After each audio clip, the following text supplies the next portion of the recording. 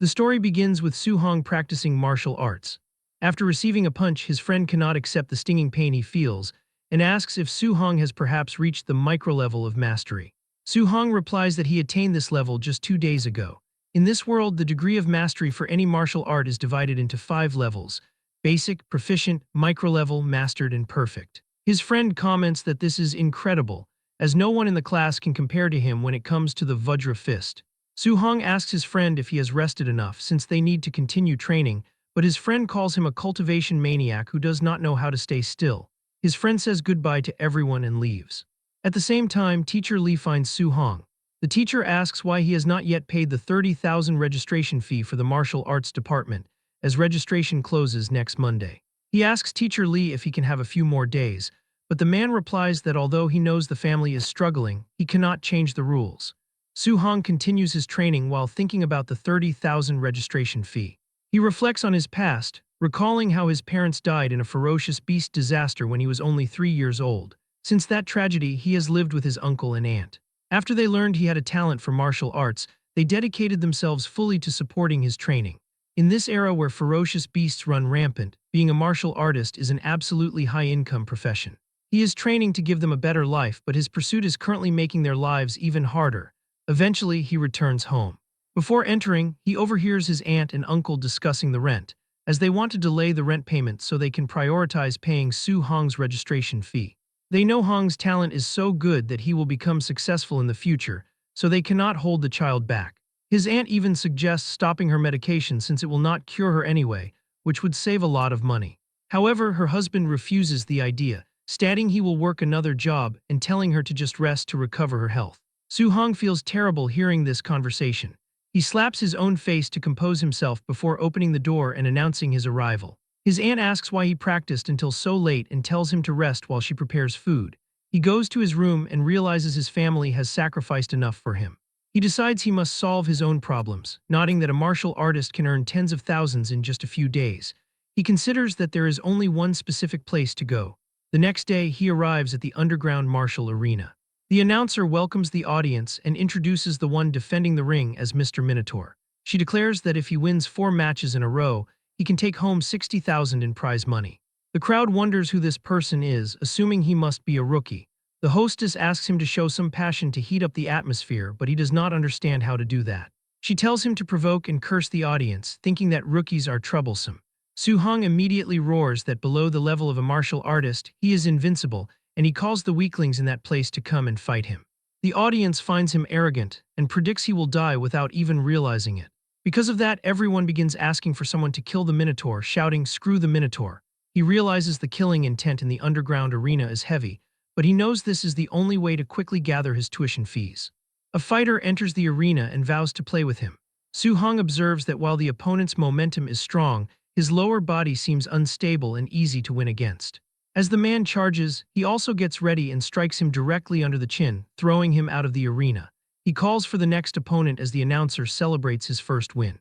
The crowd cheers and another fighter steps up, warning Su Hong that he will not have the same luck. Su Hong judges the opponent's physique and decides he can use this man to test the power of his Vajra fist.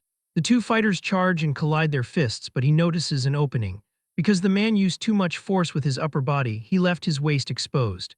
Su Hong delivers a kick that sends the fighter flying out of the arena. He demands the next challenger immediately. Meanwhile, a man watching from a balcony notes that the boy is not even a quasi-martial artist, yet his strength exceeds that of the average martial apprentice. On stage, Su Hong wins one more time. The organizer thinks someone like him is perfect for match fixing. His subordinate offers to take care of him, and the man warns him not to reveal that he has already been promoted to martial artist. In the ring, Su Hong reflects that dealing with these ordinary apprentices is not difficult with his micro-level Vajra fist. If he wins one more match, he will get the 60,000 prize money. Suddenly, the crowd shouts that White Fox is coming into the ring. People wonder if he is not a quasi-martial artist and if his participation constitutes cheating. Su Hong becomes concerned because this match looks difficult, though he knows he cannot lose. White Fox smiles and tells him not to be afraid because he knows how to pull his punches. The final match begins and both fighters launch forward. Su Hong realizes his cultivation realm is lower, so he decides he must go all out with his very first move. They collide their fists and he immediately realizes his opponent is not a quasi-martial artist.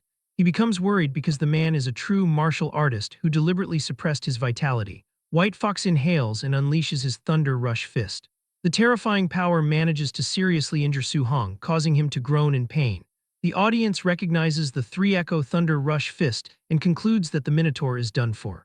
White Fox continues to attack frantically, while Su Hong focuses entirely on defending. He knows that if this continues, he will lose, so he desperately searches for a chance to counterattack. However, a blow breaks through his guard and strikes his face, throwing him to the other side of the arena. He feels his consciousness fading as White Fox places a foot on his head, telling him that he will not earn a single cent from this match, but mentions that his teacher is inviting him to join them. White Fox promises a great future if he agrees to fix matches, warning him to think carefully because he cannot afford the price of refusal. Su Hong asks if they really call themselves martial artists while doing things like this. White Fox takes this as a refusal and decides he has no choice but to cripple him so he can never become a martial artist. But before the kick lands, Su Hong feels an incredible pressure and manages to dodge the attack. He stands up as a red aura surrounds him, declaring that he will become a martial artist and cannot fall here. White Fox is shocked that he can still stand after taking a Thunder Rush Fist. Su Hong cannot let the sacrifices of his uncle and aunt go to waste. He refuses to accept a future where he gives up his faith. A system interface appears, asking what he is willing to sacrifice for his family and his faith. He replies that he will give everything, and an incredible power begins to surge from his body. Suddenly, Su Hong feels as if he has been transported to another realm. He opens his eyes and wonders what kind of place this is, as a massive, radiant figure stands before him. This giant being declares that he will grant him a chance. A golden aura flows toward him, materializing into a system interface that displays his name and various attributes. He wonders if this screen behaves like a touchscreen, so he decides to click on the Missions tab. The mission is titled Way of the Arena, described as a path to becoming a powerhouse. The objective requires him to polish his martial arts by raising his Vajra Fist to the Mastered level and increasing his Floating Light Palm and Void Step to the Micro level. Su Hong notes that this is a beginner's guide mission. Suddenly, a punch flies toward him and he dodges in surprise. He realizes he is facing a clone of himself that is using the Vajra Fist with a refinement that matches textbook standards. Not wanting to miss a chance to learn, he moves to counterattack. However, the clone intercepts his arm and demonstrates the correct form for the technique. Su Hong takes the impact of a blow and stumbles back. He checks his system and notices that his progress with the Vajra Fist has reached 10%. Since it was only 7% before, he cannot believe it is improving this fast. He realizes this is an ideal opportunity to quickly upgrade his martial skills, so he charges back into battle. The two begin exchanging blows frantically, and Su Hong's techniques level up as the fight continues. Eventually, he reaches 100% proficiency, bringing Floating Light Palm and Void Step to the micro level, while his Vajra Fist reaches Mastered status. As he defeats his clone, it disappears. A system notification congratulates him for completing the mission and issues the rewards, asking if he agrees to return to reality. He agrees, and back in the arena, his body overflows with an incredible aura. White Fox moves to attack, annoyed that his target is acting mysterious. He uses his Thunder Rush Fist, but Su Hong finds his movements far too slow. He throws a punch that shatters White Fox's mask and knocks him unconscious. The audience watches in total disbelief. Su Hong stands over the defeated White Fox. He turns around and simply states that he wants to receive his prize money since he won the fourth match. The announcer confirms the victory and congratulates the Minotaur for successfully defending the ring and winning the 60,000 grand prize. Up in a private box, a man is confused as to how a martial apprentice could cultivate the Vajra Fist to the Mastered level when most martial artists cannot. He orders his guards to follow our boy and uncover his true identity. Su Hong leaves the arena and quickly realizes he is being followed. He mocks their attempt to track him and uses his speed to vanish. The two guards are baffled by his disappearance, though they are determined to find him. Su Hong now knows that someone is trying to track him, so he waits for some time and makes his way home an hour later. His uncle and aunt are frightened by the large stack of money, asking if he robbed a bank. He tells them he is working as a sparring partner at a dojo where the master decided to sponsor his studies. He asks his uncle and aunt to trust him, and they are amazed, believing their nephew would never lie and has a promising future. Later that night, he sits on the rooftop, reflecting that his registration fee and rent are now covered. He is relieved that his aunt's medical expenses are no longer an immediate worry. He credits the system for turning his danger into safety but notes that his other attributes have not changed yet. He investigates his martial value, which sits at 67. A notification informs him that he obtained these points by defeating a higher-level opponent and that they can be used to increase vitality and martial skills. He tries to use it and begins placing points into his vitality until it reaches 90. Suddenly, he feels his body overflowing with an incredible aura and realizes he has reached the level of a quasi-martial artist with 90 vitality. He decides to dump all remaining points into his vitality stat. Afterward, he notes that his physical strength has improved significantly and his wounds have fully healed. Feeling endless strength, he decides to find a place to test his current power. He heads to the Star City #1 High School outdoor drill ground to use a Tier 1 combat power tester. He prepares to use 70% of his strength for the first punch. He concentrates his energy and strikes the machine, but he breaks into a cold sweat when the device shatters from the impact. Su-hong worries that he might have to pay for the damage and flees like a madman when someone nearby shouts about the noise. An old man in pajamas arrives at the scene and is horrified to find the smashed tester. He fumes with rage, assuming the culprits are Chen Shan and Li Tu, since only those two little brats are capable of doing this in the school. He screams, promising to educate them properly once school begins. The next day, a large group of students gathers in the gymnasium of Star City #1 High School. At the back, Su-hong asks his friend why Chen Shan appears to have been beaten up. His friend whispers that the principal discovered Chen Shan broke the outdoor training grounds tester. Since Chen Shan refused to admit to the deed, the principal punished him, though Su-hong realizes the other student took the blame for his actions. The principal calls for silence and introduces his old comrade-in-arms, Chen Tian, who is a Tier 3 martial artist. He announces that the guest will teach everyone the Thunder Rush Fist, which is a C-rank technique.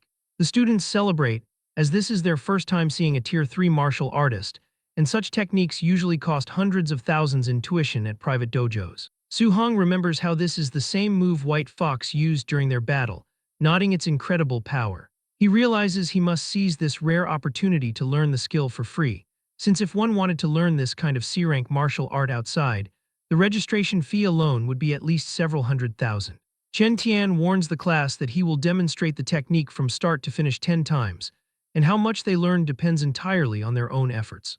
He takes his stance and throws a punch to demonstrate, explaining that at the basic level, a punch will emit a sound of thunder. At the proficient level, a punch emits 3 sounds of thunder while the microlevel produces 5 sounds. He concludes by showing his current realm, the mastered level, which produces 7 sounds. He explains that reaching the perfect realm allows for 9 sounds, but tells the students not to be overly ambitious, since reaching basic today would be a success. The students begin their practice, and several hours later, they are completely exhausted with almost no progress. Su-hong's friend groans that he cannot learn it at all because C-rank martial arts are too difficult. He asks Su-hong if he managed to learn it, but notices his friend has suddenly vanished from the gym. Meanwhile, Chen Shan successfully reaches the basic level, causing his peers to wonder how his brain is built to belong to such a genius. The principal points out Chen Shan to Chen Tian, calling him the school's #1 genius and asking if the warrior is interested in guiding him. Chen Tian finds the suggestion amusing, noting that in other cities, this level of talent is only considered average. Later, the two men walk outside, and Chen Tian complains that he wasted his time because the batch of students is too weak. The principal argues that having even one student reach basic is good enough and asks if he was expecting to find a top-tier genius there. Chen Tian says that martial Dao cultivation is extremely cruel and talent is simply too important, while the principal agrees that relying only on hard work without opportunity is impossible. Their conversation is interrupted when they hear a sound and they see Su-hong standing nearby, his body crackling with intense electricity. Chen Tian shouts in shock, recognizing the 7-sound Thunder Rush Fist, and wondering how an expert of that level is at the school.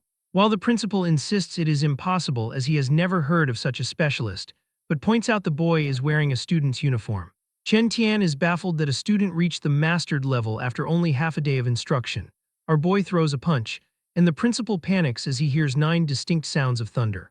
Chen Tian becomes extremely excited, realizing he has just witnessed the perfect realm. He gathers energy in his own fist and performs the technique again, successfully producing 8 sounds. He declares that the student's 9-sound Thunder Rush Fist gave him the inspiration he needed to finally break through his own limits. The two run toward the student to see who he is, but by the time they arrive, Su-hong has already gone. Already far away, he thinks about how exhausting it is to cultivate a C-rank martial skill compared to the D-rank Vajra Fist. He checks his system and sees that his Thunder Rush Fist has reached the perfect level. He considers how he can earn more martial value to break through to the martial artist rank, wondering if normal sparring will be enough, or if he needs to engage in life-and-death battles. Sometime later, he arrives at his workplace, the Raging Thunder Dojo, Inside, he finds several martial artists training with spears. A fellow martial artist asks why he came in today, and Su-hong replies that he just wanted to practice a little. He notices a purple-haired boy defeating another trainee. And the purple-haired boy says, "You dare to say my teacher teaches badly. If your comprehension is poor, admit it. Why make excuses here?" Su asks what is going on, and a guy explains that Li Yan's teacher is a newly arrived instructor who is very strong but despises commoners like them and teaches carelessly. Li Yan, his disciple, is also very powerful and arrogant. Li Yan prepares to strike a defenseless opponent, but Su-hong intervenes by grabbing his arm and telling him to stop. Irritated, Li Yan challenges him to a fight in the ring. He agrees, but the instructor enters the room and orders the class to begin. Li Yan turns around, saying the boy's luck is good, and Su-hong thinks that this person is a bit too arrogant. The instructor announces that today is the last day he will teach the Raging Sea Spear technique, and he will only perform it once. He takes a stance and thinks to himself that demonstrating it once is enough, since he believes the students are trash who cannot learn it anyway. Su-hong watches with focus, realizing that the core of the technique involves a momentum like endless giant waves. After the brief demonstration, the instructor leaves the students to practice on their own. The students are furious at the lack of instruction, but Su-hong focuses and begins performing the movements perfectly. As he moves his spear, a water-like aura flows with it. As he continues, the others are amazed, calling him a prodigy. They wonder if they are really too stupid to learn it. Because of this noise, Li Yan returns, asking why they are making noise and who learned it. He is surprised to see Su-hong has actually learned the spear technique. Li Yan thinks that he needs to find the boy's depth, as it would be interesting if he is really a genius. He offers to give him some pointers. Su agrees, so Li Yan holds his spear and every other guy moves back. One warns Su-hong not to be impulsive since Li Yan is very strong despite his bad character, and Su tells him not to worry. He prepares himself, saying, "Please enlighten me." Li Yan attacks using the micro-level of the Raging Sea Spear technique. Su takes a deep breath and counters, activating the Raging Sea Spear technique at the proficient level. Li Yan is stunned, unable to understand how a beginner could have reached that level of mastery so quickly. As Su-hong attacks and the two strikes collide in a powerful clash, Li Yan cannot understand how someone who is not even a martial artist can reach the proficient level in this technique so quickly. Our boy sees an opening and manages to knock the spear out of his opponent's hands with a swift movement. A system notification appears, informing him that he gained 35 martial value points for defeating a higher-level opponent, as he finally understands that ordinary sparring also yields points and considers finding more people to spar with in the future. Li Yan falls to his knees, thinking it is absolutely impossible for someone to cultivate the Raging Sea Spear technique to the proficient realm so rapidly. He questions all his years of training, wondering what his hard work counts for if he can be surpassed so easily. Still furious, he leaps up to attack because he feels humiliated and useless. Before he can strike Su-hong, his master shouts for him to stop. The teacher approaches and delivers a sharp slap to Li Yan's face, telling his disciple that if he does not dare to face failure, then he is not even a martial artist. The instructor reflects on how Su-hong learned the Raging Sea Spear technique to the proficient realm after watching only one demonstration, considering that even the geniuses in the Magic City or Imperial Capital are not exaggerated to this extent. Since he knows that Li Yan has talent but is far too arrogant, he believes that being struck by this kind of genius is a good thing for the boy. The teacher bows slightly toward Su-hong and asks for forgiveness, blaming his own lack of strict discipline. Su-hong thinks to himself that the man changes his face very quickly. He leaves the dojo shortly after, feeling very exhausted, but he is satisfied with the harvest of martial value and the new skills he learned. He remembers that the school exam is only a few days away, and that wealthy students have already prepared high-end alloy weapons, so he decides he also needs to prepare a weapon for the exam as quickly as possible. Since the long spear felt comfortable during use, he decides he might as well use a spear from now on and looks for an alloy long spear. However, he worries because the little money he has is not even enough to treat his aunt's illness, let alone buy an alloy weapon priced at 69,800 coins. He wonders if there are any other ways to make money, and as he is walking, he sees a news report on a television inside a shop, stating that ferocious beasts are increasing day by day, and the city lord is summoning martial artists to hunt them in exchange for generous rewards. He realizes this is a great opportunity to go out of the city and hunt the monsters. Meanwhile, at his house, the aunt tells her husband there is no logic in him working so desperately since Su-hong gave them a large sum of money. The uncle is aware of this, but does not think it is right to place the entire burden of supporting the family on the boy, so he insists on saving up more family fortune for the children while he can still work. Su-hong arrives at the house and asks his aunt to let him handle the chores. He He tells his uncle not to go out to work anymore since he can earn enough money, wanting his uncle to stay home and take care of the ant. The uncle replies that it sounds nice, but he cannot stay idle. The uncle smiles and gives a thumbs up, telling him not to worry because he is only earning a little money for daily expenses and is not pushing himself. The ant adds that Sue will need to spend a lot of money on martial arts practice in the future, so they want to save wherever possible. Soo-hong reflects that his uncle and aunt are used to living in poverty and will not feel at ease retiring until he earns enough money to last a lifetime. He decides he absolutely cannot let the opportunity to hunt ferocious beasts slip by. Later that night on the rooftop, since he knows the wilderness is dangerous, he uses the system to add all his gained martial value to his vitality for safety. His vitality reaches 95.2, making him only one step away from becoming a martial artist.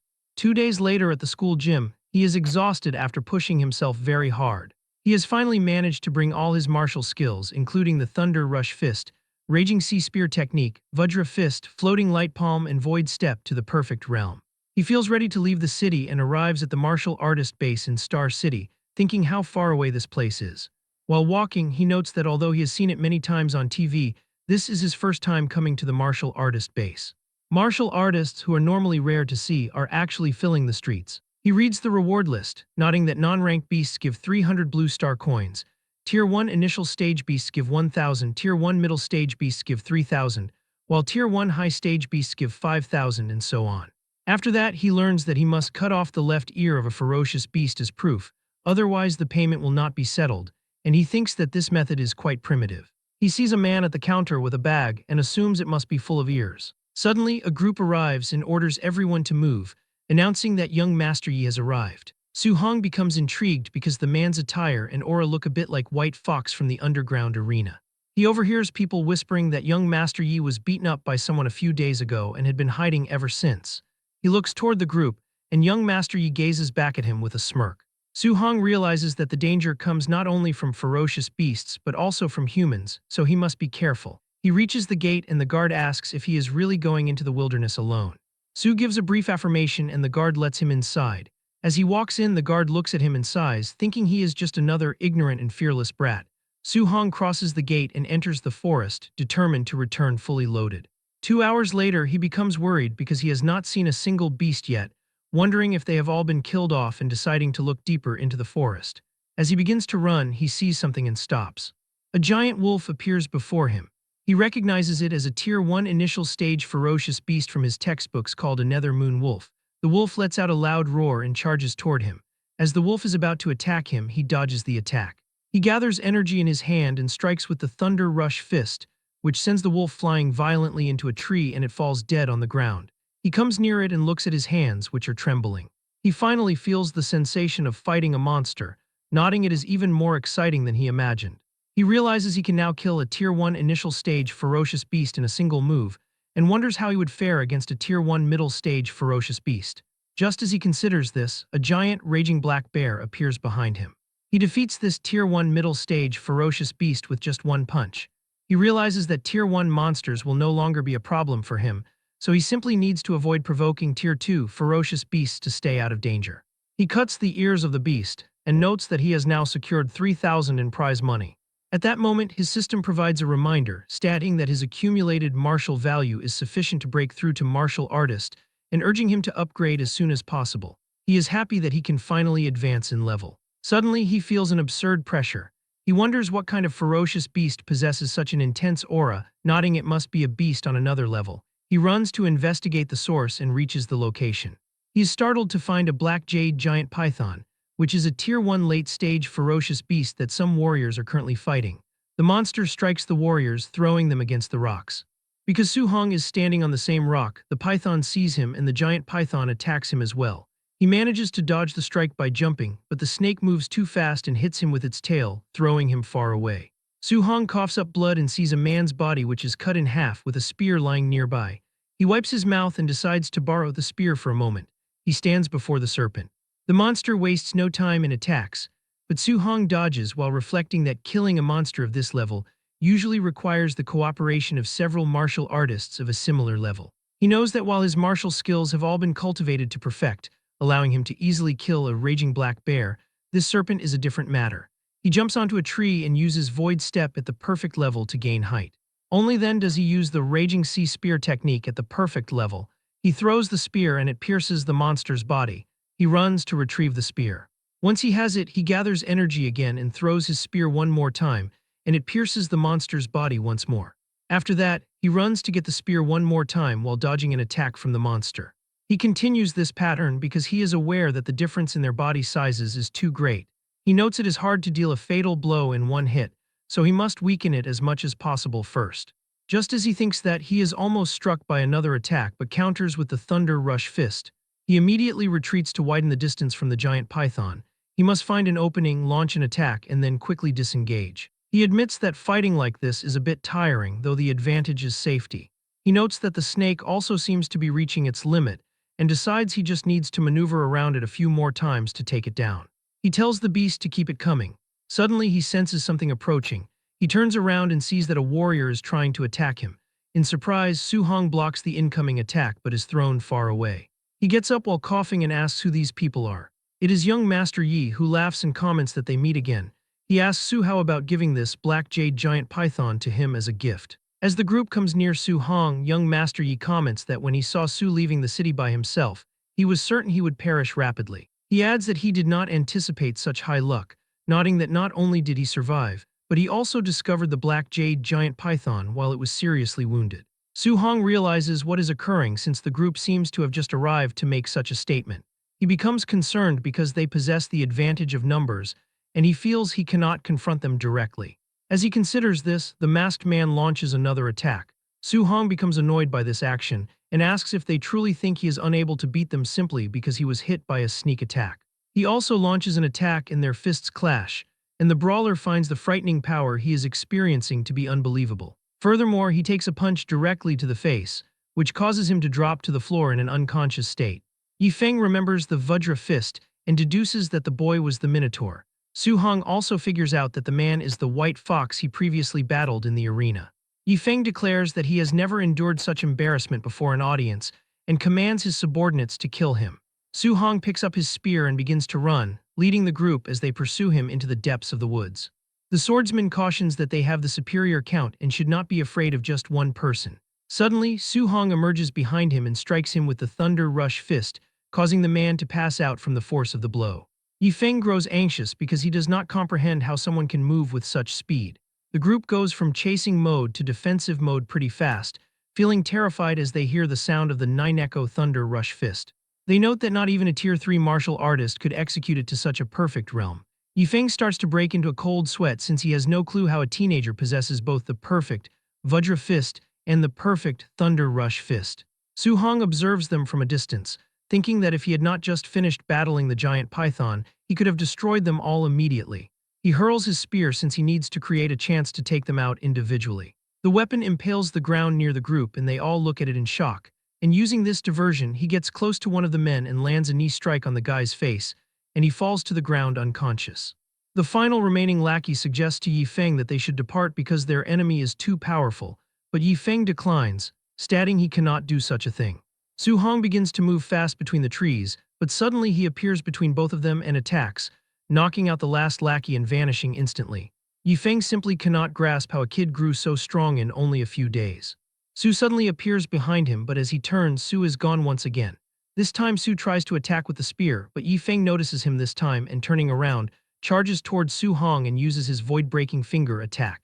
But Su easily dodges that attack and it hits the tree. The blow is so forceful that it shatters a tree, and he continues to fire in every direction, hoping that one of the strikes might land by chance. Su-hong notes this since the power is great and considers that it might be a rank B technique. Yifeng yells out that he has already memorized the kid's face. He warns that if he is harmed, he will definitely slaughter his entire family once he returns. Su-hong becomes enraged upon hearing these words and increases his speed even further. Yifeng starts to mention that his uncle is the supervisor of the martial artist base and his father is.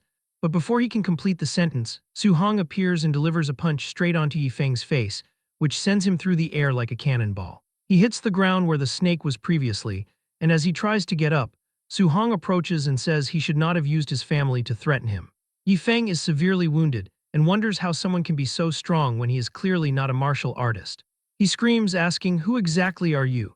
and while he is speaking, the black jade giant python emerges behind him and finishes him off with its tail. It then hisses loudly, and Su-hong realizes he engaged in combat for too long, allowing the monster to recover its stamina. The group of lackeys finally regains consciousness, realizing that the teen they fought is bizarrely strong. They wonder where their young master has gone and if he managed to finish off the brat. Suddenly, they notice Su-hong running toward them. They prepare for a fight, but he screams at them to move. Behind him, the black jade giant python is charging in their direction. Two warriors fail to move in time, and the serpent devours them instantly.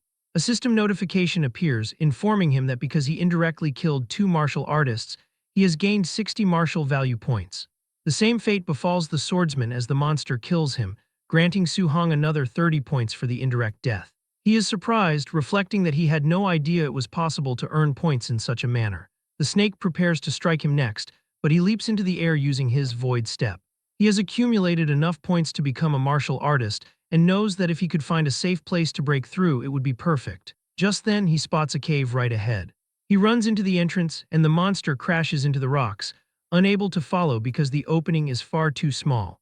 Once inside, he sees that the snake is persistently trying to force its way in. He quickly opens his system and begins spending his martial value points as fast as he can. As his vitality increases, his entire body feels incredibly hot, as if lava is flowing through his veins. His vitality reaches 100, and a notification announces his breakthrough to Tier 1 martial artist. Su-hong feels an intense power overflowing from his body now that he has become a real martial artist. He looks toward the snake, declaring that it is now his turn to attack. He moves to attack and lands a hit on the stuck monster, sending it flying, but he is not done yet. Su-hong jumps and tries to use his Vajra fist, but the monster was smart and used its tail to attack from behind. Su blocks it, but the power of that attack is strong and still manages to injure him a little. Su-hong firmly grips his spear and hurls it against the monster's body. He then prepares his Thunder Rush fist and punches the serpent's head, smashing it violently against the ground. As the dust dissipates, he stands over the corpse, noting that he gained 92 martial value points for the kill. He reflects that hunting ferocious beasts requires cutting off the left ear for payment, but he wonders what to do since snakes do not have ears. Seeing no better option, he decides to leave. On his way back, he finds the lifeless body of Yifeng. He thinks that the way the young man ended up was actually easy compared to the threat he made against his family. He decides to search the body to see if he can find something useful and discovers a manual for the B-rank martial skill, Void Breaking Finger. At night, he returns to the cave and blocks the entrance with stones. He concentrates on the manual, having already memorized the entire introductory method. He enters his mental space through the system to master it quickly. A clone emerges and immediately attacks using the technique. Su-hong dodges and begins practicing the ability to improve his progress, which quickly reaches 93%. However, as he practices, the clone's attack goes straight through his head and he leaves the system space. He realizes that even in the basic realm, the technique brings enormous pressure. He decides he needs to find a monster to test its power. 3 days later, while hunting ferocious beasts, he uses the void-breaking finger and kills a beast easily. He finally reaches the perfect realm and thinks that this power is truly worthy of a B-rank martial skill. After that, Su-hong returns to the martial artist base. The people around are in shock, unable to believe the size of his harvest, which totals 406,000 blue star coins. He worries that he may have killed too many beasts and drawn too much conspicuous attention to himself. Suddenly, an explosion rocks the base. Su-hong and the others wonder if the base is under attack, as it seems impossible for such a place to be targeted. The person in charge of the base, Yi-chi, arrives. He is Yifeng's uncle and is radiating an aura. He orders his men to blockade the base and not let a single person escape. The staff asks the supervisor what has happened. Yi-chi shouts that his nephew Yifeng and the 4 martial artists with him are all dead. The crowd is stunned that a group of 5 was wiped out. Some warriors celebrate silently, knowing that Yifeng was a scourge who robbed others because of his family connections. Yi-chi announces that a B-rank martial skill on Yifeng's body is missing, and demands that everyone be body searched to eliminate suspects. Su-hong realizes that the corpses were killed by the giant python, so the death should not be traced back to him. However, he notices a woman come near Yi-chi and tell him something, and Yi-chi looks at Su after hearing that. Su-hong thinks that they are targeting him. Yi-chi walks toward him and comments that he heard the little brother killed ferocious beasts worth 400,000 alone, stating that his skills are amazing. The woman from before, standing behind the supervisor, says that she sees Su-hong is at most a Tier 1 initial stage martial artist, and wonders how he could kill so many monsters. She declares that he must have picked up Yifeng's backpack and orders the guards to search him immediately. The guards walk toward him, telling the kid not to resist or they won't be polite. As they move in, Su points the tip of a spear at their faces. The men are stunned, realizing they could not see the boy's spear speed clearly at all. Su-hong asks what they are doing and announces that he is a student of Star City No. 1 High School, questioning if they are really going to search him. Yi-chi reflects that the principal of No. 1 High has always been protective of his students and is not someone to mess with, but the kid is highly suspicious. He considers that if the boy really could hunt and kill so many ferocious beasts on his own, he is definitely a genius. If they make a mistake and offend him, the loss would outweigh the gain. He tells Su-hong that his nephew was attacked and their family martial arts technique was stolen, stating that he must find the culprit and hopes the boy will cooperate. Su-hong replies that he hopes Yi-chi does not falsely accuse a good person. The supervisor offers 10,000 coins as compensation for the search. Su-hong demands 30,000 instead. He thinks that Yi Feng was killed by the giant python, and as long as they don't find the martial arts technique, they can't trace the death back to him. Yi-chi agrees to the deal. As Yi-chi's people search Su-hong, he tells them to search carefully, wanting to be sure they are not falsely accusing him, but they find nothing. Yi-chi orders his men to give the boy 30,000 and let him go. Su-hong walks away, thinking it is a good thing he cleaned up the void-breaking finger manual, otherwise today would have been trouble. Yi-chi orders his men to continue searching until everyone is cleared, stating no one is allowed to leave. Su decides to first go take a shower and change his clothes before going to the Martial Artist Association for his assessment and registration, as he needs to get the guidance technique as soon as possible. Later, he sits in a hotel room, nodding he has 534 martial value. He reflects that for the past few days he was focused on cultivating the void-breaking finger and hunting ferocious beasts, so he didn't even get around to using the points. His status window shows his vitality at 103, spirit at 23, and physique mortal body at 6%. He notes that a Tier 1 initial stage martial artist requires 100 vitality points, while a Tier 1 middle stage requires 200. He realizes that if he uses all the martial value to increase vitality, he can increase it by 53.4, leaving him only 40 points away from the middle stage. However, he sees that spirit and mortal body have not been upgraded yet and wonders what effects they have. Since he has lots of martial value now, he decides to see the effect of it. He begins by adding points to spirit, but after increasing it, he doesn't seem to feel any change. Next, he adds points to his mortal body and the strength increase is very obvious. He decides to add a bit more.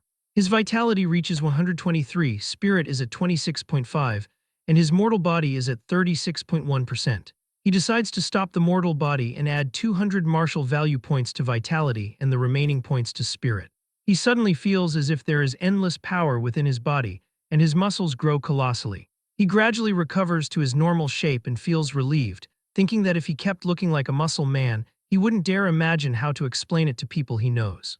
1 hour later, he arrives at the Star City Martial Artist Association and tells the receptionist he is there to participate in the martial artist assessment. She tells him a staff member will take him immediately. The lady notes that he is very young and asks if it is his first time coming for an assessment. She explains that for a Tier 1 martial artist, if the vitality value reaches 100 and the combat power score exceeds 1000, it counts as a pass.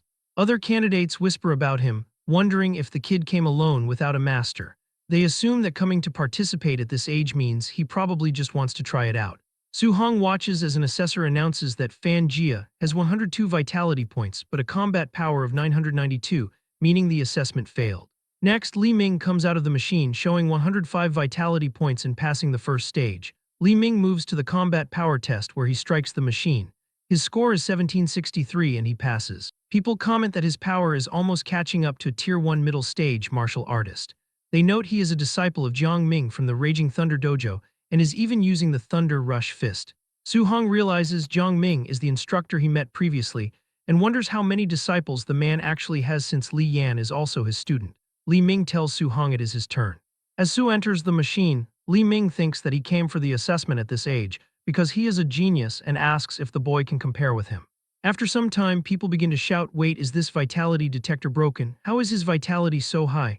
The assessor announces that Su-hong's vitality is 123 points and he has passed. Li Ming is shocked by this.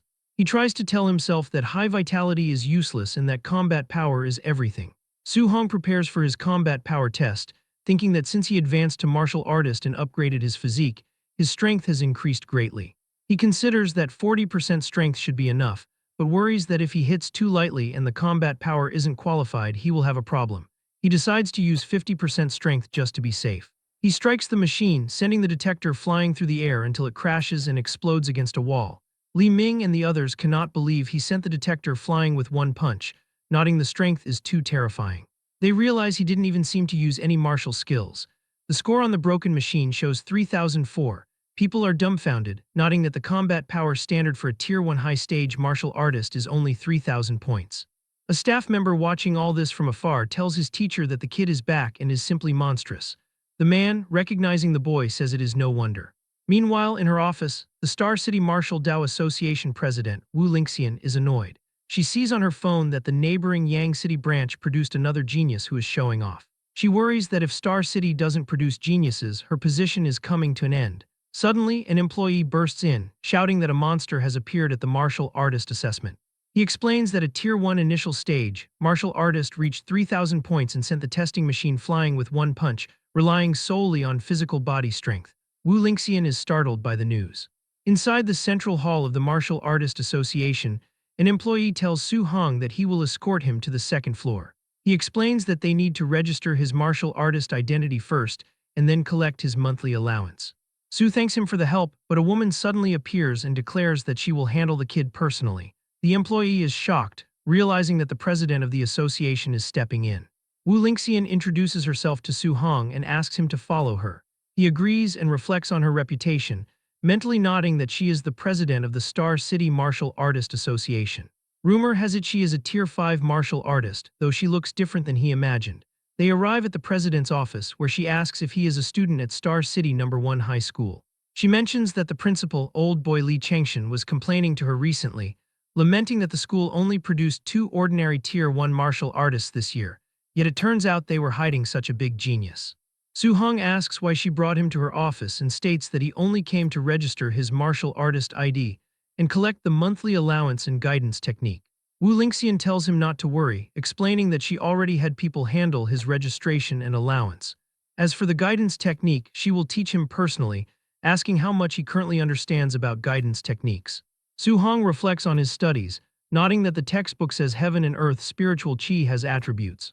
He explains that the guidance technique is a method to absorb this qi to strengthen one's body, and absorbing different attributes requires a corresponding guidance technique. She tells him the textbook is not wrong, but clarifies that guidance techniques are not just cultivation methods. She uses her own heavenly flame guidance technique as an example, explaining that she mainly absorbs fire attribute spiritual qi. She demonstrates by igniting her hand, explaining that while it strengthens the body, it also gives her attacks fire attribute lethality. Achieving external release of attribute attacks can increase attack distance, and she notes that for a Tier 1 martial artist, even wrapping a fraction of the attribute around a fist is considered very good.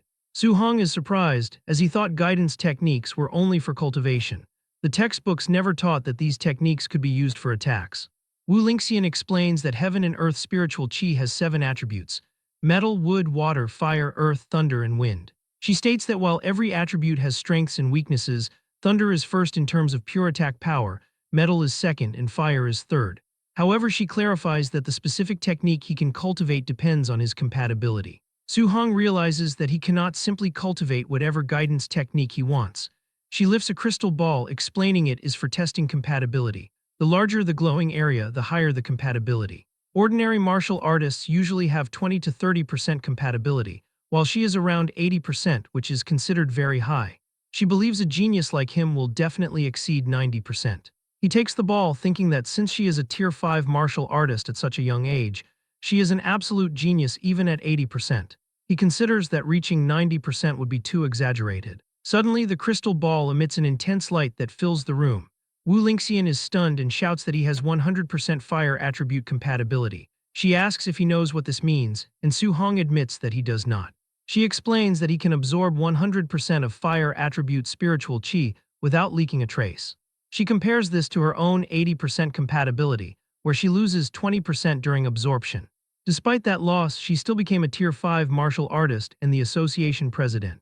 She says that the boy's future achievements will be higher than hers, as she did not expect Star City to produce a monster no weaker than those in the Imperial Capital region. Su Hong thinks that fire attribute is nice, but he would prefer thunder. As he wishes for it, the ball begins to crackle with electricity. He notes that his thunder attribute compatibility seems to be 100% as well. Wu Lingxian is speechless, wondering if this is real or fake. She thinks that he is a monster for having 100% compatibility in both fire and thunder. But Su Hong interrupts her thoughts, saying his wind attribute also seems to be 100% too. Lingxian is outraged by how ridiculous this is. A few minutes later, she sits quietly on her sofa trying to process the situation. She thinks she must be dreaming because he had 100% in all attributes. She reflects on how she used to consider herself a top-tier genius, as a 30-year-old Tier 5 martial artist is as rare as phoenix feathers and unicorn horns. However, facing an opponent beyond common sense makes her feel like an ordinary person. She realizes that to defeat an existence beyond common sense, only those equally beyond common sense are necessary. She looks at Su Hong and considers that ordinary people cannot understand such existences. He thinks about how cultivating only thunder would be a waste if all 7 attributes are at 100%. He asks Wu Lingxian if she can give him a copy of the guidance techniques for all 7 attributes.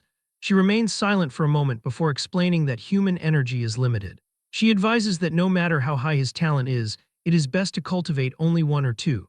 She mentions that in the past, someone tried to cultivate 7 techniques at once and was still only a Tier 1 martial artist after decades. Su Hong tells her he cannot make a decision right now and wants to try cultivating them all first to decide which specific one to follow later. She agrees, but warns him not to mess around and waste his talent in vain.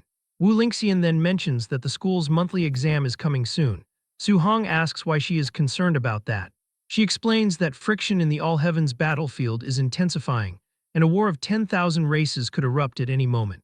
She tells him nations are investing resources into a genius training camp, and she wants to recommend him for it. She promises that if he takes first place in the school monthly exam, she can give him a recommendation spot. Su reflects on the war of 10,000 races, recalling that he lost all his relatives except his uncle and aunt during that war over a decade ago. He promises to work hard. He will never let that tragedy happen again and vows to become strong to protect everyone around him. Later, Su Hong returns home and announces to his uncle and aunt that he has officially become a martial artist. They see his card and are emotional and proud of his success. He explains that a Tier 1 martial artist gets a 10,000 allowance per month, so his uncle does not have to work so desperately anymore. His uncle is overjoyed and declares that little Hong is now the pillar of the family, promising to listen to whatever he says.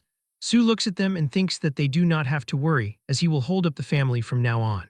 Late that night, he cultivates as aura swirls around him. After some time, he opens his eyes and tests a punch that crackles with fire, but the flame quickly smokes out. He wonders if this is only the basic level since it seems to have no power at all. He checks his system and sees a new guidance technique column. It shows Heavenly Flame Guidance Technique at LV1 with 5% progress. He notes that Wu Lingxian did not mention that guidance techniques had levels, thinking she definitely would have told him if they did. Could it be that only he can level up this guidance technique? Su Hong attempts to figure out how to increase the level of his guidance techniques and wonders if he can use his martial value for this purpose. However, the system issues a warning about having insufficient martial value, leading him to realize he must find another way to earn points later. He decides it is better to prioritize cultivating the rest of the guidance techniques first. Several hours later, he has successfully unlocked the first level of the Thunder Guidance Technique, Water Marsh Guidance Technique, Thick Earth Guidance Technique, and Spirit Wind Guidance Technique. He notices that all 7 different attributes of spiritual qi are repelling each other within his body. He reflects on President Wu's words about the genius who tried this before and remained a Tier 1 martial artist for decades. Su Hong understands that although all 7 types of spiritual qi exist in his body, he can only use one attribute at a time. If he forcibly uses a second attribute, the two will clash violently and eventually dissipate. However, he considers that since the natures of thunder and fire are relatively close, they might be able to fuse together. Despite the power becoming unstable, he continues his attempts throughout the night. By dawn the next day, he pushes himself just a little bit more and finally succeeds in achieving a fusion. He feels relieved as it took the entire night to accomplish this, and he decides his next step is to go out and test this power. He heads to the Star City Citizen Martial Arts Square to test his new ability. He specifically chooses a Tier 3 combat power tester to ensure he does not break it this time. He decides to use only 30% of his strength, recalling that 50% strength previously produced a score of 3,000. He is surprised to see the meter exceed 2,300, noting that it should have been around 1,800, meaning his single power of thunder has increased his output by 500 points. He wonders what the fused power of thunder and fire will look like and delivers another blow to the machine. The score reaches 3041, which leaves him stunned. He is very happy that by relying purely on his physical body and the fused Thunderfire energy, 30% of his strength already surpasses a Tier 1 high-stage martial artist. Considering his vitality is only 123 points, he finds this power to be terrifying. He begins to imagine what the power would look like if he could fuse all 7 attributes. Driven by this thought, he decides to return home to attempt a 3-attribute fusion. After several attempts, Su-hong falls to the floor in exhaustion.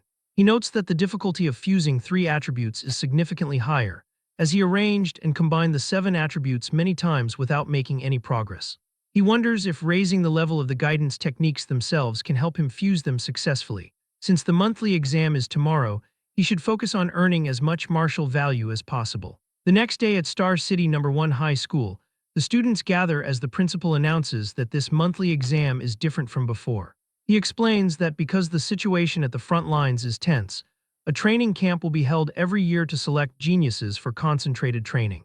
He tells them that the camp has abundant resources, including Tier 7 Grandmaster instructors and plenty of martial arts and pills.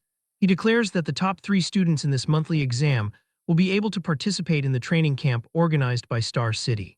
The students are thrilled at the mention of the Genius Training Camp, especially since a Grandmaster instructor is at Tier 7, while their own principal is only at Tier 3. Su-hong finds it amusing because Wu Lingxian promised him a spot for finishing first, yet it seems the top 3 will receive spots regardless. His friend approaches him and worries that they have no chance because Chen Shan and Li Tu have both become Tier 1 martial artists, and many others have reached the basic level in the Thunder Rush Fist. Su-hong mentions that he hasn't been to school for just 10 days and is surprised these students broke through so quickly. The boy explains that the principal brought in Chen Tian to give private lessons to talented students, helping their vitality break 100 a few days ago. He adds that Chen Shan and Li Tu can already produce 3 echoes with their Thunder Rush Fist. The 2 rival geniuses joke together about showing everyone who the true No. 1 genius is. Chen Tian asks the principal if he has found the genius with the 9-echo Thunder Rush Fist yet.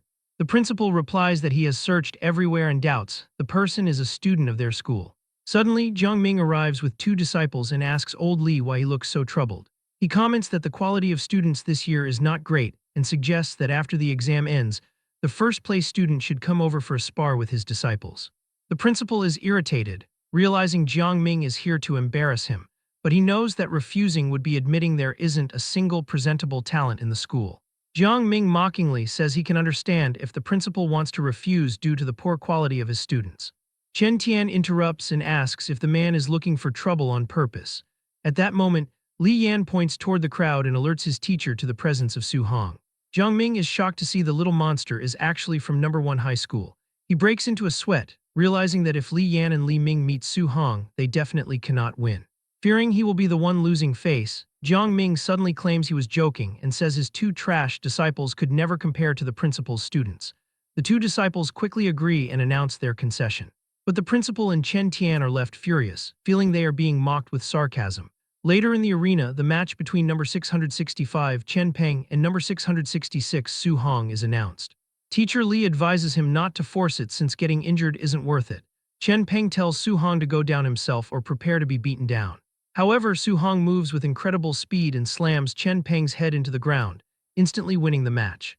Teacher Li and his friend are completely dumbfounded, unable to believe he has become fierce enough to insta-defeat a quasi-martial artist in one move.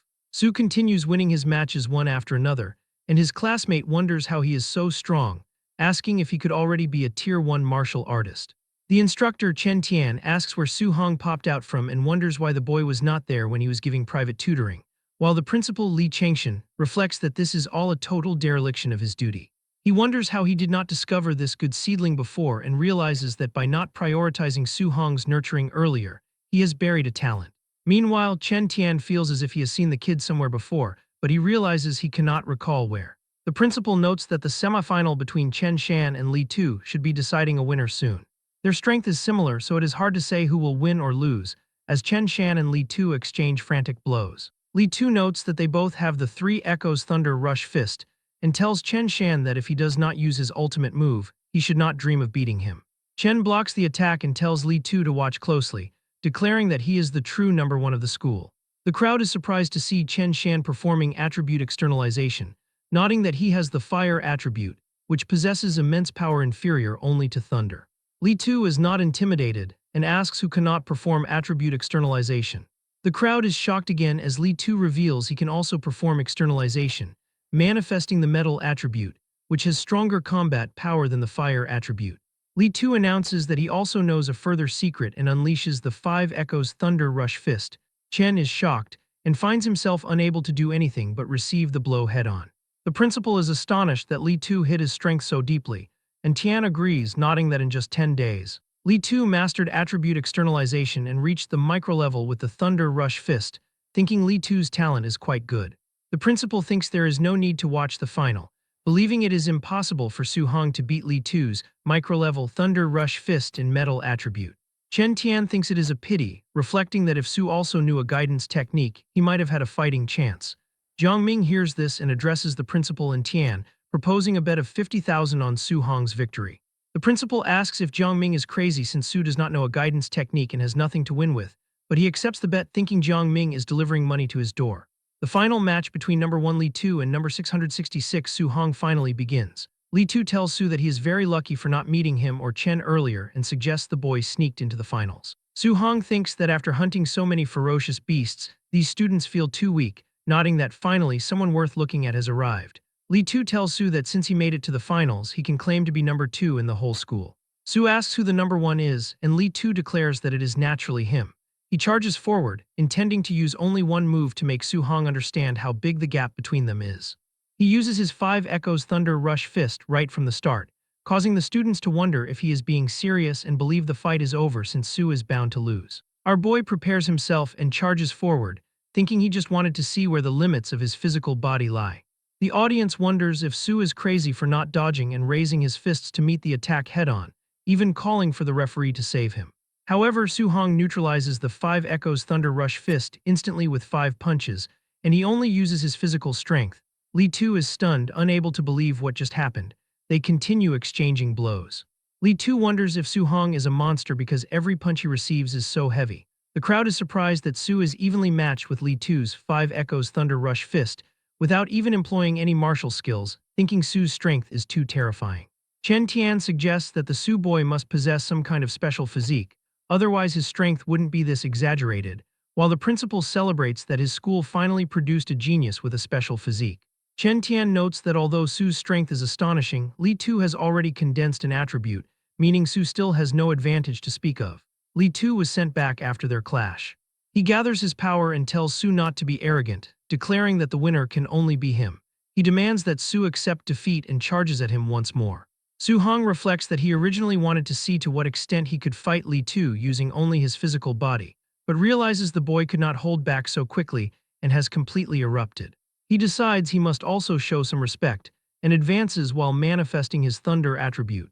Li Tu is shocked to see that Su Hong can also use attribute externalization.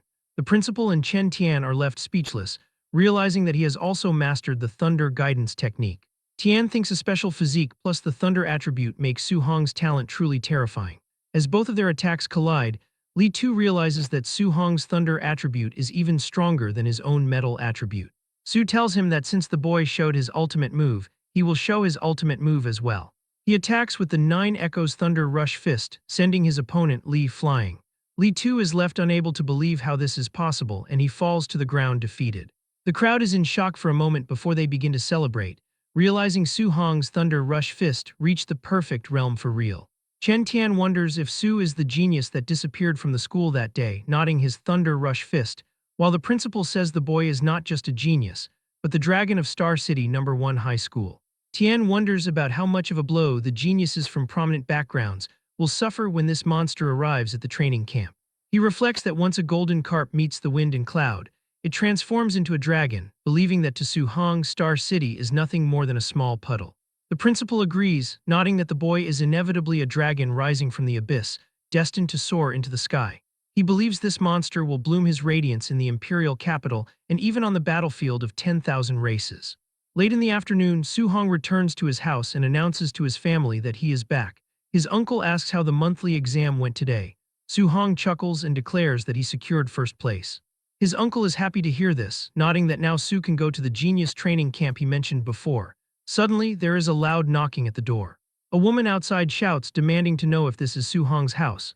He opens the door and asks who she is. The woman identifies herself as Lin Nyan's parent from his school, and explains that while the top 3 in the monthly exam can go to the training camp, since her son ranked 4th, she wants to discuss Su Hong giving up his spot, offering him 30,000 blue star coins to let Lin Nyan go instead. Su and his family look on in disbelief at her absurd request. The woman becomes furious at their reaction, shouting that this training camp was established to nurture geniuses who can enter the all-heavens battlefield in the future, warning that the competition is extremely cruel and people could actually die. She claims that those inside eat high-grade pills until they are sick and practice high-tier martial skills as they please, telling him that with his family conditions, giving up early is for his own good. His aunt becomes worried and asks Su if it is really as dangerous as she says. But his uncle tells his wife to calm down and asks Su if he can guarantee his own safety. Su Hong looks at him without hesitation and declares that he can. The woman scoffs, asking if they actually believe a child's guarantee. However, his uncle tells her that he obviously believes it, nodding Su has grown up and this is his own decision, so he asks the woman to leave. After he closes the door in her face, she yells that they should just wait to be eliminated from the training camp. Su Hong asks his uncle if he intentionally kept the danger a secret, but his uncle replies that it is fine. He notes that he is a rough man and Su is more educated and understands the training better than he does, so he promises to support him since Su has the resolve to face the difficulties. His aunt finds their talk funny and tells them not to get too excited, as she only wants Su to guarantee his safety. Su Hong smiles and promises her that he will. Later that night, he stands on the rooftop and reflects that his uncle and aunt must still be worrying about him secretly. He vows to never let down their expectations and decides he must become stronger to protect his hard-earned life. He opens his system and notes that he fought over a dozen matches in the monthly exam, gaining a total of 285 martial value points, but he realizes this is not enough, as he does not know what high-level martial skills or trump cards the geniuses in the training camp possess. To fight against them, he decides to prioritize improving his physical combat power. He begins adding points to his mortal body attribute until it reaches 64.6%, wondering what special physique will come after it reaches 100%. He then notices that his Thunder Guidance Technique and Heavenly Flame Guidance Technique have both reached LV2. He finds this strange since he only cultivated them for a few days and wonders if normal cultivation allows them to level up without extra conditions. He decides to strive to level them up once more. The next day at dawn, Su Hong opens his eyes and sees that both techniques have reached LV3. He notes that his vitality also grew by 3 points, reaching 126. As he prepares to leave, his aunt tells him to pay attention to safety and to just come home if things don't work out. His uncle tells him to ignore such depressing words and encourages Su to bring back another first place. Su Hong says goodbye and walks away. As Su leaves, his aunt looks at her husband, nodding that he is just as worried as she is despite acting tough. He admits he is only acting this way because he is afraid Su will worry. Su Hong walks down the street until a red car drifts on the road and stops before him. President Wu is behind the wheel and tells him to get in. As they drive on the highway, he asks what she needs from him. Wu explains that she wants to remind him of a few things regarding the training camp, stating that as the president of the Martial Dao Association, she knows the profiles of some participants. She warns that among the martial artists, there are a few monsters who are already Tier 1 high stage and aren't far from becoming Tier 2 martial artists, and a few of them even possess martial skills that are at least B rank at the lowest. Su Hong reflects that a Tier 2 martial artist requires 200 points of vitality. In this batch, there are actually people not far from being Tier 2 martial artists. However, he thinks that he is not afraid of B rank skills since he can quickly learn them with his system space. Wu tells him that bar none, his talent is the strongest she has ever seen, but acknowledges he lacks the same resources as the others. She encourages him, stating that even if he faces setbacks, surpassing them is inevitable. He thanks her, addressing her as Sister Wu. She looks at him and notes that despite knowing his vitality and skills are inferior to the others, Su Hong remains very calm.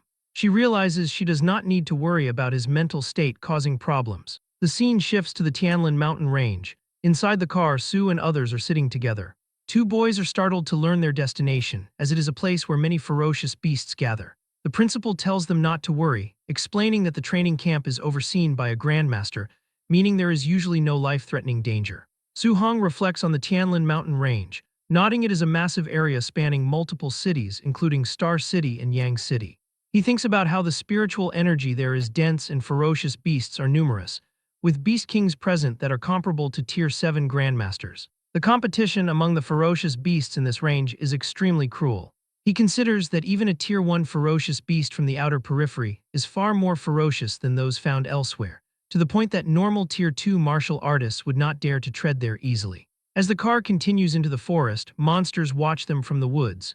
The students feel as if something is staring at them, and they wonder if a ferocious beast might suddenly attack. Su-hong thinks that the training camp competition will probably be just as cruel as the slaughter among the ferocious beasts, and for some reason he is starting to like that feeling. After some time, they arrive at the camp. Li Tu wonders how strong the people present are. The warriors at the site stare at them, leaving Li Tu and Chen Shan completely silent, but Su remains confident and tells them, "Let's go." As they walk, a staff member stops them and tells them to wait for everyone to arrive before the camp entrance assessment begins. Su is confused that there is even an entrance assessment. Suddenly, someone announces that the big families have arrived, and they all look back as several cars pull up to the site. The young masters of big families start coming out of them. The crowd comments on how cool and beautiful goddess Xiao Nan is, expressing envy toward her status as a spirit master.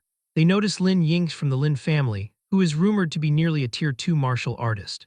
Finally, they see the city lord's son, Wang Tianchuo, who is known as a barbarian god with 95% fire attribute compatibility and a special physique. As they pass through the crowd, Su Hong watches them, finding it interesting to see the three top geniuses the president mentioned, and thinks he would like to see just how much of a genius they really are.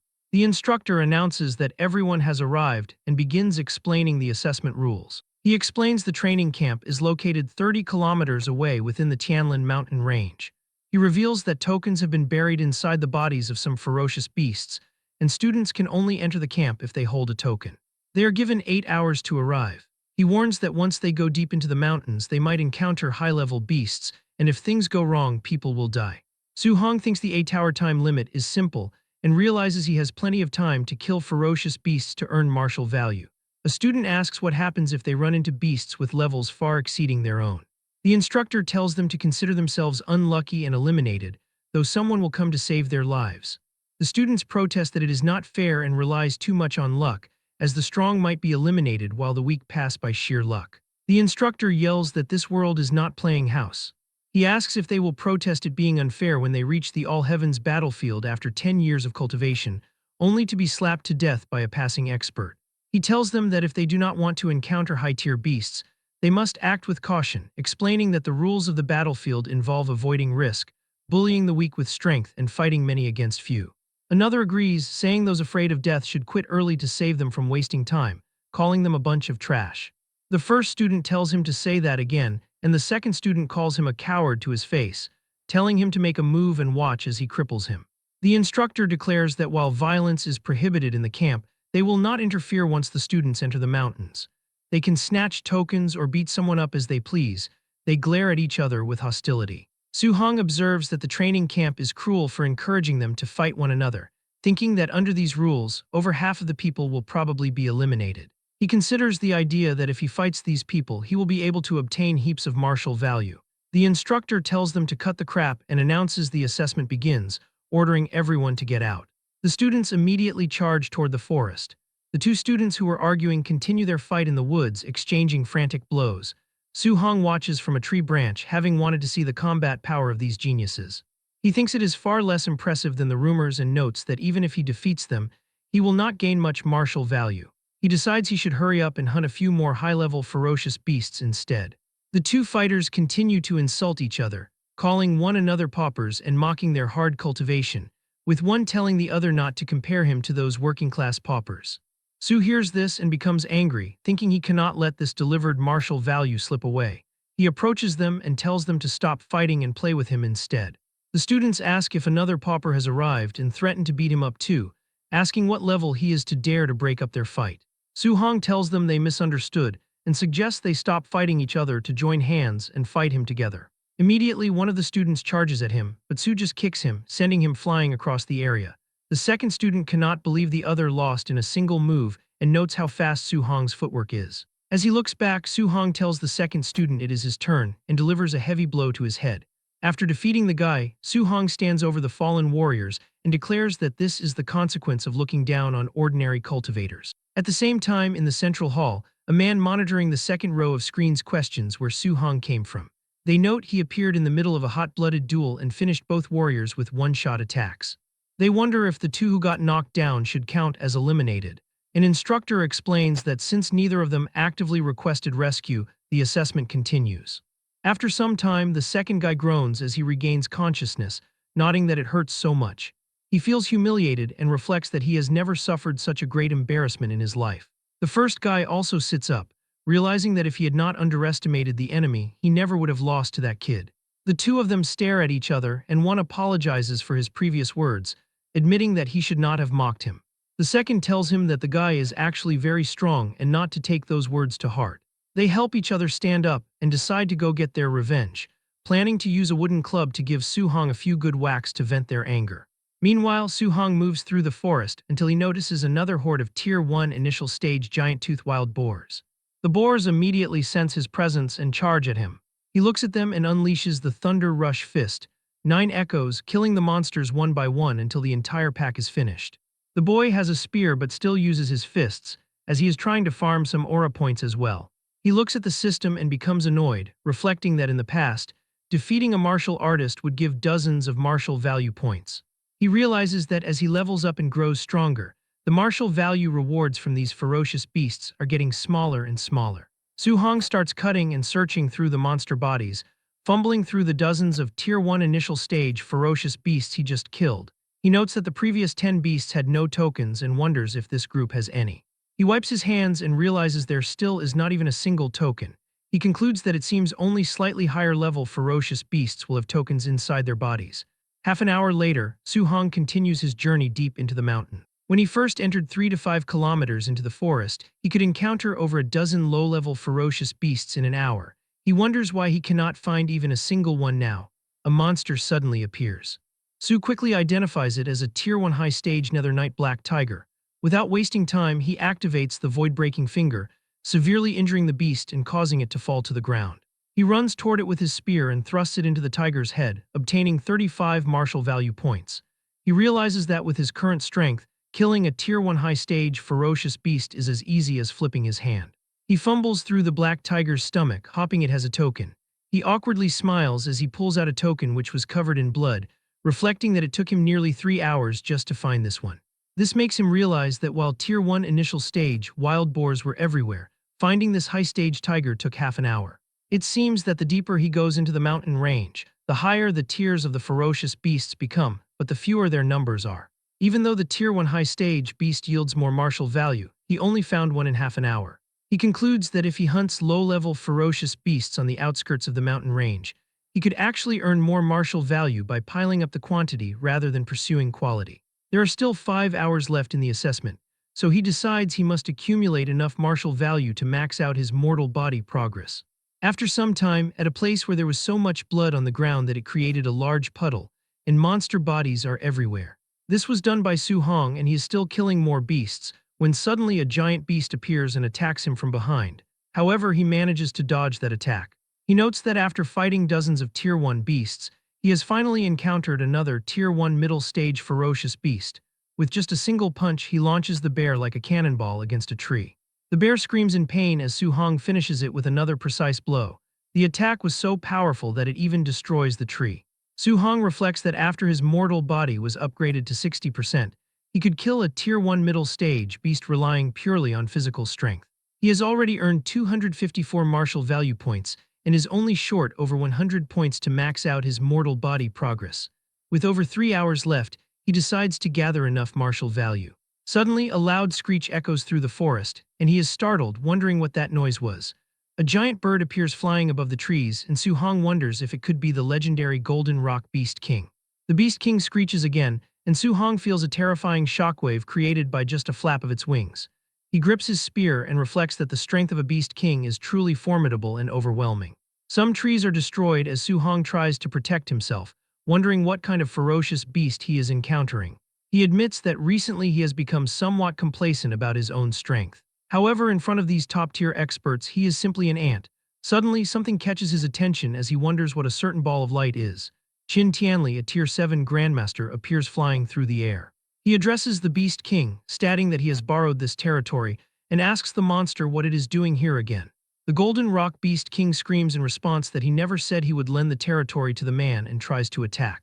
Tianli declares that he will beat the monster until he agrees. He delivers a punch that makes the Golden Rock Beast King screech in pain. Tianli shouts that the bird is so noisy and unleashes a combo of attacks and delivers a final punch to the Beast King's face.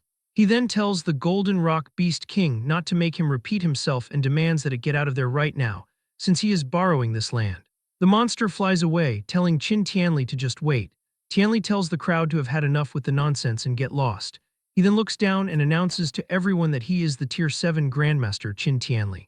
He tells all the students not to panic because the assessment will continue. Su Hong considers if this is the strength of a human race Tier 7 martial artist.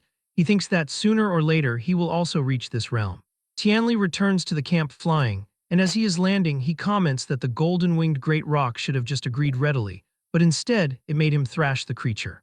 Beimu, another Tier 5 martial artist, notes that, as expected of Grandmaster Qin, he is even more formidable than the rumors. Lindsay, a Tier 5 martial artist, agrees, stating that the golden-winged great rock, renowned for his tyrannical physical body, was beaten until he lost his temper. Tianli tells them to stop flattering him, and orders them to come to the monitoring room to see who withstood the pressure of the golden-winged great rock just now. After arriving in the monitoring room, the assistants explain that they are looking at surveillance replays from just now. They note that most of the students were unable to move under the golden-winged rock's pressure. Tianli notices a student who easily withstood the pressure after killing a pack of Tier 1 late-stage black tigers and asks for his name. Beimu explains that his name is Wang Tianchuo, a Tier 1 high stage with a vitality of 340 and 95% fire attribute compatibility. She adds that the boy possesses the special physique barbarian god body and has boundless strength as the son of the Star City Lord.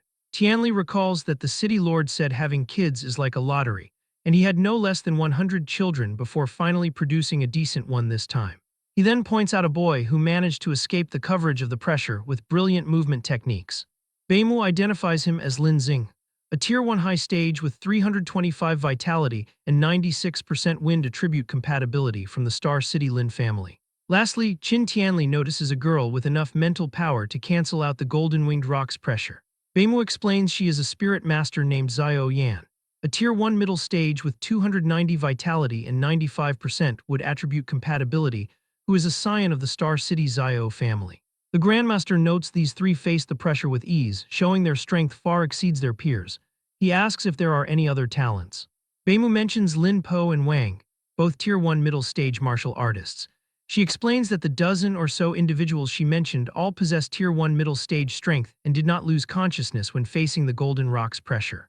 Tianli asks why they are all scions of major families and asks about the students from the schools, especially Star City No. 1 High School. Beimu reports that those students are at the Tier 1 initial stage, and only 3 students from No. 1 High School have recently broken through. Tianli tells her to forget it, thinking that Star City is somewhat unworthy of its reputation. Suddenly, Lin Zi shouts to wait and asks what is going on with a certain person. He points to a monitor and notes that, right after experiencing the Golden Rock's pressure, the student actually still has the strength to hunt ferocious beasts. Beimu checks the list and trembles, saying that he is a monster from Star City No. 1 High School. Lin Zi tells her not to be so jumpy in front of the Grandmaster and takes the report from her, but he also begins to shake as he reads the report. He stutters as he also calls the student a monster.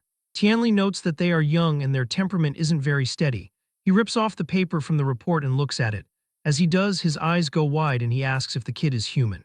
The Grandmaster looks at Su Hong's file and sees 100% compatibility for all attributes and a special physique. He wonders if there is really such a monster in this world. Tianli becomes extremely excited, thinking this is a rare encounter in a millennium and that he has struck gold. He then stops and asks why Su Hong is only at the Tier 1 initial stage with 123 vitality points. Beimu explains that Su is simultaneously cultivating 7 guidance techniques. Tianli becomes angry, realizing that is why his vitality is so low, thinking that cultivating 7 types simultaneously would be too much even for a deity. He wonders how his cultivation could possibly increase and asks how Wu Lingxian didn't explain this small matter clearly to the kid. One examiner arrives and tells them that students are arriving at the training camp one after another. Tianli decides to go take a look. Wang Tianchuo, Xiao Yan, and Lin Xing pay their respects to Grandmaster Qin. He tells the 3 little ones they are very good. 6 hours after the start of the assessment, more students finally arrive. They think they were going to die and mention it was the Golden Rock Beast King after all. 7.5 hours after the start, people think they might as well end it early, as nobody should be left behind. Grandmaster Chin wonders where the monster named Su Hong is and hopes he hasn't lost his precious treasure. He then spots Su Hong and thinks the brat is finally here. Su is exhausted and reflects that he was so focused on earning martial value that he almost forgot the time. He enters the camp, and the other students cannot believe how dirty he is. They wonder exactly how many ferocious beasts he had to kill to get so dirty. Two guys from before also see him. One tells the other he waited until the brat showed up, and the other tells him not to be in a rush because once they are in the training camp, there will be plenty of ways to deal with him. Wang Tianchuo, Xiao Yan, and Lin Xing watch him, and Xing thinks it is interesting that an expert is passing right at the deadline. An instructor announces that the 8 hours are up and anyone who hasn't arrived is completely eliminated. He says he will introduce the facilities and rules, listing the gravity training room, movement technique training room, and the ferocious beast combat room, and the martial art pavilion. He explains that in the martial art pavilion they can exchange for martial skills, movement techniques, pills, and weapons, with the highest grade reaching a rank. Su Hong thinks he definitely came to the right place by joining this training camp. The instructor warns that to use these facilities, they need to provide enough contribution points. He says the only way to obtain them is by passing various training subjects, and outstanding performance yields extra rewards. He tells those who can still train to go and train, and injured students to follow him to the dormitories so they don't die in his hands. Su Hong enters his room and feels relieved it is a single room. In the future, when he cultivates and upgrades, he won't have to worry about being seen. He sits on his bed and sees he has 354 martial value points. He decides to max out the mortal body and begins the distribution of points. The system shows the mortal body at 70%, 80%, and 90%. Su Hong reaches 100% mortal body evolution. He gasps as his eyes glow with a red light. The power begins to spread throughout his entire body until the enormous pressure gradually dissipates and completely calms down.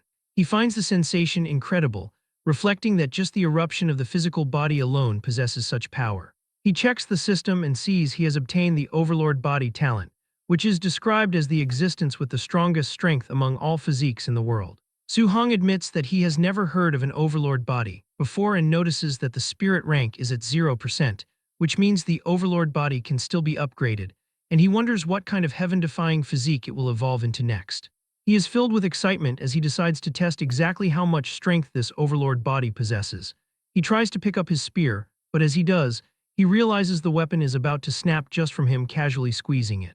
He notes that the spear is made of a C-rank alloy and is very expensive, having cost him a fortune. But then he remembers that he actually picked this spear up in the Star City wilderness, so it did not cost him any money. He resolves to gather enough contribution points as soon as possible to exchange it for an A-rank alloy spear. Su Hong puts on his jacket and considers that he can earn contribution points just by wearing a weight vest, wondering if he can carry a few hundred kilograms. He heads to the warehouse where people are simply impressed by Wang Tianchuo. The boy is carrying a 3,000-kilogram load and even says it is a bit light while managing to jump with ease. Xiao Yan comments that Wang Tianchuo's strength is as huge as a monster's. The supervisors are observing from the monitoring room, and one assistant notes that Wang Tianchuo can easily carry a 3,000-kilogram load, worthy of the barbarian god body. She asks Grandmaster Qin when they should find Su Hong to explain the disadvantages of simultaneously cultivating 7 guidance techniques in detail. The old man says they cannot be so direct because geniuses all have their pride, and speaking to them directly will only backfire. He suggests they use some methods to let him understand on his own and give it up voluntarily. He then asks if the arranged night raiders have finished assembling. The assistant says it still needs some time to match the combat power of different students, which is a bit troublesome. He notes that the trainees just finished the assessment and have relaxed mindsets, so encountering a night raid suddenly will make them howl in grief. Tianli orders them to arrange a Tier 1 high-stage martial artist for Su Hong, because he wants the boy to be overwhelmingly defeated. He plans to then explain the disadvantages of his cultivation method, so the boy will listen obediently. The assistant is shocked, noting that a Tier 1 high-stage martial artist has over 400 vitality and 5,000 combat power points, while the boy's vitality is only a little over 100. They worry that the boy's Dao heart might collapse from the beating. Qin Tianli calls this nonsense, stating he is doing this to correct Su Hong's mistakes, and that if his Dao heart collapses so easily, then the boy is just a piece of trash. Meanwhile, everyone outside is rushing to watch Wang Tianchuo train in the gravity room. Su arrives to pick up a smart bracelet used for calculating points. He goes to the weight racks and notices that the heaviest one is 10 tons, forged from a super heavy alloy. He wonders who can even wear such a thing. He tries to wear it but finds it far too heavy, realizing it severely affects his speed and he won't last long. He decides the 5-ton weight load is the most suitable for him right now. He puts it on and is still able to move easily. Su Hong wonders how much weight Wang Tianchuo and the other two geniuses chose, assuming that since they are Tier 1 high stage, they should be at least as strong as him. He puts his clothes back on and goes to observe their cultivation methods, hopping to gain some experience. Outside, people are surprised to see Wang Tianchuo enter the gravity room without even taking off his 3-ton weight vest, and even set the gravity to 2x, as it means he is under 6 tons of pressure. Su Hong sees this and thinks he had a bit of a misunderstanding about the toughness of the overlord body, and notes that Wang Tianchuo's 3 tons is actually quite light for him. He then sees Chen Shan and Li Tu standing outside. Su asks why they aren't going into the gravity room to cultivate. They reply that if they enter, they will definitely be singled out for comparison, which is too embarrassing since they are lagging too far behind.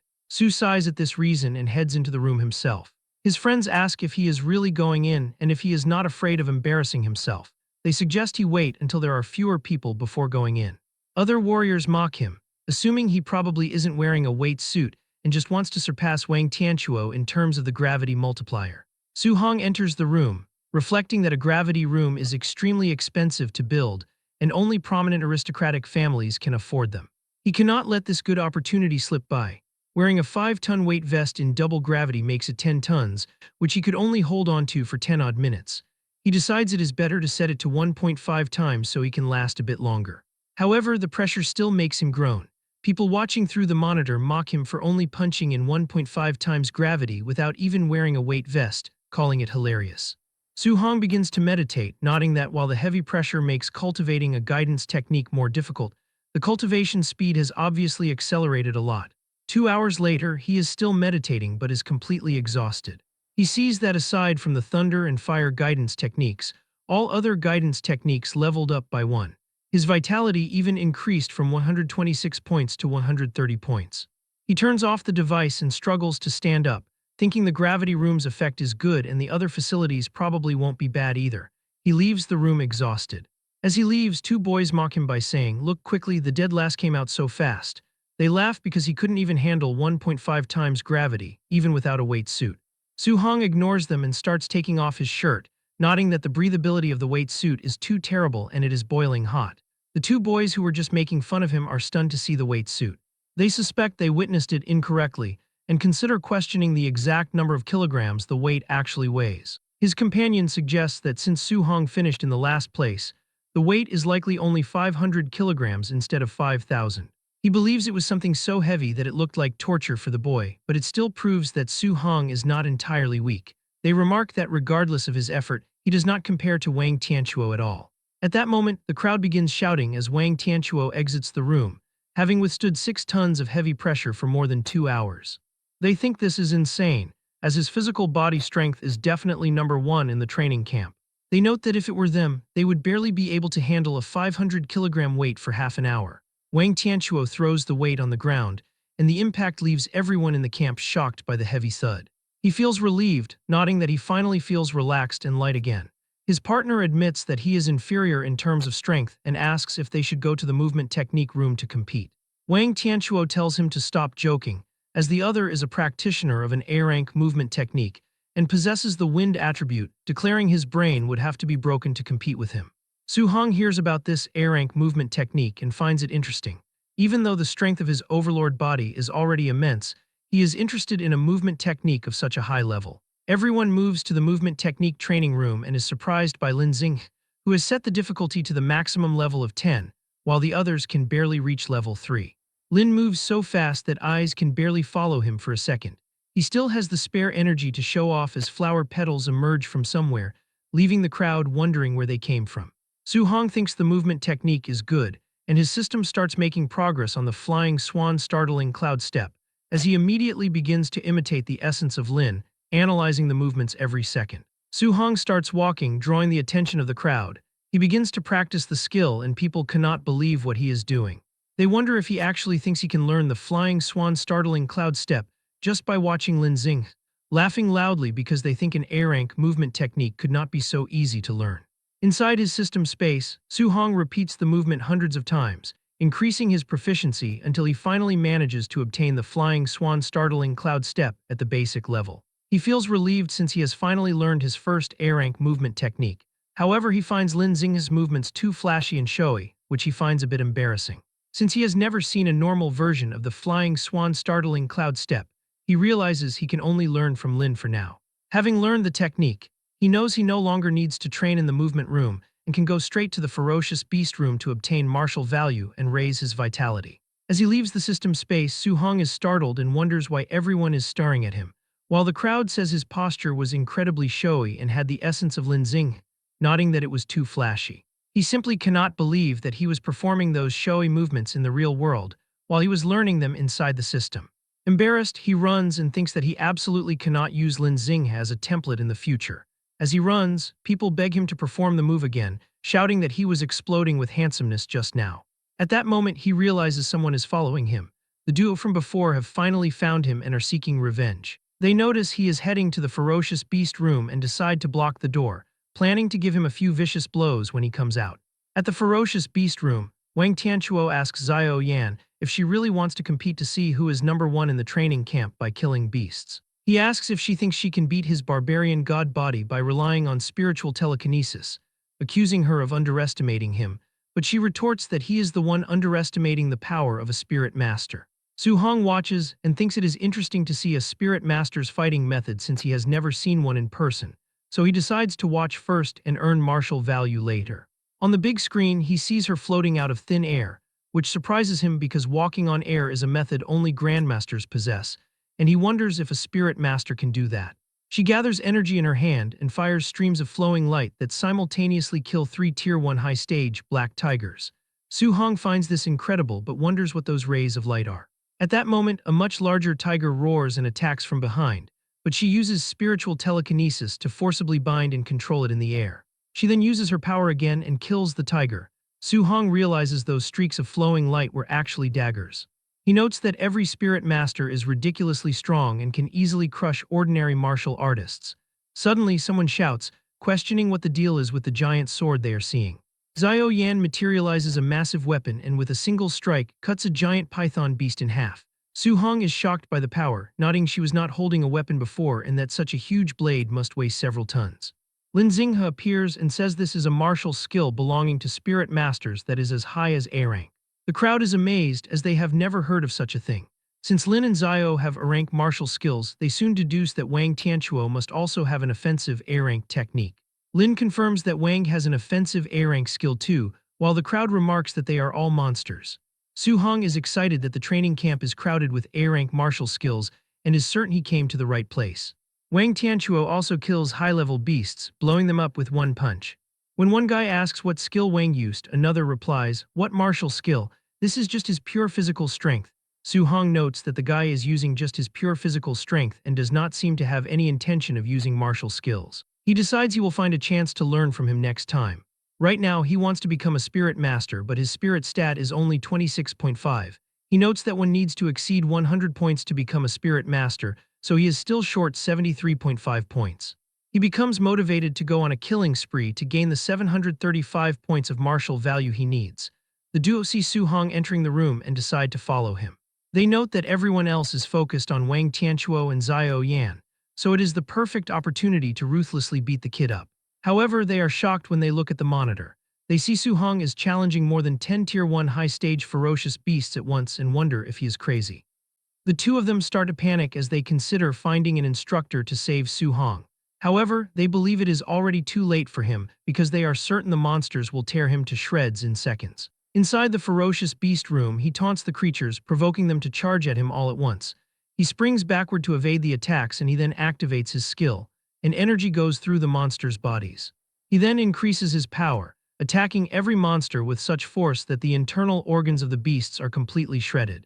Both of them are left speechless as they watch Su-hong destroy monsters that even a middle-stage martial artist would struggle against, until one suddenly notices that Su-hong is using familiar footwork and realizes the boy has already copied the flying swan startling cloud step belonging to Lin Xing. He and his partner argue over how such a feat should be impossible for a normal student, wondering if he watched Lin Xinghe use the movement technique and then learned it. They quickly accept reality and acknowledge that Su Hong possesses heaven-defying talent to have mastered the technique so quickly. And the other suggests that they should just forget about their revenge mission because even if they gather together, they are not enough for him. The first guy does not even attempt to object, saying that whether Su is the heir of a great family or a monster genius, he simply cannot swallow this anger. But the second guy points back toward the training room, saying that before he goes looking for trouble with him, it is better to take a look at this. He looks up at the screen and it makes him drop his weapon. They stare at the monitor and see that Su Hong has eliminated 11 high-stage ferocious beasts in only a few minutes. Su Hong checks the points he earned after defeating over a dozen Tier 1 high-level creatures and notes that the 81 martial value points he received are not very high, confirming his theory that earning points becomes harder as he grows stronger. Before he can even take a moment to rest, more monsters emerge, forcing him to quickly stand back up. A beast attempts a surprise attack from behind, but he reacts instantly and punches the creature into the afterlife using his Vajra fist.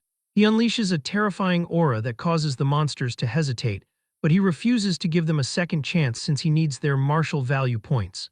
He charges after them and begins wiping out the beasts without any mercy.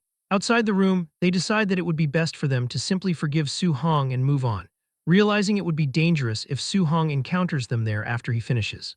They quickly walk away and soon pass by the area where other trainees are gathered. A colleague is surprised to see them back so soon and asks if they succeeded in their revenge and if they already beat that kid up, but the two can only respond with nervous laughter. But internally, they are just relieved that they still have their heads on their shoulders, thinking that if they weren't clever, they would be lying on the ground like dead dogs right now because this training camp is too outrageous and full of heaven-defying monsters. Just then, Wang Tianchuo and Xiao Yan exit the beast room, with the boy having earned 280 points while the girl secured 270. Their followers begin to praise them and estimate that they must have killed between 50 and 60 Tier 1 high-level beasts. Regarding their weight vest contributions, Wang Tianchuo earned 100 points while Xiao Yan received 50. These totals are impressive to their followers, as the highest among the rest of the group is only 30 points. The crowd continues to discuss how powerful these geniuses are based on their hunt results. However, the duo are the only ones who know there is an even more terrifying monster in the camp who stands above the big three. 1 hour later, Su Hong sits atop a mountain of corpses and notes that he is starting to feel exhausted. He reflects that he is still far from his target of 735 martial value points. Nonetheless, he checks his smart bracelet and sees that he has earned a total of 700 contribution points through hunting and his weight vest. Without hesitation, he makes his way toward the martial art pavilion. Upon arriving, he approaches the counter to speak with the receptionist. He picks up a book to read through the exchange menu and is surprised to find that A-rank martial arts start at a minimum of 2,000 points. Thinking that A-rank martial arts are so expensive since the cheapest is 2,000 points, he notes the prices of the pills are still acceptable, especially since there are spirit-gathering pills here. The female attendant asks him if he has decided what he would like to exchange for, while internally, she assumes that Su Hong is just a Tier 1 initial stage student who cannot afford anything. Su Hong eventually makes a decision and asks if the spirit-gathering pills can actually increase spiritual power. So she confirms that they are effective but warns him that they only provide a benefit the first time they are taken, noting that the higher the grade of the spirit-gathering pill, the better the improvement effect. He sees the menu where the highest grade of the spirit-gathering pill reaches Tier 4 for 500 contribution points. He requests a Tier 4 spirit-gathering pill, and the attendant is shocked. She says that a Tier 4 spirit-gathering pill costs 500 contribution points, not 50 points. But when he displays his 700 points, she cannot believe her eyes but quickly provides the pill with a smile to him in a decorative box. So he thanks the woman and asks if she has any dual thunder and fire attribute alloy spears for sale. She answers that they do for only 200 points and thanks him for his patronage, calling him handsome. He ends up spending the rest of his points to acquire a new weapon. He returns to his room with a C-rank dual-attribute spear known as the Thunder Fire Spear. He looks at the system, noticing his vitality and guidance techniques have improved again, and that he also obtained 490 martial value points, meaning the improvement in this single day is more than what he had in the previous week. He opens the box given to him by the attendant and looks at the golden pill inside. He hopes this spirit-gathering pill can provide a 25.5 spiritual power improvement. He swallows the pill and immediately feels the spiritual energy shifting within his body. Then with a determined look, he declares that he is definitely going to become a spirit master. As the pill dissolves, he feels the effects of the Tier 4 spirit gathering pill as it begins to take effect immediately. The exhausted nerves all over his body are relieved, and he feels incredibly comfortable. His brain also becomes exceptionally clear, giving him the ability to sense everything going on in his surroundings. Once the process concludes, he is surprised to see that the pill actually boosted his spiritual power by exactly 24 points. He reviews his system window and sees his spirit stat is now 50.5, calculating that even if he uses all 490 of his martial value points, he would still be 0.5% short of what he needs. And he realizes that to gain that remaining 0.5%, he only needs 5 more points, which is the equivalent of defeating a single beast. He wishes that he had killed just one more creature before leaving the training room. Nonetheless, he decides he cannot regret what is already gone and prepares to rest so he can take care of it the next day. Meanwhile, at the training camp warehouse, the instructors who will be participating in the night raid have gathered. They look over leaflets to see the data of the applicants assigned to them, while others are assigned to the geniuses of the camp. One man, Bu Jingfeng, says they are bullshit geniuses, and that if he were still in high school, these brats would not even be qualified to be his sparring partners. A giant man says his target is Wang Tianchuo, whose vitality is as high as 340 points, noting that even Jingfeng did not have this level back in the day, which makes Jingfeng unable to believe students are that strong. The other two also discuss their targets, as one is in charge of a guy with vitality exceeding 300 and the other is in charge of a spirit master. Bu Jingfeng looks at his target's data and sees he is assigned to Su Hong, who is listed as having only 123 vitality points. His peers ask why he was given someone who seems as trashy as Su Hong, and one instructor believes that Grandmaster Qin must have made a mistake, but the Grandmaster enters the room at that moment to let them know the assignment was intentional. Jingfeng goes ahead to challenge the decision, calling the student trash. However, Qin Tianli lets him know that Su Hong is not as simple as he seems because his combat power is on par with that of a Tier 1 high-stage martial artist. The group is shocked when they hear this, as they do not expect someone with just over 100 vitality points to be able to challenge a proper martial artist. Tianli tells Jingfeng that he will understand his words by the time they exchange blows, though the instructor still complains about the task of bullying a junior since he has almost 500 vitality and is about to become a Tier 2 martial artist. But the Grandmaster slaps him on the head, telling him to do as he is told and instructing him to go all out from the very beginning, saying it is best if he can beat Su Hong until he doubts his life. Jingfeng still cannot believe he is expected to fight such a weak child, and even asks the Grandmaster if he holds a grudge against Su Hong, declaring that he will not be held responsible if he cripples the boy. Tianli smiles when he hears this and urges the man to beat Su Hong to pulp, telling him that he will not blame him and will also reward him. Bu Jingfeng agrees to this, but internally he thinks that the Grandmaster's smile is terrifying and that Su Hong is pitiful. Moments later, the Grandmaster orders them to start the operation, and the raiders make their way to the dormitories to perform the drill. At the dormitories, they begin to look for their targets and start fighting with their targeted students. Su Hong soon hears the sound and wonders if it is a sneak attack. While he is still thinking, his door is cut open. Bu Jingfeng rushes into the room and attacks, but Su Hong dodges that attack. He has heard that the All Heaven's 10,000 races frequently hunt down human race geniuses everywhere to weaken humanity's strength, and he wonders if it could be them. He quickly grabs his Thunder Fire Spear, and while he wonders just how strong this person is, Bu Jingfeng lunges for an attack while boasting about his own strength, telling the boy to count himself unlucky for running into him. Su Hong soon realizes the man is a human Tier 1 high-stage martial artist, and not someone from the All Heaven's 10,000 races. He smiles because this is exactly what he needs, figuring out that he will be able to gather the last 5 martial value points to become a spirit master if he defeats this enemy. Bu Jingfeng is shocked when he realizes that the boy is actually taking up a fighting pose against him, leaving him to wonder if the boy has gone out of his mind.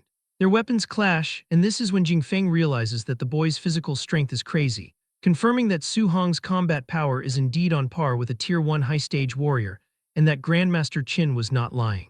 Suddenly, he notices something else, thinking that a Tier 1 initial stage martial artist should not possess this kind of power. On the other hand, Su Hong is doing his best since it is his first time fighting a high-stage opponent. He swings his spear with a powerful aura, causing Jingfeng to leap back. Jingfeng begins to regret his initial assessment after realizing that this brat is a monster. Nonetheless, he is an experienced martial artist and knows what a fight between them entails. He unleashes his fire attribute, which coats his sword in purple flames, saying that a battle between martial artists is not just about comparing who has greater physical strength. Su Hong is surprised by the display of the fire attribute, since it is his first time seeing a fire attribute martial artist in person. Jingfeng lunges toward him while taunting, asking how he plans to handle this B-rank martial art and attacking with a flame slash. Su Hong thinks that this attack might be much stronger than the void-breaking finger, which is also B-rank. And he covers his spear in lightning and blocks the attack, knocking the instructor backward as the impact shatters the wall behind him, leaving him sweating. He cannot believe that the boy just blocked his fire martial art simply by externalizing lightning, admitting to himself that the boy is terrifyingly talented, and seeing why Grandmaster Qin told him to go all out. However, he continues to tease him, telling Su Hong that it appears he is bad at thunder attribute spear techniques. Otherwise, he really would not be able to defeat him this easily. Su Hong admits that he indeed does not know any thunder attribute spear techniques, but asks what would happen if he added something on top of them. He mixes two attributes, lightning and fire, leaving Bu Jingfeng in total shock by the attribute fusion. Su Hong performs the technique with ease right before his opponent's eyes. Bu Jingfeng is left completely stunned, as he has always believed that attribute fusion was nothing more than a myth. He continues to panic as Su Hong leaps toward him with a powerful attack. The instructor tries to uphold his honor by launching a counterstrike. However, the boy's power easily overwhelms him and knocks him through the wall, sending him crashing to the ground outside. Because he just defeated Bu Jingfeng, he is awarded 7 martial value points. He smiles because the instructor just gifted him the exact points he needs to advance and become a spirit master. His system window updates to show his new martial value of 497 points. Moments earlier, Qin Tianli and Beimu were waiting outside the dormitory for a report. The Grandmaster believed that Su Hong should be receiving the beating of his life at this very moment, reflecting that after this defeat, he would be able to persuade the boy to stop pursuing multiple guidance techniques simultaneously and focus on just one. Suddenly, Bu Jingfeng is sent flying through the wall and crashes right in front of Qin Tianli. He is totally knocked out, his face battered from the excessive beating he received. Beimu and the Grandmaster are left in complete shock because Su Hong defeated the instructor with such ease. At the same time, the 3 geniuses also defeat their opponents, sending them crashing through the walls just like Su Hong did. Wang Tianchuo, Xiao Yan, and Lin Xing step out of the broken wall, telling the Grandmaster that he should have sent stronger opponents because these ones were incredibly weak. Wang Tianchuo then notices there are 4 defeated instructors on the ground, and realizes the person who defeated the 4th one finished even faster than they did. Lin Xing assumes that the martial art instructor is simply weak, which is why he lost to his opponent. However, Beimu knows that Jingfeng was actually the strongest among the 4 instructors. Qin Tianli is not surprised by the 3 geniuses pulling off a win, but he realizes that Su Hong is only an initial stage Tier 1 martial artist, meaning facing a Tier 1 high-stage opponent should have been difficult. He wonders how Su Hong could have finished even faster than the 3 top geniuses. Suddenly, an official comes running over to tell Qin Tianli that something big has happened. The Grandmaster assumes a trainee was killed and tells the man that such things are normal. However, the official reports that while Su Hong was fighting Bu Jingfeng, he actually used attribute fusion. Qin Tianli initially dismisses this as nothing serious, but the moment the words sink in, he grabs the man and asks if he is telling the truth, and the officer reveals that Su Hong combined thunder and fire to defeat Bu Jingfeng. He mentions that he saw it clearly on the surveillance screen and suggests the Grandmaster can ask Bu Jingfeng himself if he doubts it. Jingfeng manages to regain consciousness just long enough to tell the Grandmaster that Su Hong really did use attribute fusion. Qin Tianli freaks out as he reveals that the only genius martial artist in the human race who researched attribute fusion actually took a full 19 years to achieve it, and Su Hong has been in contact with the 7 guidance techniques for less than a month. The Grandmaster becomes extremely hyped and declares that the boy is a true dragon appearing in the world. Beimu asks Tianli if attribute fusion is really as powerful as he is claiming, so he explains that back then, the martial artist who mastered it was able to suppress 2 Tier 2 fighters while he was still at Tier 1. She then asks why it is not promoted for cultivation if it is so strong. Qin Tianli mentions that research shows the technique is extremely difficult and carries a high probability of crippling one's own cultivation. He tells her that it is considered useless by many because if a martial artist remains stuck at Tier 1 for their entire life, there is no point. However, he is blown away by Su Hong succeeding in less than a month, which proves his level of comprehension is heaven-defying. Because the boy possesses 7 attributes, the Grandmaster realizes the power would be massive if he fuses all of them. He believes that if a monster like this grows up, he could stun the great emperors of the 10,000 races with a single move. His assistants tell him that he is boasting way too much and needs to calm down, nodding that fusing 2 attributes is already not easy, so 7 is pure fantasy. Tianli asks them to forget his temporary loss of composure, and says he cannot allow Su Hong to continue cultivating all 7 if it delays his breakthrough. He worries that if Su Hong gets stuck fusing attributes and fails to break through, he would become a sinner of the human race. Suddenly, the official mentions that Su Hong also possesses a special physique that allowed his strength to crush Bu Jingfeng, and the Grandmaster berates him for not mentioning something so important earlier. She is shocked because Su Hong has only 120 vitality points, yet his strength crushed an instructor with nearly 500 vitality. Lindsay notes the vitality difference is 4 times, and this strength amplification far exceeds Wang Tianquo's barbarian god body. So Tianli decides that Su Hong's physique might be a heaven-defying existence and plans to organize a competition tomorrow. He wants to comprehensively test Su Hong's combat power and vitality value, ordering his staff to bring Wang Tianquo's group of 3 to spar with Su Hong. He wants to see what happens when a monster like him clashes with the strongest geniuses of the training camp. Inside his wrecked dorm room, Su Hong sits quietly and begins to meditate amidst the debris. He remains completely unbothered by the noise outside as he focuses on his growth. He opens the system and decides to pour all his remaining martial value into his spirit stat in one breath. A brilliant blue aura immediately envelops him as he enters the spirit realm. He closes his eyes to absorb the sensation of this newfound power, reflecting on how wonderful it feels. As he tests his abilities, a glowing phantom fist materializes. He reflects that controlling it feels somewhat unusual, much like suddenly growing a third arm. He checks his system interface and observes that his spirit stat has successfully surpassed the 100% mark. He is curious about how this works in reality and turns his attention toward his bed. He lifts the furniture effortlessly with just a single thought. Excitement fills his face as he rises other things into air alongside his spear. He realizes that he can now walk on air and execute telekinetic attacks, just like Xiao Yan. He determines that he must learn the rank spirit martial art from her and the offensive rank technique belonging to Wang Tianquo. Early the next morning, an urgent announcement orders everyone to gather within 1 minute, warning that any delay will result in a deduction of contribution points. Trainees rush downstairs in a frantic hurry while complaining about the intense schedule. They note that they have already endured the entry assessment, weighted training, and a surprise night raid in just a single day. They all gather at ground. Su Hong is also there, stretching as if the events of the previous night had no impact on him. An instructor stands before the group and tells them they have done well to make it, as he expected many would be too battered to stand. One disgruntled trainee argues that he only lost because of a cheap sneak attack, claiming he didn't even have time to put on his underpants, and complains that the raider deliberately aimed for his crotch. Instructor asks sarcastically if he expected an assassin from the All Heaven's 10,000 races to wait for him to put on his underpants before striking.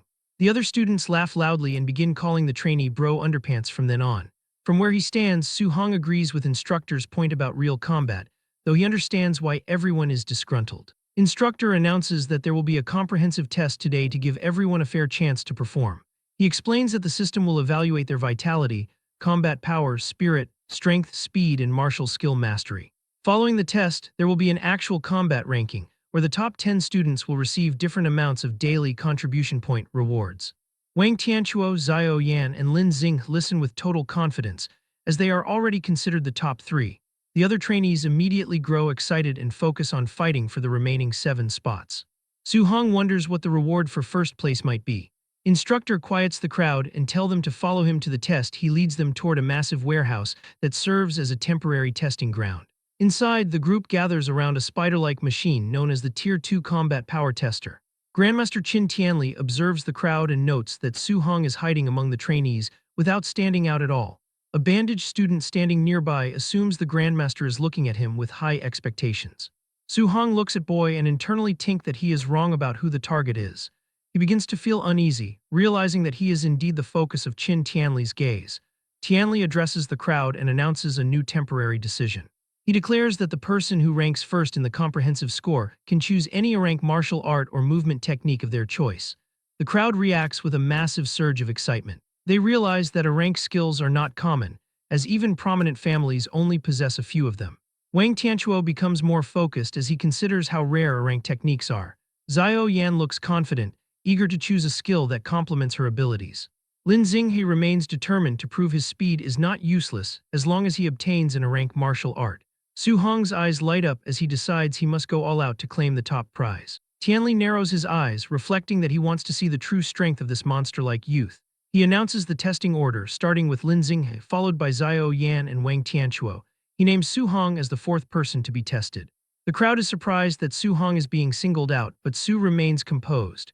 Chen Shan and Li Tu look at Su Hong with pity, assuming he is unlucky and must have offended the Grandmaster.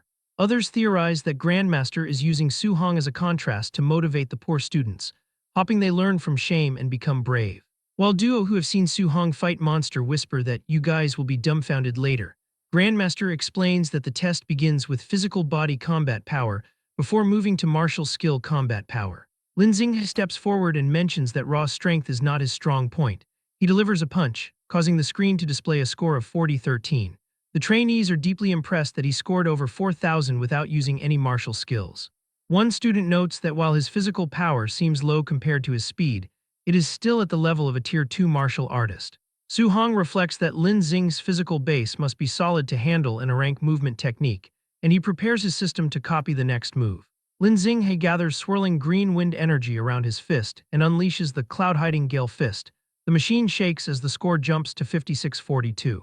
The crowd is amazed that a B-rank attribute martial art can be so terrifying, and most terrifying part is this isn't his strong suit, it's his weak point. Su Hong's system immediately notifies him that he has acquired the achievement for the wind-based, cloud-hiding Gale Fist. He analyzes the result and notes that the technique only increased the combat score by 1,600 points, which he considers to be a bit small and just so-so.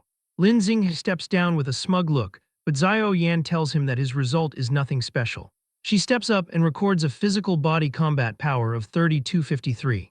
Su note that it is normal for a spirit master's physical strength to be a little weaker. The key is the spiritual telekinesis martial art. Her eyes glow as she uses her spiritual telekinesis to manifest a massive golden hammer. Su Hong's system reacts instantly, informing him that he has acquired the new martial art, Spirit Weapon Condensation Art. He thinks that this training camp is amazing and wonders how many more skills he can learn today.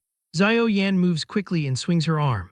The enormous golden spirit weapon follows her movement and slams forcefully into the combat power tester. This display shows a score of 5,942. The observers react instantly, noting that her combat power is nearly 6,000 and even exceeds the result of Lin Xing, while others mention that she previously only had over 3,200 combat power, highlighting that her strength has almost doubled. Many people praise spirit masters, declaring them to be heaven's darlings with explosive power on a different level. While the crowd is distracted by the excitement, Su Hong stands silently among them as a soft blue aura envelops him while his consciousness moves into the system space. And a student nearby expresses jealousy toward Xiao Yan, explaining that spirit power is not only strong but also very versatile. Within the system space, golden spirit energy surges around him and spirals upward when he raises a finger. However, the effect does not last, and the construct shatters almost immediately into golden particles that vanish. Su Hong exhales heavily, appearing clearly exhausted, as he reflects that the spirit weapon condensation art can condense things other than weapons like tables, chairs, or even ferocious beasts. Noting that the more a creation is condensed into substance, the more spirit power it consumes. He realizes his current level makes it difficult to learn the technique immediately. Sweat forms on his face as he decides he will learn it slowly later, but his focus shifts back to reality as he waits to see the martial art of Wang Tianquo. Soon the announcement is made that it is now the turn of Wang Tianquo, and the trainees grow excited once more as Wang Tianquo walks forward with confidence, while people discuss his barbarian god body.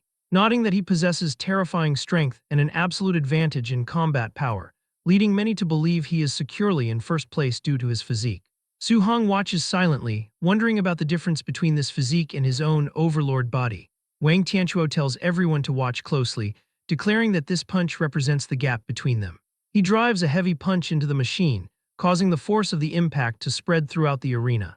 The observers ask if what they saw is real or fake, and others call it crazy, noting that his pure physical punch is only 300 points lower than the score of Lin Xing when using a martial art.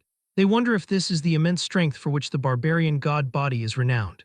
Nearby, Tianli and Lin Zi watch the scene, and the Grandmaster comments that it is very good.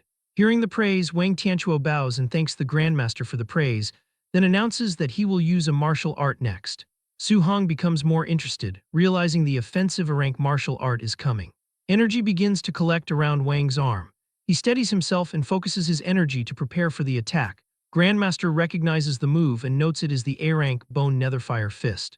At that moment, Su Hong receives a system notification that he has acquired the new martial art, the fire-based Bone Netherfire Fist, and he reflects on the fact that this martial art is in the pavilion and costs 2,800 points to exchange. Wang then unleashes the A-rank martial art with all his strength.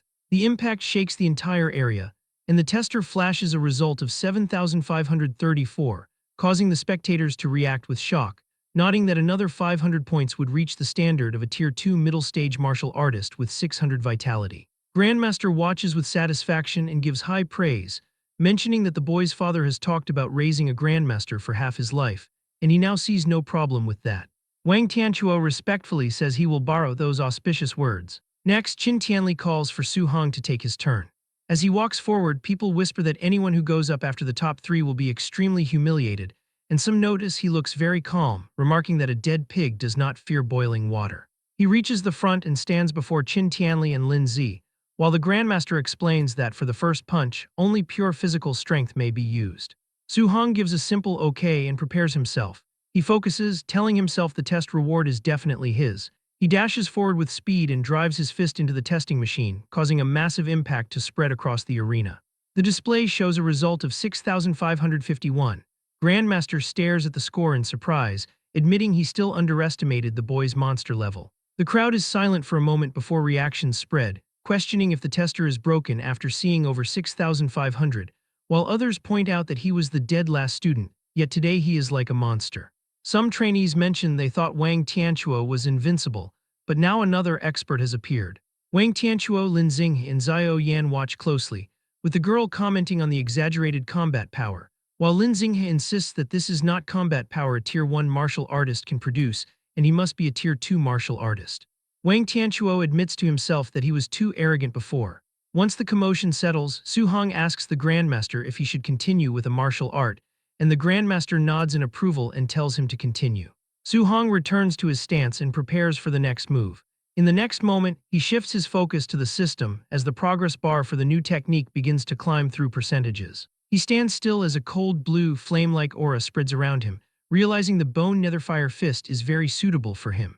He notes that learning it is much faster than the flying swan startling cloud step, even though both are a rank. Grandmaster Qin watches closely, wondering how high the boy's combat power will go when he uses a martial art, while Lin Zi mentions that Su Hong is from an ordinary family and suggests his martial art should not be high level. But Qin watches him intently and notes that the technique he is executing in his current state is definitely not low level. The system finishes processing, showing 100% completion for the bone netherfire fist at the basic level. A blue netherfire collects around Su Hong's fist, and the crowd notices and wonders if that is the same bone netherfire fist used by Wang Tianchuo, asking how he knows it. Without delay, he steps forward and prepares to release the move, wondering how powerful an A-rank offensive martial art will be. He slams his fist into the machine, and the impact releases a powerful shock wave. Voices rise as people note the power seems even greater than that of Wang Tianchuo, and urge everyone to look at the result. The display shows 9,013, and the reaction is immediate, with people shouting that 9,000 matches the standard for a Tier 2 high-stage martial artist. Lin Zi questions whether a Tier 1 initial stage martial artist with 123 vitality should have this combat power, wondering if the data is broken, but Qin Tianli concludes that the boy is a monster. Lin Xinghe is shocked, explaining that 7,000 matches Tier 2 initial stage, 8,000 matches middle stage, and 9,000 matches high stage, while Xiao Yan adds that the standard for Tier 2 is 500 vitality, meaning he must have hidden his stats, and Wang Tianchuo admits his vitality is not even 400, and says it is not shameful to lose to him. Then the vitality tester displays Su Hong's actual number, 137. The crowd bursts into noise as Wang Tianchuo shouts in shock that it is only 137, while Lin Xinghe wonders if the tester is broken. People start arguing, with some suggesting a digit is missing, and that it should be 1,370, while others point out that this means he really is just a Tier 1 initial stage martial artist. They find it outrageous that 137 vitality can output 9,000 combat power. Su Hong simply walks out of the vitality tester, and Qin Tianli watches him with a serious expression. The Grandmaster steps forward and tells the trainees to stop crowding around, announcing they will proceed with the practical combat test and tournament rankings. He explains the challenge system where students can designate an opponent, adding that if no one dares to challenge a person, they will be first and receive an A-rank martial art reward. At that moment, Lin Xinghe immediately walks forward and declares that he wants to fight Su Hong. Lin steps forward and points his finger towards Su Hong, declaring his intent to challenge him. He feels smug and confident, reflecting that despite the boy's monstrous combat power, his low vitality remains a critical weakness. He plans to use his superior movement technique to evade attacks and exhaust Su Hong to death. However, Qin Tianli rejects the request for a one-on-one duel. Instead, the Grandmaster proposes that the top three elites face Su Hong together.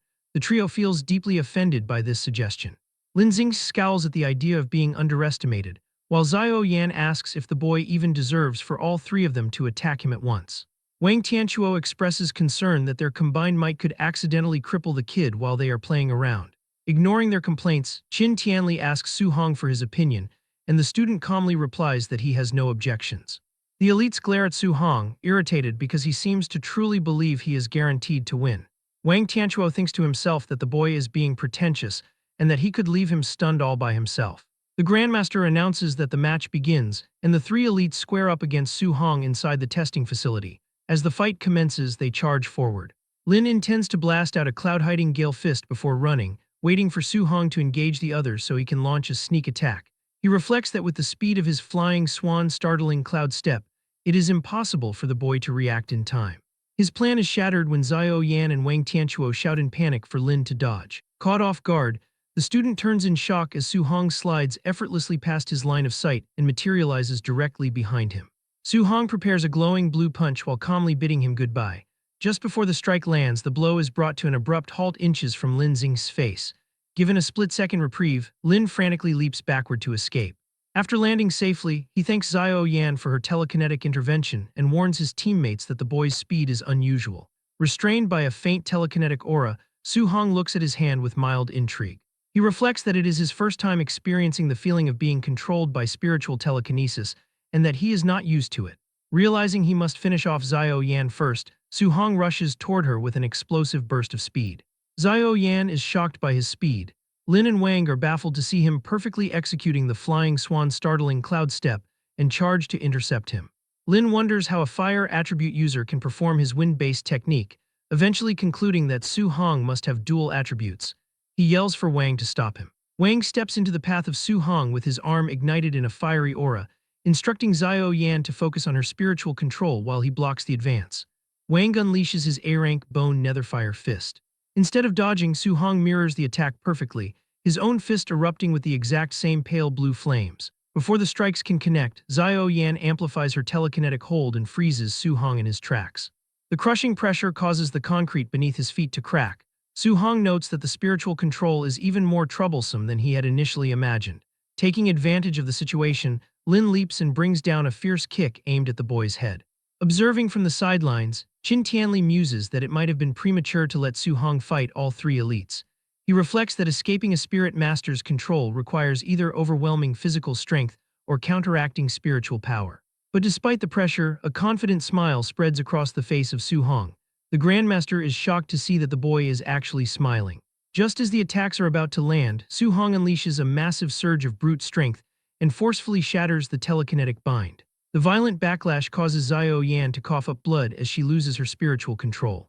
Now free, Su Hong effortlessly intercepts the attacks of the other two elites, creating a massive shock wave. The spectating trainees erupt in disbelief, terrified that he shattered the telekinesis using only sheer physical strength. They call him a humanoid ferocious beast. With a ruthless motion, Su Hong grabs the limbs of his opponents and twists them. Utilizing his monstrous strength, Su Hong lifts both elites and begins spinning them rapidly through the air. He eventually halts the spin and mercilessly slams both elites face first into the concrete floor. The massive impact shatters the ground, driving the face of Wang into the rubble while Lin coughs up blood. The trainees watch in horror as Su Hong repeatedly lifts and smashes the two elites into the ruined floor. When he finally releases his grip, the once proud elites lie completely motionless, having fainted from the savage beatdown. Standing tall amidst the settling dust, Su Hong has completely dominated the match. He locks an intense gaze onto his last remaining opponent, and Xiao Yan immediately loses her will to fight. Trembling, she throws her hands up and backs away, loudly surrendering and begging him not to come any closer. The spectating trainees are in awe, marveling that Su Hong has single-handedly crushed the camp's strongest trio. Qin Tianli steps forward to silence the commotion. He asks if anyone else dares to challenge Su Hong, declaring that otherwise the young man will take first place. The trainees quickly forfeit to avoid a similar fate, admitting that only an idiot would challenge him now. With no objections, the Grandmaster declares Su Hong the winner. He instructs Lin Zi to organize the remaining matches for the other rankings. He then tells Su Hong to follow him to claim his reward and select a new A-rank martial art. A satisfied smile spreads across the boy's face as he reflects on obtaining another powerful skill. As they walk, the Grandmaster mentions that he has been paying attention to Su Hong since the day he stepped into the training camp. He asks why the boy chose to hide his strength when others eagerly show off. Su Hong explains his caution, stating that without power or influence, sticking his head out too early makes it easy to be targeted. Qin Tianli laughs, appreciating the boy's survival instincts. He confesses that the tournament was arranged specifically for Su Hong to strive for more resources. The Grandmaster advises that in today's world, resources are concentrated on geniuses. He assures Su Hong that he no longer needs to hide his strength and offers his personal protection. Grateful for the backing, Su Hong thanks him. They soon arrive at the martial arts pavilion.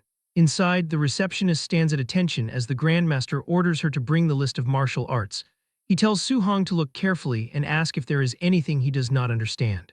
Su Hong asks which martial art would be best for him, but before advising, the Grandmaster asks which ones he already knows.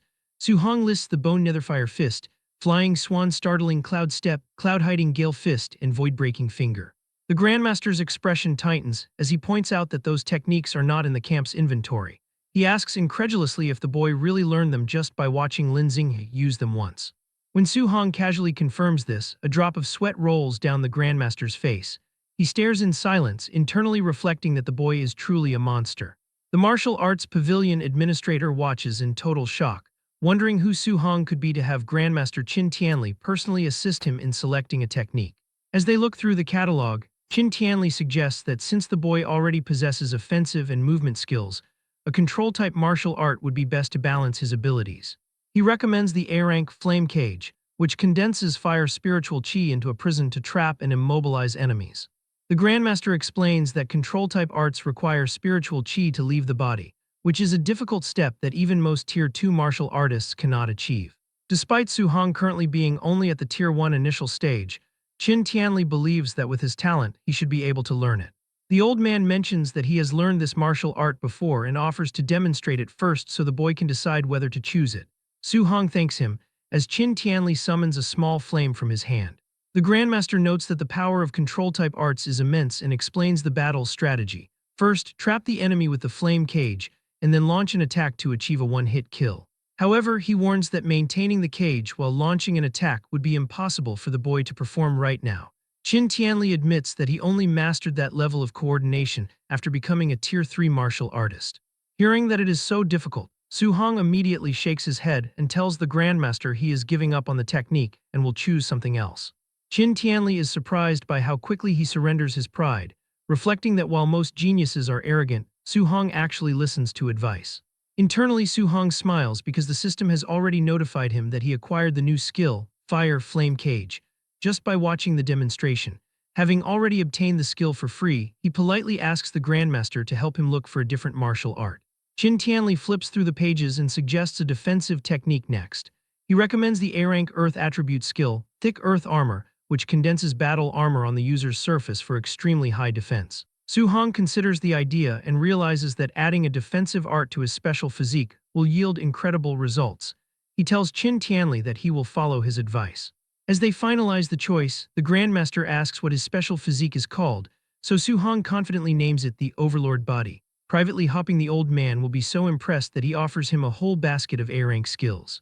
But Qin Tianli admits he has never heard of such a physique, prompting Su Hong to awkwardly confess that he just came up with the name himself. The Grandmaster assumes it must be a type of body that has not been recorded yet, noting that the strength amplification is downright terrifying, as he reflects that he has never seen the strength of a Tier 1 martial artist reach such a level. Suddenly, Qin Tianli receives an urgent phone call from an administrator, who reports that the contribution statistics show Su Hong was still wearing his weight vest during the entire tournament.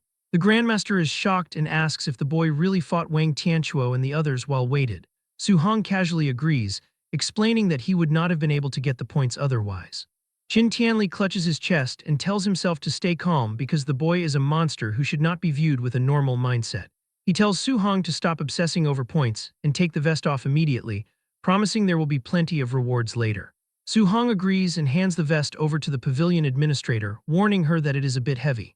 The woman states that she is a dignified Tier 2 martial artist and can handle it, but her eyes widen in shock as she takes the equipment. She immediately drops the vest, which crashes through the wooden floor with a loud boom. The administrator asks how many kilograms it weighs, and Su-hong casually replies that it is 5 tons. Qin Tianli sweats at the realization that a Tier 1 trainee carried that much weight while defeating 3 late-stage geniuses. The Grandmaster puts his arm around the boy and calls him a little monster, stating he has another A-rank martial art in mind to give him. Qin Tianli recalls that Su-hong uses a spear and mentions Grandmaster Zhang Lin of Yang City, who uses an extremely powerful A-rank thunder spear art. He proposes arranging a battle with the rival's student to trick him out of the martial art.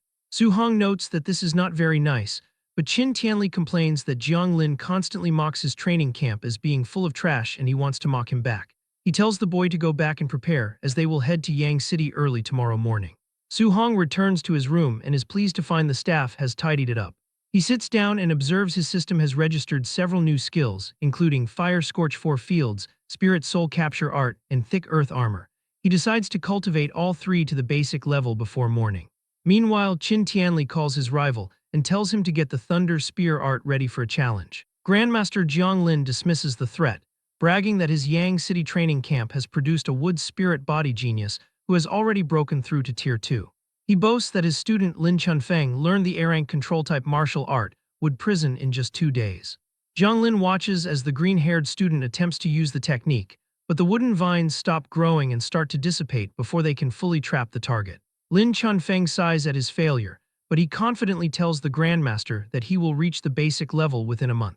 On the phone, Zhang Lin continues to mock Qin Tianli by saying that back in the day, he spent 3 months on it himself, reinforcing that the boy is a monster and saying the student he is bringing is not someone that certain pieces of trash can challenge. Grandmaster Qin tries to argue, but Zhang Lin hangs up. He then tells Lin Chunfeng not to win too easily tomorrow and to act like the fight is narrowly matched to save Qin Tianli some face. Lin Chunfeng stretches his hand out as green energy claws form around it, telling his master to rest assured regarding his acting skills. The next afternoon, Qin Tianli uses his power to fly Su-hong toward the Yang City training camp. The boy admits that he did not expect his first time experiencing flight to be in this kind of situation. They land in the center of the courtyard to meet Zhang Lin and his men. The rival Grandmaster asks what kind of genius has been brought to him, and Qin Tianli introduces Su-hong as a Tier 1 initial stage martial artist who uses a spear as Su-hong politely greets Grandmaster Zhang Lin. But the man stares in annoyed disbelief, asking if Qin Tianli has developed senile dementia to treat a beginner rookie like a treasure. Internally, Zhang Lin begins to sweat as he realizes that a Tier 2 fighting a Tier 1 is an instant kill, meaning Lin Chunfeng's acting skills will be put to the ultimate test. But Qin Tianli ignores the insults and tells his old friend to hurry up and start the fight so they can head back for dinner.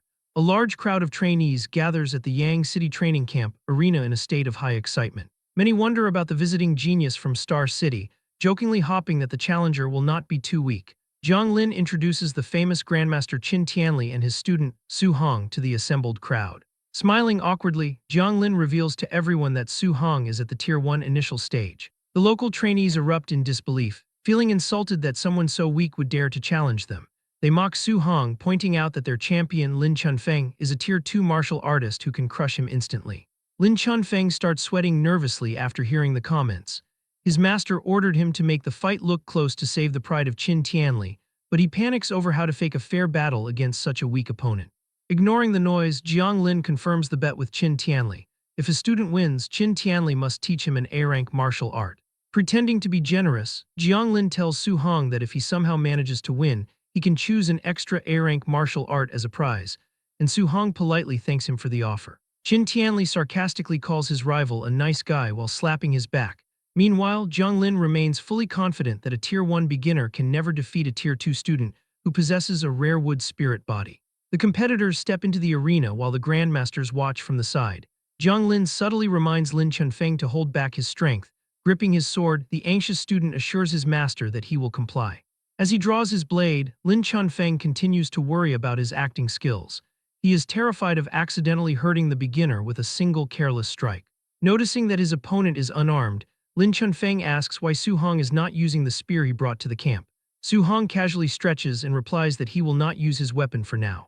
He reflects that his only spear skill is a basic C-rank technique, which is much weaker than his A-rank fist and movement skills.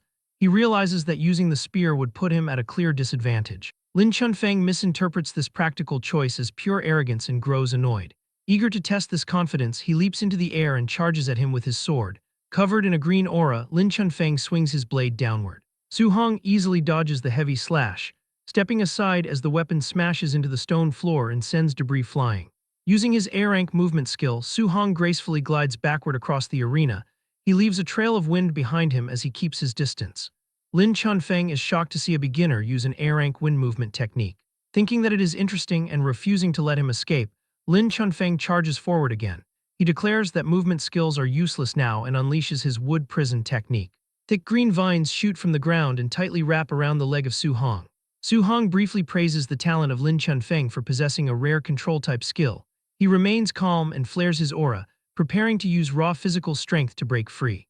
Before he can even try, the green vines suddenly shatter and vanish into thin air. Su Hong is confused, wondering how such a powerful technique could fall apart so instantly. Lin Chunfeng uses this brief distraction to appear midair behind Su Hong. Swinging his sword down, he confidently claims that stopping his opponent for just a second is enough to win. Su Hong is unfazed and calmly looks over his shoulder. He gathers glowing green wind energy around his fist, preparing a quick counterpunch. As he throws the wind-infused strike, Lin Chunfeng realizes with shock that the attack is too fast and will hit him before his sword can land. He desperately uses his wood escape technique to create a thick wooden barrier for protection. The defense proves to be completely useless, as the punch from Su Hong violently shatters the wooden shield into splinters and launches Lin Chunfeng backward with immense force. The battered Lin Chunfeng is completely baffled by the overwhelming physical power of a lower-level beginner. The local trainees are equally shocked to see their champion's A-rank defense easily broken. They fearfully realize that the raw strength of Su Hong is greater than that of a wild beast. Qin Tianli laughs loudly from above the arena, teasing his rival about the sudden turnaround. Jiang Lin is sweating but stubborn, arguing that raw strength alone will not defeat his genius student and tells his rival to keep watching. Su Hong launches himself forward at high speed to chase down Lin Chunfeng. He delivers a fierce kick, but his leg passes right through the target and shatters it into shadows. Su Hong quickly realizes he only hit an afterimage. Using his own A-rank movement skill, Lin Chunfeng appears directly behind him. He boasts about his own footwork and unleashes an explosive sword slash, but Su Hong dodges it easily. Panting, Lin Chunfeng looks across the arena and acknowledges the immense power of the boy. He urges Su Hong to give up, humbly admitting that he would definitely lose if they were at the same level. But Su Hong extends a hand toward him. Bright orange flames violently erupt from the boy's fist. Before Lin Chunfeng can react, a massive cage of fire roars to life and instantly traps him. Lin Chunfeng is shocked to see Su Hong use a control-type martial art. Sweating from the heat, he is amazed that a beginner has mastered the flame cage. He assumes the energy of Su Hong will not last long and decides to wait inside for the flames to collapse on their own. On the platform, Qin Tianli loses his composure, shocked that Su Hong has already mastered the technique. Jiang Lin asks why he is so surprised by a move he supposedly taught his own student, as Qin Tianli awkwardly stammers for an excuse, while Jiang Lin demands to know why a wind attribute student is suddenly using fire. The Grandmaster masks his ignorance by claiming that having multiple elements is not a big deal. Desperate to change the subject, Qin Tianli points back at the fight and Jiang Lin wonders why the cage has not collapsed yet. Su Hong stands calmly outside the cage, gathering a swirling white flame around his fist. Lin Chunfeng stares in horror from inside the prison. He realizes that Su Hong is multitasking by preparing an attack while maintaining the cage, which is a feat that even Tier 3 martial artists find difficult to do. Confirming these fears, Su Hong launches himself forward and drives his glowing fist right through the flames. Lin Chunfeng desperately triggers his wood escape again, summoning thick wooden roots to shield himself. The defense is useless as the glowing fist of Su Hong pierces straight through the wood. The strike slams into the stomach of Lin Chunfeng, causing him to cough up blood as he thinks that this is too ridiculous. Su Hong's fist smashes brutally into the chest of Lin Chunfeng, spraying blood into the air. The massive force launches his opponent backward, where he crashes violently against the scorching walls of the flame cage, severely burning his bare back. However, bright green energy instantly flares over the burns, rapidly healing the damaged skin. With a confident smirk, Chunfeng warns Su Hong not to underestimate the healing power of a Tier 2 martial artist's wood spirit body. Su Hong is unfazed and stares at him coldly, figuring that if one punch is not enough to keep him down, he will just throw more. Charging forward, Su Hong unleashes a rapid and relentless barrage of glowing punches, refusing to believe Lin Chunfeng can keep recovering forever. Even while taking the heavy blows, Chunfeng absorbs the damage and taunts his attacker, insisting that the effort is useless because a Tier 1 fighter's stamina can never outlast that of a Tier 2. Chunfeng gathers a dense sphere of green energy in his free hand and challenges him, eager to see whether the flame cage will collapse first or his recovery power will run out first. Realizing his fire energy is running dangerously low, Su Hong suddenly stops attacking, knowing the cage might collapse on its own and turn the situation against him. He cancels the fiery prison himself. As the flames vanish, Lin Chunfeng laughs in triumph, assuming Su Hong has given up and declaring that it is now his turn to attack and that the boy's defeat is guaranteed. However, his arrogant smile quickly vanishes and is replaced by sheer terror. Su Hong gathers a crackling mass of golden lightning and fire in his hand, casually mentioning he had not planned to use this move because it drains too much energy. Lin Chunfeng stares at the terrifying energy in Su Hong's hand and breaks into a cold sweat, stunned that a mere Tier 1 fighter can produce such monstrous power. Panicking, he knows he absolutely cannot let Su Hong get close, so Lin Chunfeng slams his glowing green hands onto the stone floor and channels every ounce of his remaining energy. Roaring the name of his defensive technique, he summons a massive wall of thick wooden pillars that erupt from the floor to shield himself. The eyes of Su Hong flare with intense golden light. Stepping up to the towering wooden wall, he pulls back his fist, which violently crackles with raw lightning energy. With devastating force, Su Hong drives his blazing, lightning-infused fist forward, warping the very air around the impact as the strike pierces straight through the thick wood like paper. The overwhelming punch hits Lin Chunfeng squarely in the face, blasting him backward and sending his unconscious body crashing onto the floor. Su Hong stands calmly among the fatting flames and debris, looking down at his defeated opponent.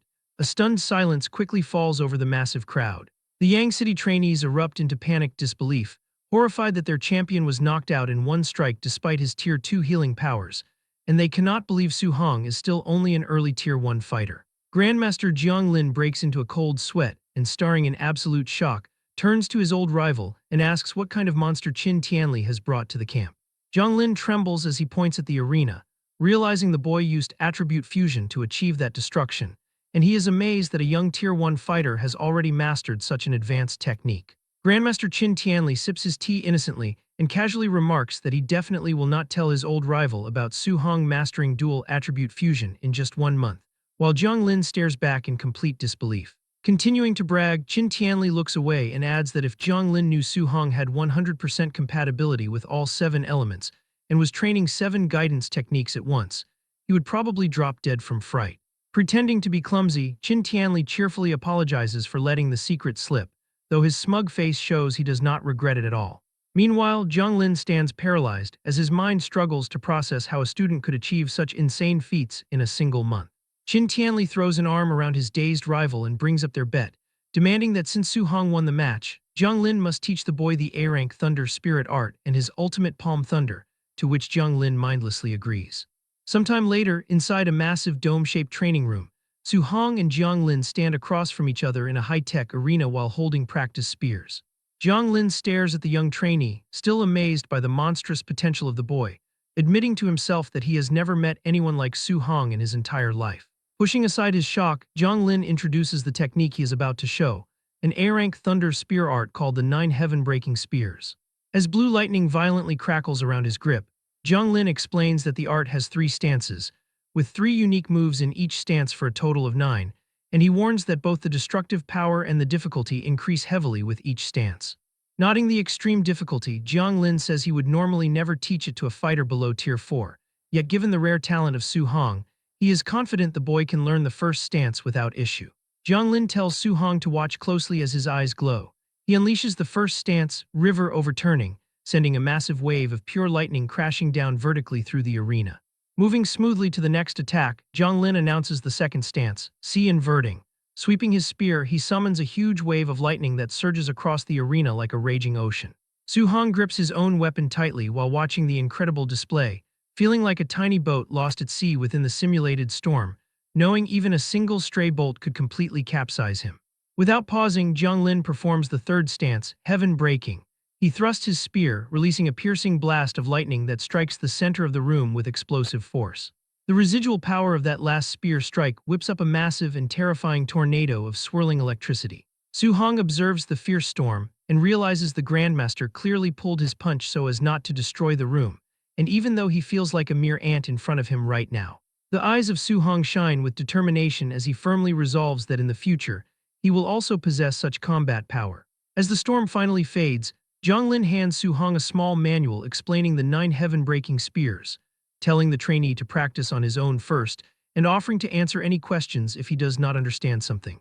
Su Hong respectfully thanks the Grandmaster for his guidance, but Jiang Lin smiles warmly and says there is no need for thanks as he is just honoring the bet. He promises that once Su Hong masters the first stance, he will teach the second martial art, Palm Thunder, casually adding that while the spear art is strong, its power still falls far short compared to his ultimate Palm Thunder. Su Hong holds the manual tightly with excitement, amazed that Palm Thunder could be even more powerful, and resolves to hurry up and learn this spear art. Waving his hand, Jiang Lin turns to leave the dome, mentioning he has matters to discuss with Qin Tianli and promising to return in a bit to see how the practice is going.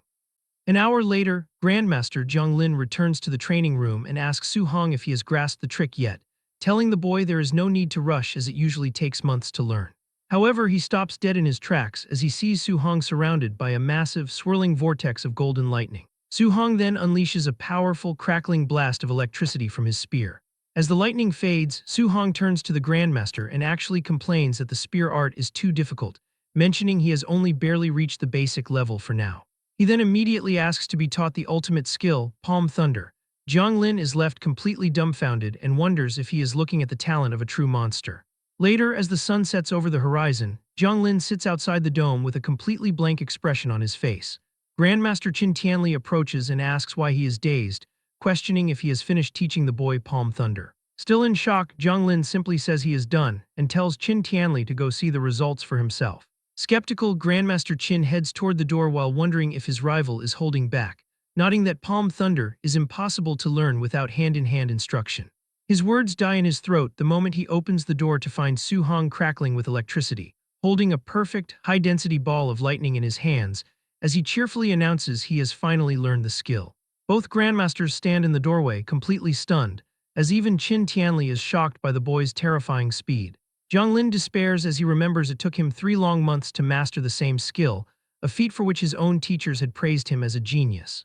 Recovering from the shock, Jiang declares that the child's future is limitless and he will definitely reach Tier 9.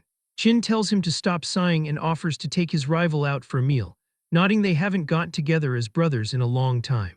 After that, he tells Su Hong that the camp's teaching assistant will arrange a temporary dorm for him since they will depart the next day. Su Hong agrees. That night in his dorm, Su Hong reviews his system interface and notes that after defeating Wang Tianchuo's group and Lin Chunfeng, he has earned 230 martial value points.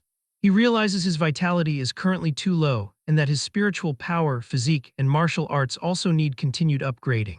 He knows that 230 points is nowhere near enough for his needs. Since he believes the cultivation realm is the ultimate foundation, Su Hong decides he must prioritize upgrading his vitality. After spending his points, his vitality rises to 138.6, but he realizes he needs a new way to earn more martial value. He concludes that since no one in the camp dares to spar with him anymore, his only option is to kill beasts in the ferocious beast room. Meanwhile, the 2 grandmasters are drinking together. Jiang Lin complains that Qin Tianli is too shameless for scamming him out of 2 A-rank martial arts, but Qin just brushes it off, nodding he has heard this 100 times. They are interrupted by a staff member who announces that the camp's night raid event is about to start, and they are just waiting for the final order. Jiang casually approves the raid and tells the man not to go easy on the trainees, prompting the man to relay the order to drill them mercilessly. Grandmaster Qin sobers up instantly and panics, asking if the raid is tonight because Su Hong is also staying in the dorms. Realizing the massive mistake, Jiang Lin tries to postpone the event, but it is already too late. The notification has been sent and the instructors have begun the hunt. Outside, a team of masked raiders assembles. Bu Jingfeng, who was previously humiliated by Su Hong, asks his brother Bu Jinglong why a Tier 2 high-level martial artist is participating in a simple night raid.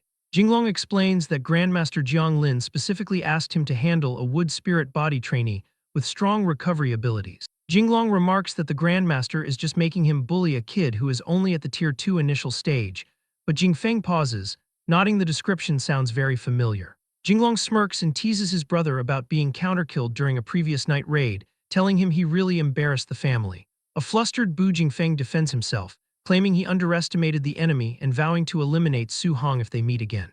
Jinglong mockingly questions if beating a Tier 1 initial stage is even something to be proud of, He then orders everyone to put on their hoods and charge. The peace of the dorm is shattered as the masked instructors launch a surprise ambush, smashing through the doors. The commotion alerts Su-hong, who looks out and realizes a night raid is currently underway. He watches an instructor punch a naked student who yells at the man for having no martial virtue. The masked man then spots Su-hong and lunges at him, surprised they actually missed a student during the first wave. Before the man can even react, Su-hong delivers a devastating uppercut that sends the instructor crashing straight into the ceiling. With the instructor stuck in the rafters, an annoyed Su-hong ignites a flame in his hand, complaining that since he isn't even a student here, they shouldn't be attacking him. Looking at the raiders' dark clothes and covered head, Su-hong suddenly has a brilliant idea. He considers that if he changes his clothes and pretends to be a raider, he can openly defeat the students to earn massive martial value. A sly smile spreads across his face, even though he wonders for a second if this would be inappropriate. Down the hall, a naked student begs a masked instructor to wait until he can put his boxers on, but the raider just laughs and tells him to stay still and be knocked out. Suddenly, a disguised Su-hong bursts into the room and announces that he has come to help.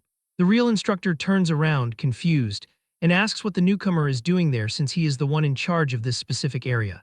Without saying a word, Su-hong punches the instructor through the concrete wall. The student stares in absolute shock, wondering why the raiders are suddenly fighting each other. Su-hong immediately dashes out, declaring he is going to make a killing and earn hundreds of points tonight, while the naked student wonders why he was spared. Thrilled, Su-hong runs down the hall with a flaming fist, realizing that since these raiders are all high tier, he can finally fight without holding back. He then tears through both trainees and raiders alike, beating them down mercilessly until the raiders start screaming that there is a mole in their group. After kicking another opponent into the distance, Su-hong notes that the first floor is cleared and decides to head for the second floor next. On the next level, Su-hong moves like a golden blur, unleashing a flurry of strikes that take down anyone standing in his path. As he races toward the third floor, Su-hong laughs, feeling like he has finally hit the jackpot as his system rewards him for every person he defeats. On the third floor, a group of masked instructors is busy watching the intense battle between Lin Chunfeng and Bu Jinglong. They are impressed by the student's resilience and note that his recovery ability is terrifying, warning that Bu Jinglong will be in danger if the fight drags on. Su-hong walks right up to the spectating raiders and asks why so many of them are blocking the way. Not realizing he is an imposter, they tell him that the other students are beaten and only the wood spirit body remains. Su-hong steps forward with golden energy igniting around his fist and declares there is no need to keep watching. Seeing this, the raiders ask what he thinks he is doing, but before they can react, Su-hong tears through the entire group, stating he has already dealt with the wood spirit body before. The sudden commotion interrupts the main fight, and a confused Jinglong asks why he is hitting his own comrades. Su-hong flares his golden aura and challenges everyone to come at him together. Hearing this, Bu Jinglong tells Lin Chunfeng to step aside and rest, as he intends to deal with the rogue raider personally. He is furious that someone has interfered and charges towards Su-hong, shouting that he will teach him a lesson for breaking the rules of the Night Raiders. Su-hong remains unfazed and channels golden energy into his hand, forming a powerful Vajra fist to meet Jinglong's attack head-on in a fierce clash. The sheer force of the impact sends Jinglong stumbling backward, leaving him stunned by the incredible physical strength of his opponent. He realizes Su-hong is no ordinary fighter and quickly changes his mind, yelling for Lin Chunfeng to join the fight.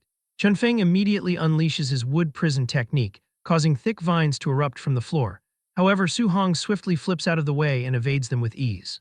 Using the distraction, Jinglong appears right behind Su-hong and throws a heavy punch, only for it to slam into a glowing purple thick earth armor that suddenly covers the body of Su-hong.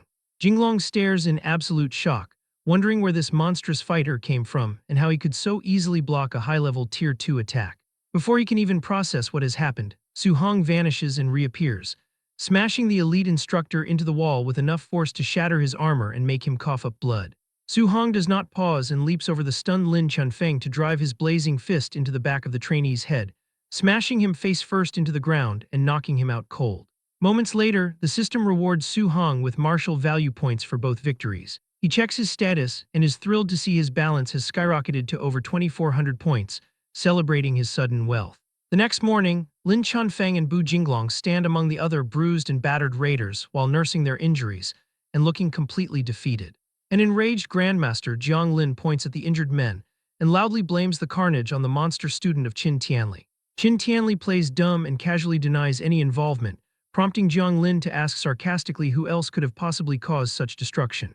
Jiang loses his patience and furiously yells at them to get lost, kicking his rival out of the camp. Qin simply laughs as he flies away with Su Hong. While they are in the air, the Grandmaster asks Su Hong if he is still missing martial arts for the metal, wood, and water attributes.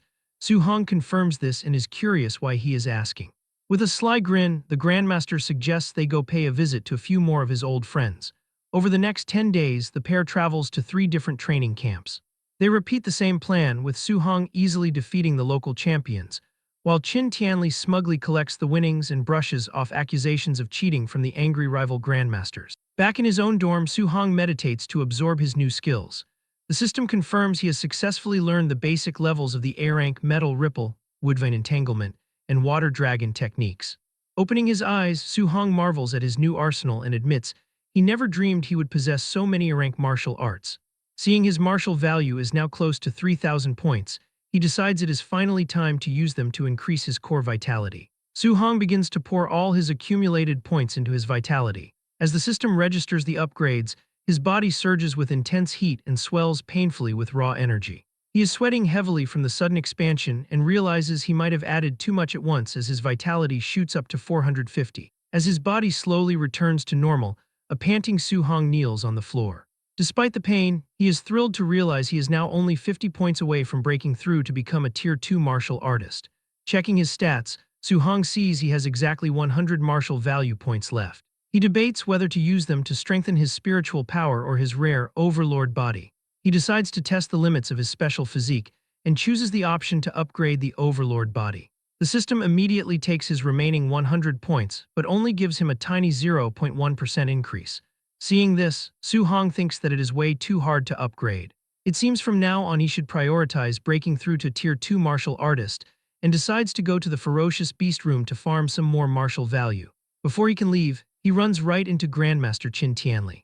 The Grandmaster asks if Su Hong is still missing a healing martial art, making him sweat nervously as he guesses the old man is planning to hustle another rival camp. A short time later at the Hang City training camp, Grandmaster Wang Qingshan addresses a large group of trainees.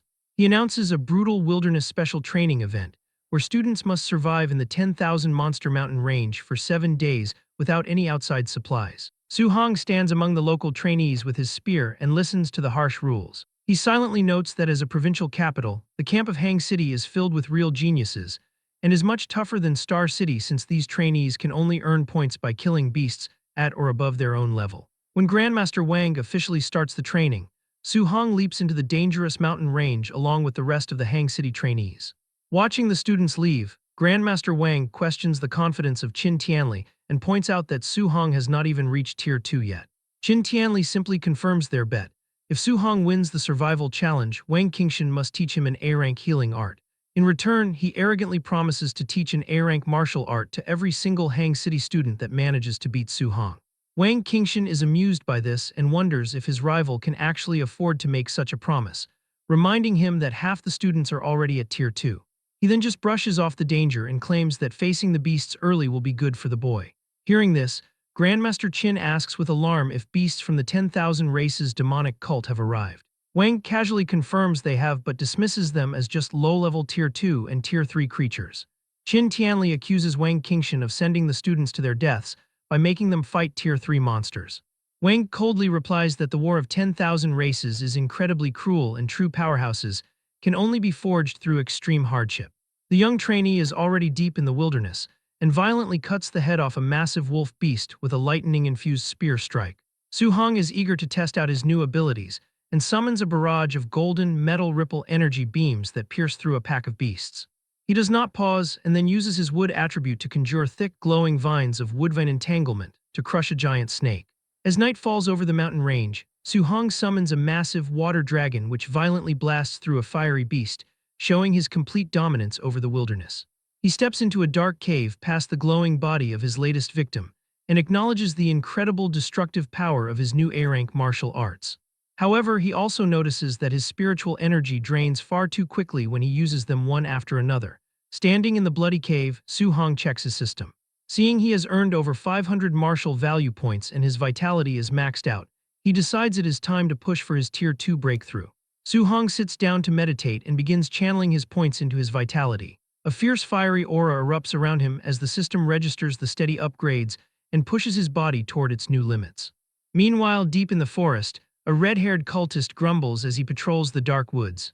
He complains about having to check the perimeter in the middle of the night, certain that no one could possibly find their hidden sacrificial grounds in such a remote mountain range. He suddenly stops in his tracks when he notices the freshly killed body of a massive beast lying just outside the dark cave where Su-hong is meditating. He realizes that an intruder has wandered into their territory after all. Standing at the cave entrance, the cultist calls out maliciously to whoever is hiding inside. The red-haired cultist orders the intruder to surrender, warning of a fate far worse than death if he continues to resist, and glancing at the remains of a Tier 2 red flame black tiger, he assumes his opponent possesses Tier 3 strength at the very most.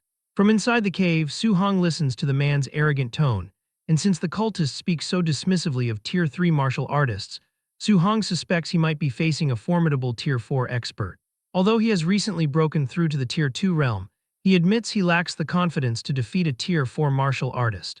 Deciding that escaping the cave is his primary objective, Su-hong launches a water dragon attack to cover his retreat. The cultist eagerly grips his sword and shatters the watery beast with a single slash, mocking the move as having the measly power of an early Tier 2 martial artist. Spotting Su-hong trying to flee, the cultist immediately gives chase, praising the young man as a genius for killing a red flame black tiger at such a low level, while sadistically adding that he loves nothing more than strangling lucky geniuses in the cradle. The cultist suddenly stops in confusion and asks the boy why he has stopped running. Su-hong turns to face his pursuer and calmly states that judging from the vitality the man just erupted with, he is actually only at the Tier 3 initial stage, reflecting that he initially thought the man was a Tier 4 fighter. Spotting a distinct tattoo on the man's neck, Su-hong recognizes it as belonging to the heavenly god race.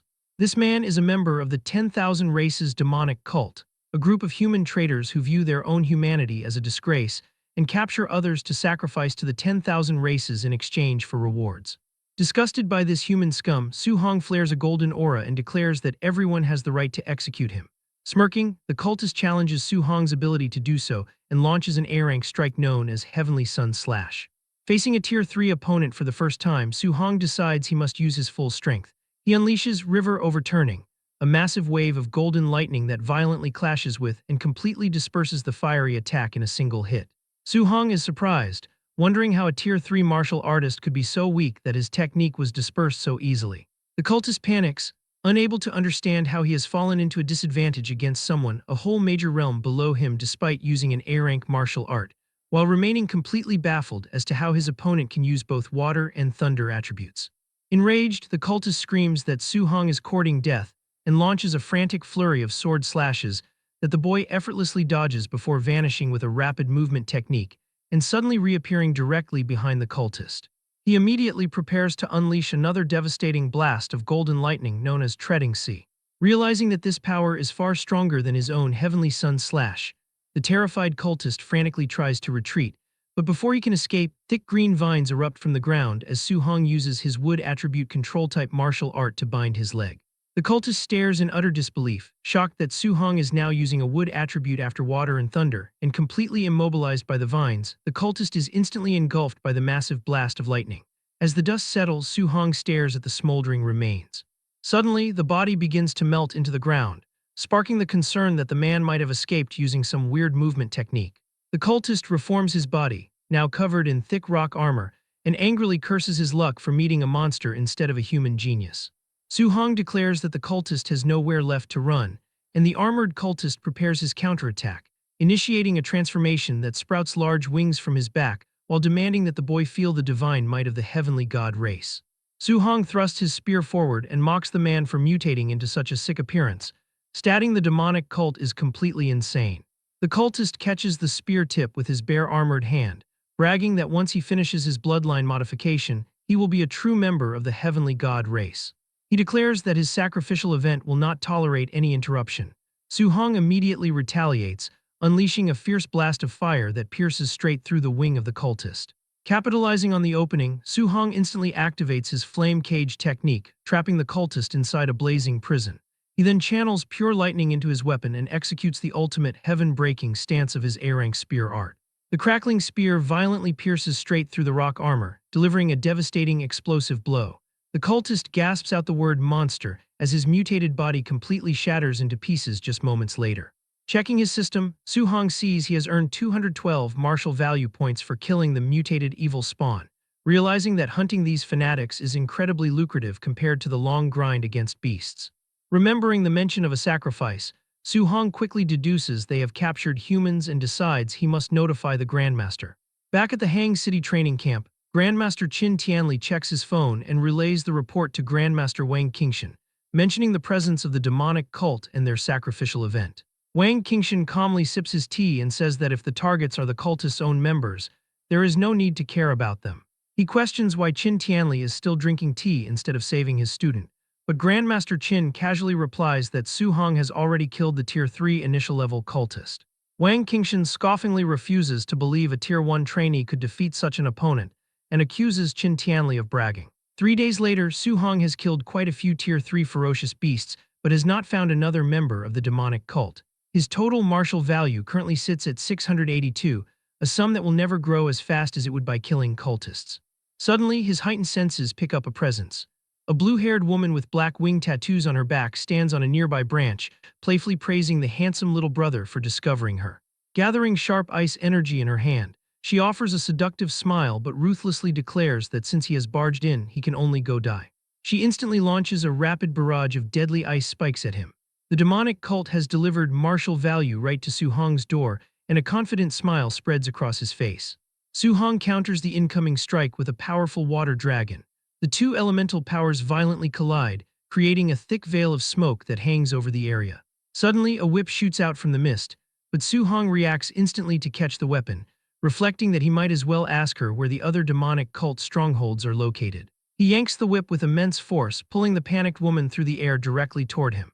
As she enters his range, Su-hong delivers a brutal punch to her stomach using his bone nether ghost fist technique, defeating her in an instant. Standing over her, he points his spear at her neck and demands she speak, asking where the stronghold of her 10,000 races demonic cult is hidden. The terrified and bleeding woman begs for her life, revealing that the base is 10 kilometers north of their current location. Su-hong presses further, asking how many Tier 3 martial artists arrived this time, and she confesses that including herself, there are 3 Tier 3 and 3 Tier 2 martial artists in total. Su-hong calculates his progress, noting that with 2 Tier 3 martial artists already down, only one remains, and he will completely wipe out the remaining cultists to earn over 1,000 martial value, points to evolve his spiritual telekinesis to Tier 2. Refusing to stay down, the female cultist yells that he has underestimated his enemy and that she will not let him off. Triggering a transformation, she calls upon the heavenly god race to mutate as large wings sprout from her back, arrogantly boasting that her strength has doubled enough to instantly kill him. Su-hong does not give her the chance and immediately counters with a powerful spear thrust, unleashing a massive pillar of golden lightning.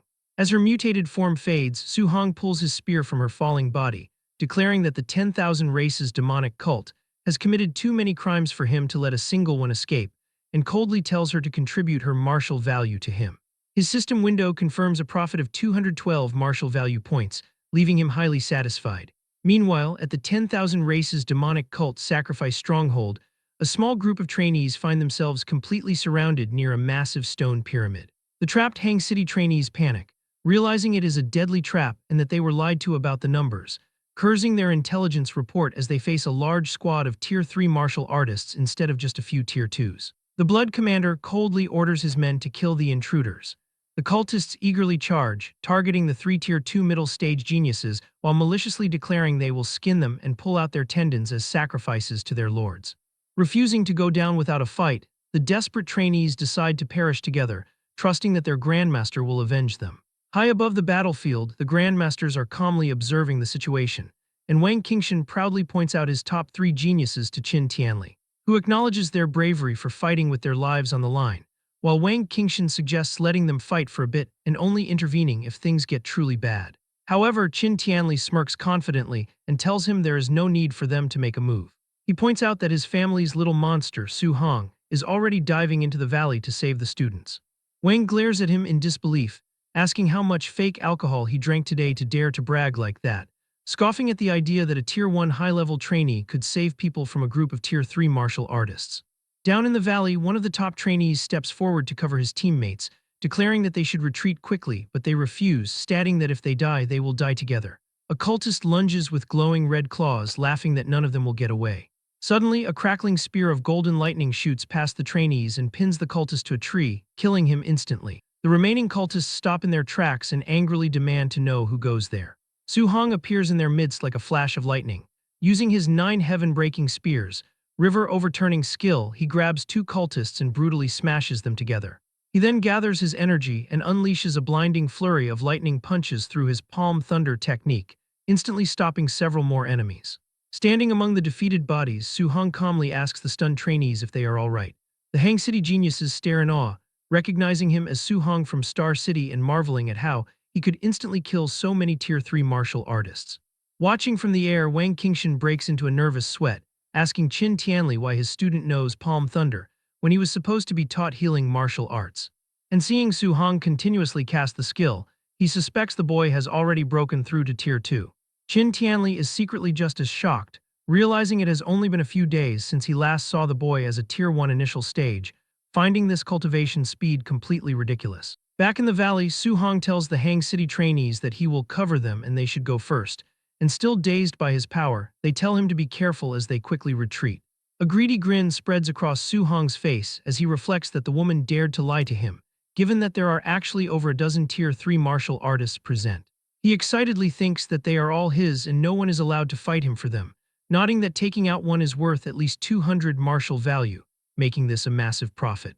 Suddenly, a huge cultist charges at Su-hong, calling him a stinking rat and roaring that he will smash him into meat paste.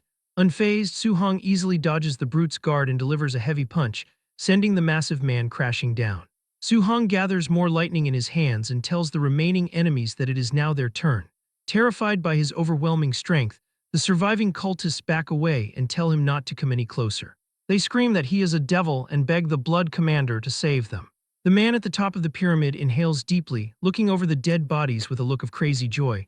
He happily announces that the 10,000 races holy cult will not forget their sacrifice and that it is all worth it. Su-hong pauses in confusion as he notices the blood from the fallen enemies is gathering and floating toward the top of the pyramid. He wonders if this is what they call a sacrifice. The massive amount of blood suddenly bursts with a blinding light, transforming the man into a figure with large white wings as he arrogantly calls them lowly humans and demands to know why they aren't kneeling before a noble of the heavenly god race. Su-hong grips his spear with an excited look. He figures that if killing a mutated demonic cultist gives that much martial value, he will get even more for killing a real member of the heavenly god race. The member of the heavenly god race stares down at Su-hong with pure arrogance, questioning who permitted a mere ant to look up at him and declaring that he must die for his insolence. The winged man vanishes in a blur and reappears directly behind the boy. Su-hong panics as he is caught completely off guard by the entity's incredible speed. Su-hong narrowly manages to block the incoming attack, but the massive force causes the earth beneath him to shatter. The winged man smirks, finding it interesting that such a capable warrior exists among the younger generation of humans. Meanwhile, Su-hong reflects on the fact that the heavenly god race is indeed extremely powerful. Floating in the air, the possessed cultist admits he thought this possession would involve nothing more than killing a few human ants, but he identifies Su-hong as a monster genius and decides to kill him right now to remove the threat forever. Suddenly, the host's arm cracks under the strain as the divine power begins to overwhelm a physical body that hasn't even reached Tier 4 vitality. Even so, he declares that Tier 3 peak strength is more than enough to kill an ant like Su-hong and prepares to throw another devastating punch. Su-hong overhears the muttered complaints and realizes this is not a true heavenly god, but rather a human body possessed by one. Su-hong channels golden lightning into a thunder rush fist, declaring that it remains to be seen who will kill whom as he lunges forward. The two clash violently, exchanging devastating strikes that cause the entire valley to shake. Watching from above, Qin Tianli casually remarks on the formidable physical body of the heavenly god race, while Wang Qingshan asks in surprise why the focus is on the enemy, as he is completely baffled that a lower realm fighter is using pure physical strength to match and even suppress an opponent possessed by a heavenly god. Su-hong strikes the enemy with a heavy lightning punch, forcing the entity to stagger back. The injured heavenly god demands to know what kind of physique the human possesses, reeling with disbelief that even on the all-heavens battlefield against chosen ones, he never suffered a loss in physical strength. Su-hong looks relaxed and smirks at him, asking if something is wrong and goading him to keep going. Su-hong flares his aura with a feeling of exhilaration, reflecting that since awakening the Overlord body, he was afraid of killing people by mistake, but now he can focus entirely on how to kill his opponent. He remarks that if the heavenly god's true body were here, the battle would be even more satisfying. The heavenly god screams in fury at being humiliated by a human ant before unleashing his ultimate technique, Divine Arsenal. A multitude of golden spears manifest from glowing portals. Floating above, he declares Su Hong is the first one to ever force him to use this move. Su Hong senses that the golden spears have the power to destroy a Tier 3 martial artist, but a system notice suddenly appears stating this martial art cannot be learned, leaving him to wonder if there are skills that simply cannot be copied. Wang Qingshan identifies the move as Divine Arsenal, an innate skill only those with pure bloodlines can cast, while Qin Tianli wonders if the enemy's bloodline is pure enough to make him a big shot in his race. Grandmaster Wang insists they must hurry and save Su Hong, fearing a precious treasure like him might die, but Qin Tianli tells him not to panic because Su Hong still has his own ultimate move. Qin Tianli smugly reveals that Su Hong has 100% compatibility with all 7 attributes and already mastered the fusion of thunder and fire as a Tier 1 martial artist, leaving Wang Qingshan utterly shocked. The heavenly god admits Su Hong will become a massive threat if allowed to grow up, and declares that his life must end today. He fires the barrage of golden spears down toward Su Hong. Su Hong smirks and tells the enemy that he is also the first to make him use his full strength. He channels lightning into his weapon and prepares the third stance of the 9 heaven-breaking spears. Su Hong shouts heaven-breaking and thrusts his spear upward, unleashing a massive blast of raw lightning that effortlessly obliterates the golden spears. The heavenly god screams that it is impossible as the destructive energy surges toward him. The attack triggers a massive explosion, carbonizing the enemy's body and shattering it into pieces. The strike even slices the massive stone pyramid in half. Su Hong stands before the ruins, trembling and exhausted, but he smirks as his system shows he earned 843 martial value points, proving the fight was worth the effort. Wang Qingshan lands nearby and calls him a precious treasure and a great genius. He grabs the boy's face and admits he never would have believed a Tier 2 martial artist could defeat a heavenly god if he hadn't seen it with his own eyes. Su Hong reflects on how an ordinary clansman from a top 10 race forced him to use his trump card, realizing how truly terrifying their real geniuses must be.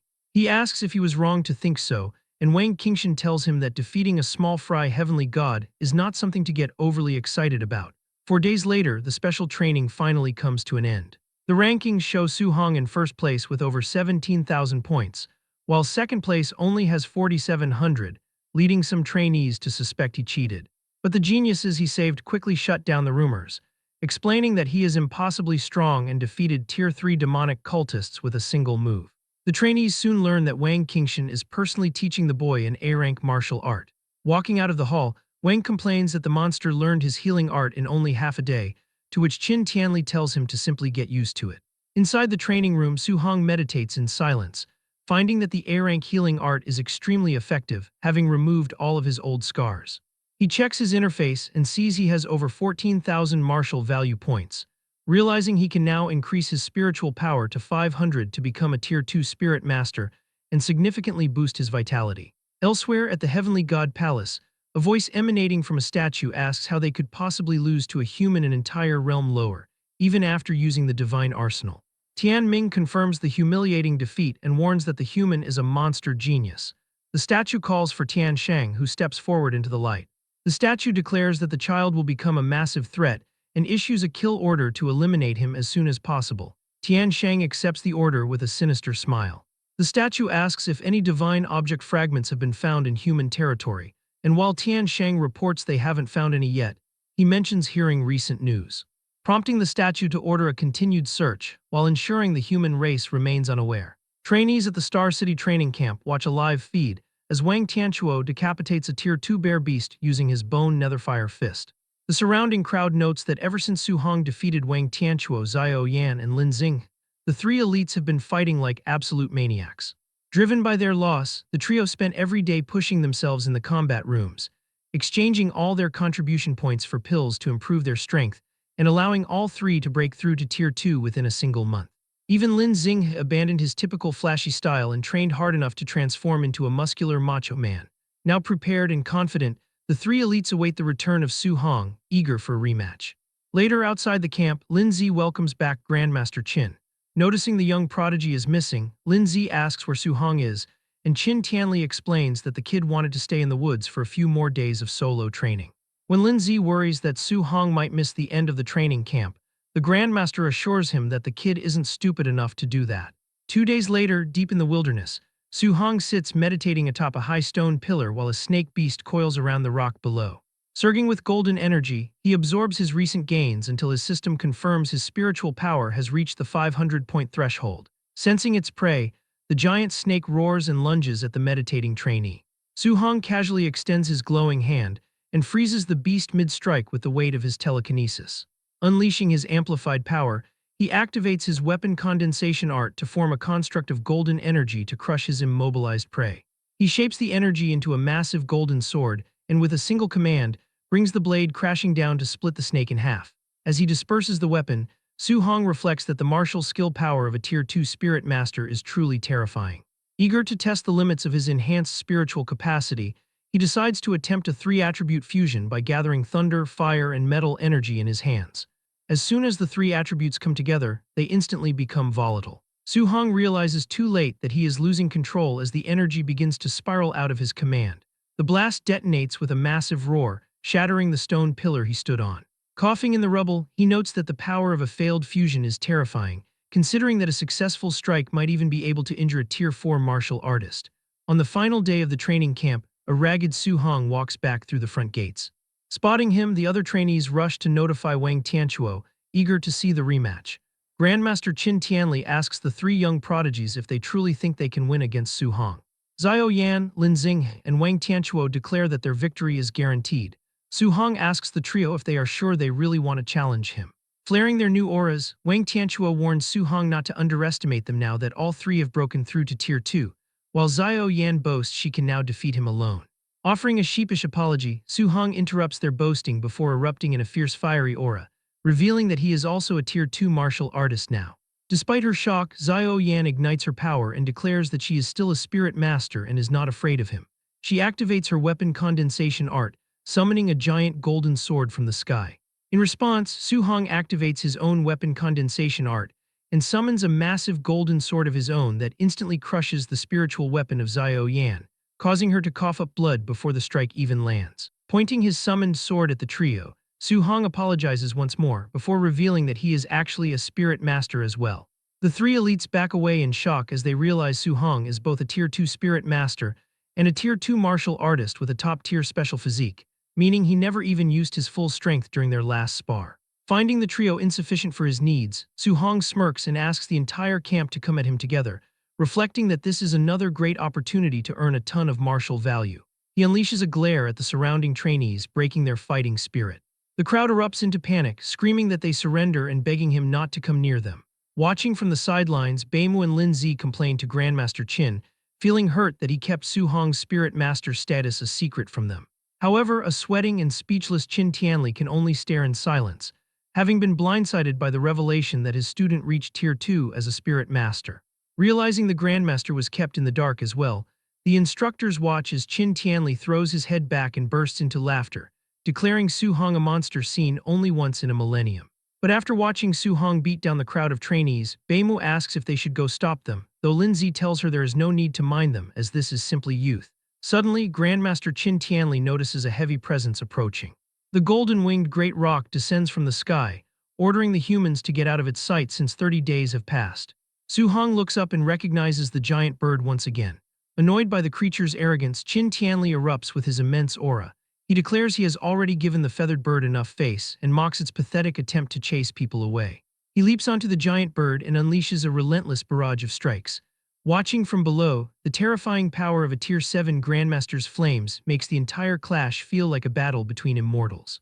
Standing atop the battered bird's head, he listens as the creature begs him to stop, warning that it has a big shot backing it today, but the Grandmaster challenges it to call him out so he can beat him up too. The Grandmaster's confidence is suddenly interrupted when a booming voice orders that it is enough. The sky oscillates as a massive shadowy entity with glowing red eyes materializes. Lin Zi and Beimu stare in horror, realizing the rock is actually related to the Lord of 10,000 Monsters. Su Hong breaks into a cold sweat as he recognizes the entity as one of the few strongest in the Monster Mountain range, a being guaranteed to be at least Tier 9 or even the King title realm.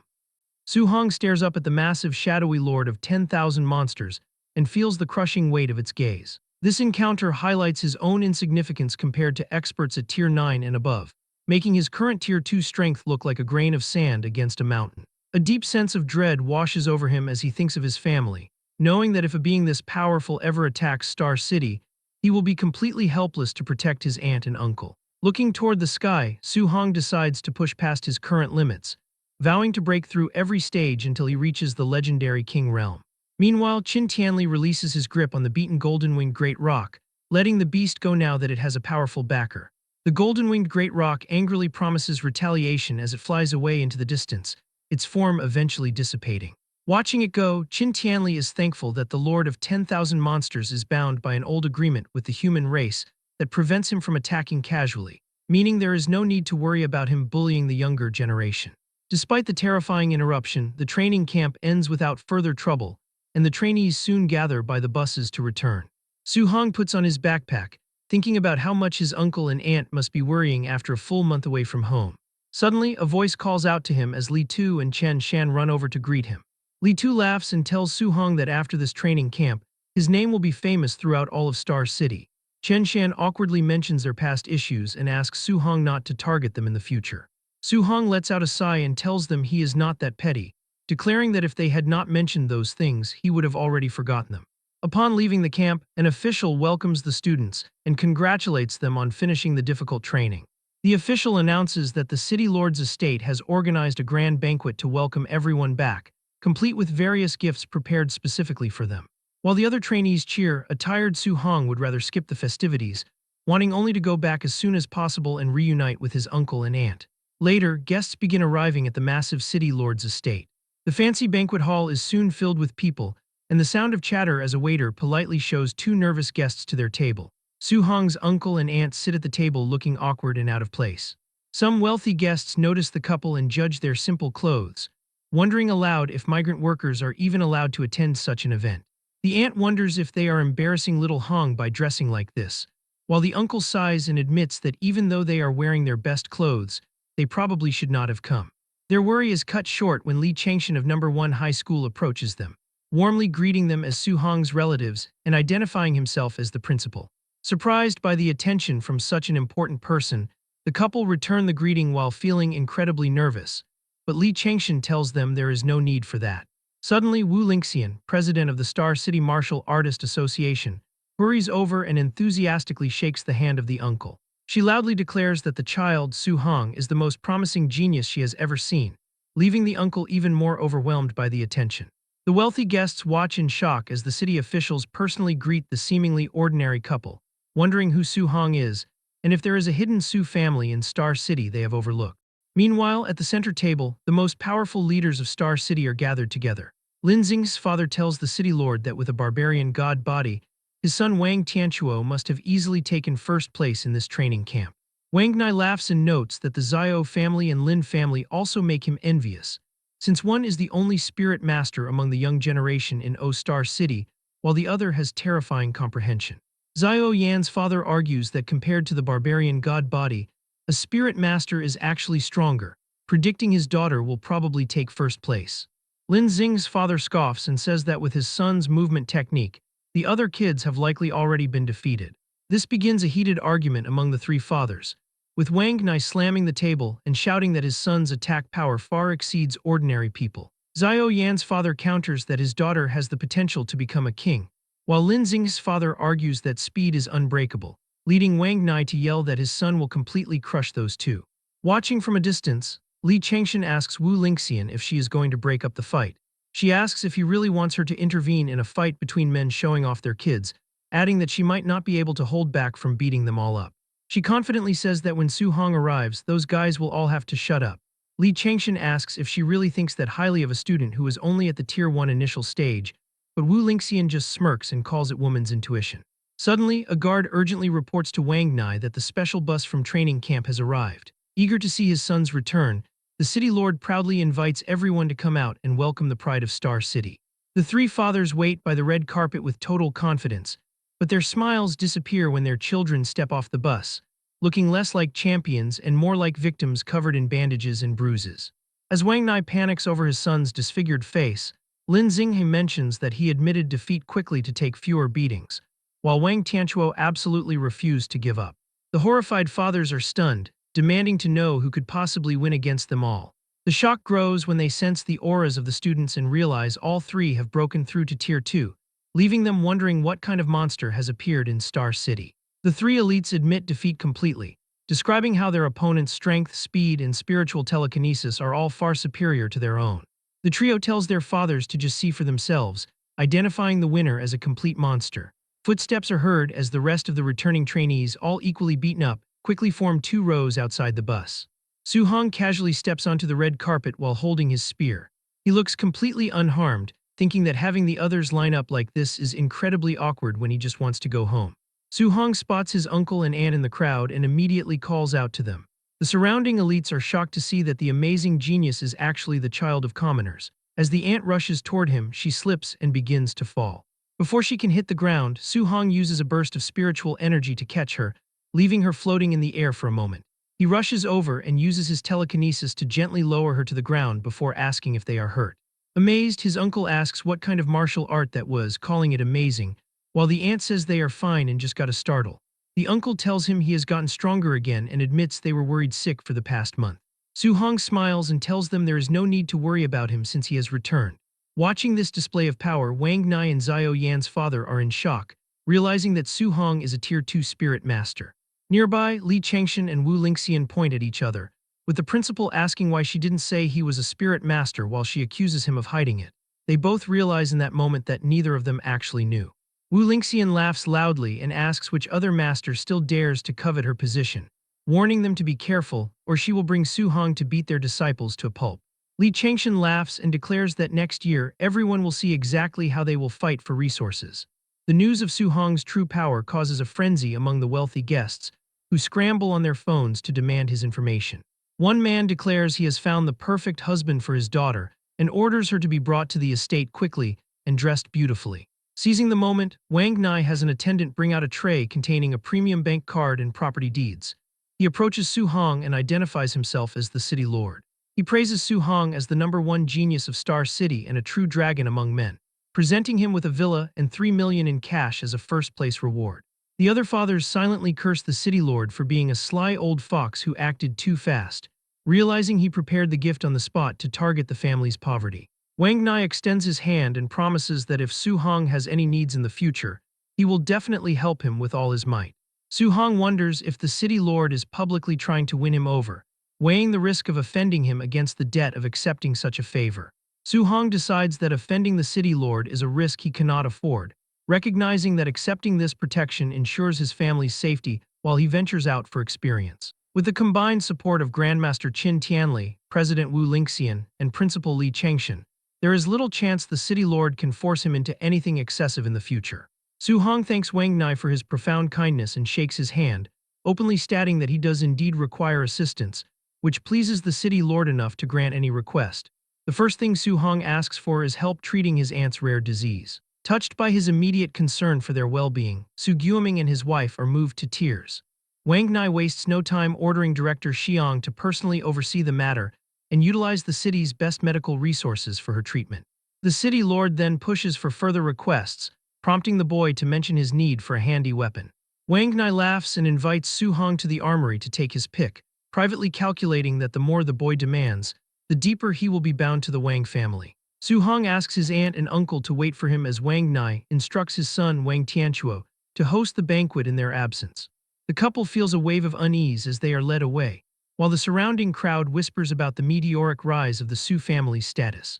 Inside the massive armory, Wang Nai points out the different sections for C-rank, B-rank, and A-rank alloy weapons.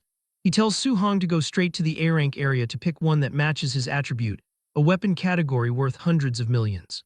The conversation takes a turn when Su Hong asks if there are any multi-attribute alloy weapons available, catching the city lord off guard. Explaining that Grandmaster Qin Tianli advised this choice due to his unique cultivation. The youth demonstrates his power by manifesting 7 different elemental orbs around his body. Showing off this monstrous talent is a calculated move, ensuring that Wang Nai values his potential even more highly than before. The city lord stands stunned, unable to fathom how the boy's cultivation speed remains so high despite training 7 different attributes simultaneously. To him, a Tier 2 7-attribute martial artist and spirit master with a special physique is nothing less than a legendary star descending to Earth. Wang Nai lets out a heavy sigh and calls Su Hong his good nephew, jokingly lamenting that his uncle Wang is truly useless by comparison. He explains that multi-attribute weapons are extremely rare, and his private collection only holds a few dual-attribute pieces.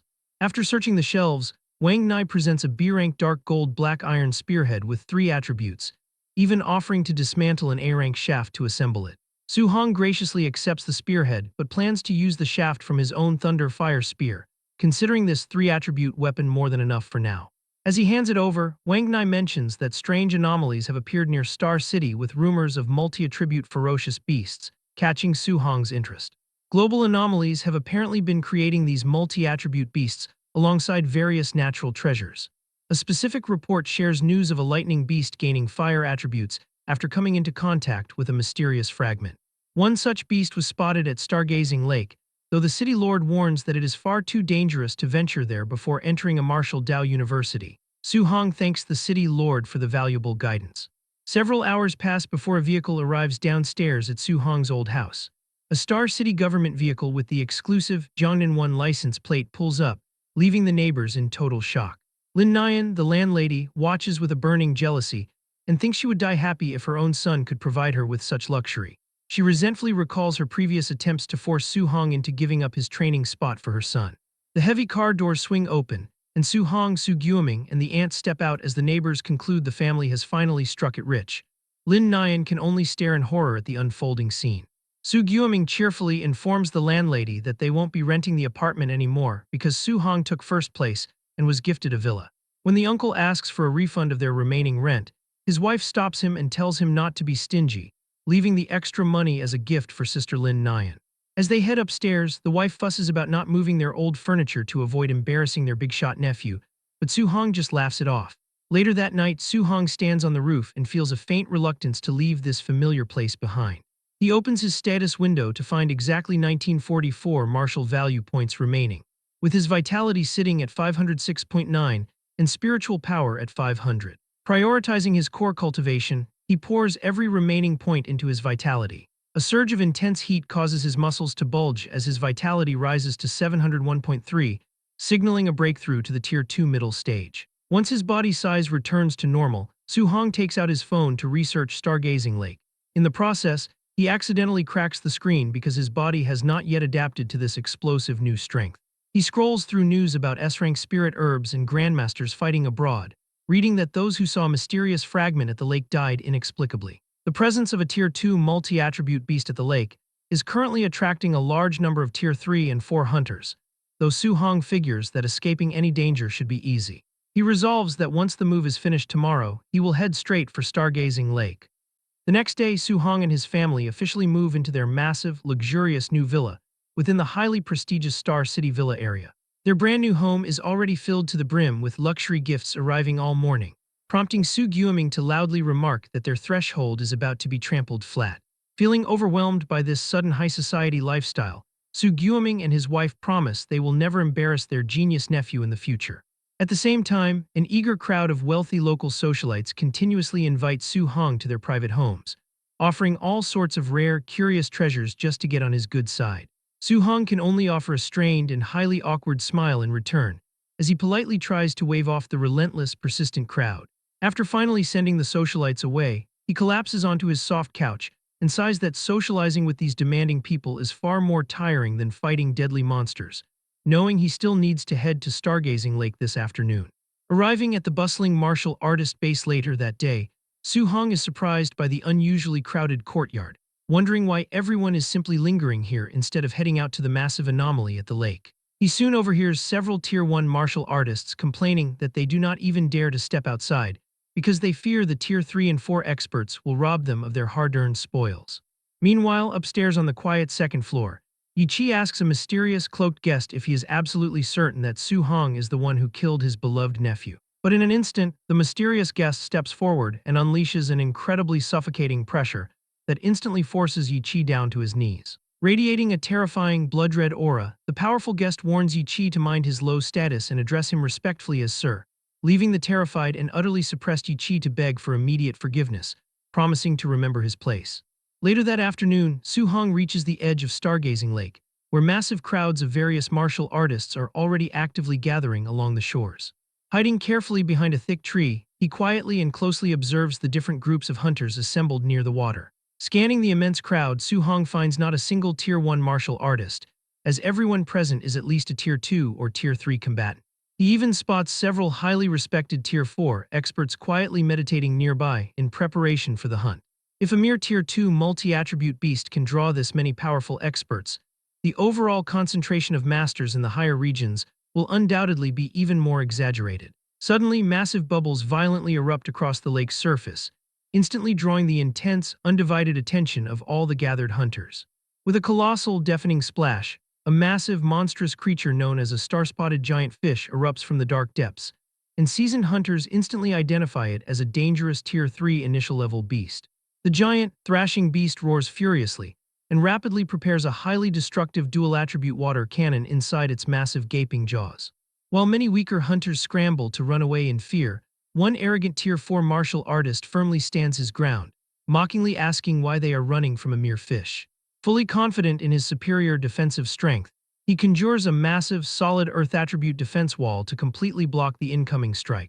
Instead, the beast's devastating, pressurized beam completely obliterates his defense and severely injures the cocky Tier 4 martial artist. Watching intently from the sidelines, Su Hong finds this dual attribute move absolutely stunning, as it not only completely destroys the defense but also cripples a high-level fighter in a single shot. Another nearby expert excitedly charges toward the thrashing monster, thrilled that his long, half-month wait for a dual-attribute beast is finally over. With a single, earth-shattering, devastating punch, he forcefully slams the giant, heavy beast directly onto the shore. Once the thrashing monster is grounded and defenseless, the greedy crowd of hunters immediately swarms it. Just a single minute later, the mighty beast is sliced cleanly into raw sashimi, leaving the greedy hunters swearing in loud frustration when they find absolutely no valuable treasures inside its stomach. After watching this incredibly brutal display, Su Hong decides to slip away quietly deep into the dense woods, where his sharp senses suddenly scream in violent warning just as a stealthy, masked assassin drops down from the high trees to launch a lethal sneak attack. But just as the sharp blade is about to land, Su Hong instantly activates his spiritual telekinesis, freezing the shocked assassin completely midair. As the assassin violently breaks free of the mental bind and swings his sharp sword, Su Hong quickly leaps away to safely evade the incoming strike. The attacker quickly recognizes that he is facing a powerful, rare spirit master, while Su Hong identifies his relentless opponent as a highly dangerous Tier 4 martial artist. Immediately activating his signature flying swan startling cloud step, Su Hong dashes away, fully aware that without his telekinesis to briefly delay that initial attack, he would already be dead. But just as he thinks he has successfully cleared the area, 6 more masked men emerge from the dense woods, all of them clearly possessing the aura of Tier 3 martial artists. The boss warns his men that their target is a dangerous spirit master, and to make matters worse, 7 more Tier 3 assassins quickly close in from all directions, bringing the threat to a total of over a dozen. Feeling the heavy pressure, Su Hong wonders when he could have offended such an influential big shot that they would deploy this massive number of people. The assassins desperately struggle to keep pace, shocked by the extreme speed of his A-rank movement technique, prompting the furious boss to order them to keep chasing to exhaust him. Instead, Su Hong only smirks and readies his potent telekinetic powers for an escape. Seamlessly combining his agility movement with telekinetic flight, he suddenly launches his body high into the sky. Far below, the masked assassins are left completely dumbfounded, muttering that a Tier 2 martial artist being able to fly is far too ridiculous and deeply humiliating. Traveling dozens of kilometers away from the lake, a fatigued Su Hong lands heavily back on the forest floor, his spiritual energy completely drained and his vitality deeply exhausted, leaving him to rely solely on his overlord body to run as far as humanly possible. The strong likelihood is that Yi Chi, the uncle of Yi Feng, is the mastermind who hired these professional assassins, and mapping out his available options. Su Hong is confident that he could definitely kill the dozen Tier 3 assassins, but that powerful, elusive Tier 4 martial artist remains the primary and key threat. If he targets and kills the grunts first, the boss will easily launch a sneak attack, but if he attempts to fight the boss first, the others will immediately besiege him. His only viable strategy is to finish off all the Tier 3 martial artists at absolute extreme speed so that he can concentrate all of his power on defeating the Tier 4 boss. Meanwhile, the furious assassin boss smashes a massive stone boulder in a rage, cursing the faulty intelligence that failed to ever mention their young target was actually a Tier 2 spirit master. His subordinates warn him that if Su-hong successfully escapes back to Star City, they will be in massive trouble, especially since their benefactor would never dare to attack him there. And if that powerful lord finds out they failed their mission this time, they are all dead meat. Suddenly, a group of robed elites interrupts their heated argument, their leader explaining that Su-hong only exposed his identity as a spirit master yesterday, which meant the provided intelligence could not be updated in time. He promises to have his own forces lock down the entire local area, but sternly warns the boss that if they still cannot manage to kill him, they should all just prepare to wait for death. Hearing this, the furious assassin boss thanks him, stating that he owes him a deep, personal favor for this critical assistance. The robed leader looks down at a rapidly spinning divination plate, and receiving no active response, decides to immediately move his forces to the next search area. The very next day, the relentless hunt continues as a group of assassins find Su-hong resting peacefully on top of a slain beast, and mockingly tell him not to run. By the fourth grueling day, they launch yet another sudden attack on him, and by the seventh day, a hostile scout spots Su-hong completely off guard while peeing, loudly shouting for his group to assemble. Su-hong has finally had completely enough of this relentless pursuit. Driven by sheer exasperation, he instantly knocks the annoying scout unconscious with a powerful kick straight to the face. These 7 consecutive days of running for his life and killing countless ferocious beasts leave him exhausted, meaning that even with the overlord body, he can barely hold on. Completely exhausted and drained, Su-hong decides that heading directly to the Star City official supply stronghold to rest for a single night is his only viable option. Surely, the assassins would not dare go so far as to launch an open attack on official territory. Yet the very moment he steps inside the gates, he notices multiple people staring directly at him, revealing that his exact whereabouts have already been completely exposed. Gritting his teeth in frustration, Su-hong realizes that all signs point to Yi Chi from the martial artist base as the true culprit who wants him dead. Su-hong checks into a hotel within a temporary supply stronghold to fully recover and regain his strength after his grueling, exhausting escape. Opening up his system, he reviews his detailed status interface, finding that his current vitality sits at 705 points, far below the 900 points required to reach the Tier 2 high stage since his weekly accumulated martial value cannot bridge that immense gap. Realizing a minor increase will not provide any significant benefits right now, Su-hong decides to strengthen his legendary overlord body instead, boosting both his endurance and raw combat power. Spending 100 hard-earned points, Su-hong feels a terrifying and dense surge of blood-red energy instantly flood his entire musculature as the system successfully registers the upgrade. Even though his spirit rank only climbs from 1.1% to 6.5%, his raw physical strength increases by at least 20%. He chooses to quietly cultivate his guidance technique while resting his eyes, staying fully prepared to jump right out the window to make a quick escape if any dangerous enemies arrive. Heading downstairs to the dining area a few hours later, Su-hong suddenly loses his appetite entirely mid-meal when a strange man wearing absolutely nothing but his underpants casually walks past his dining table. As time passes without any sign of his persistent stalkers, Su-hong wonders if they are too afraid to move within the protected stronghold, preparing instead to launch a massive ambush the moment he steps outside.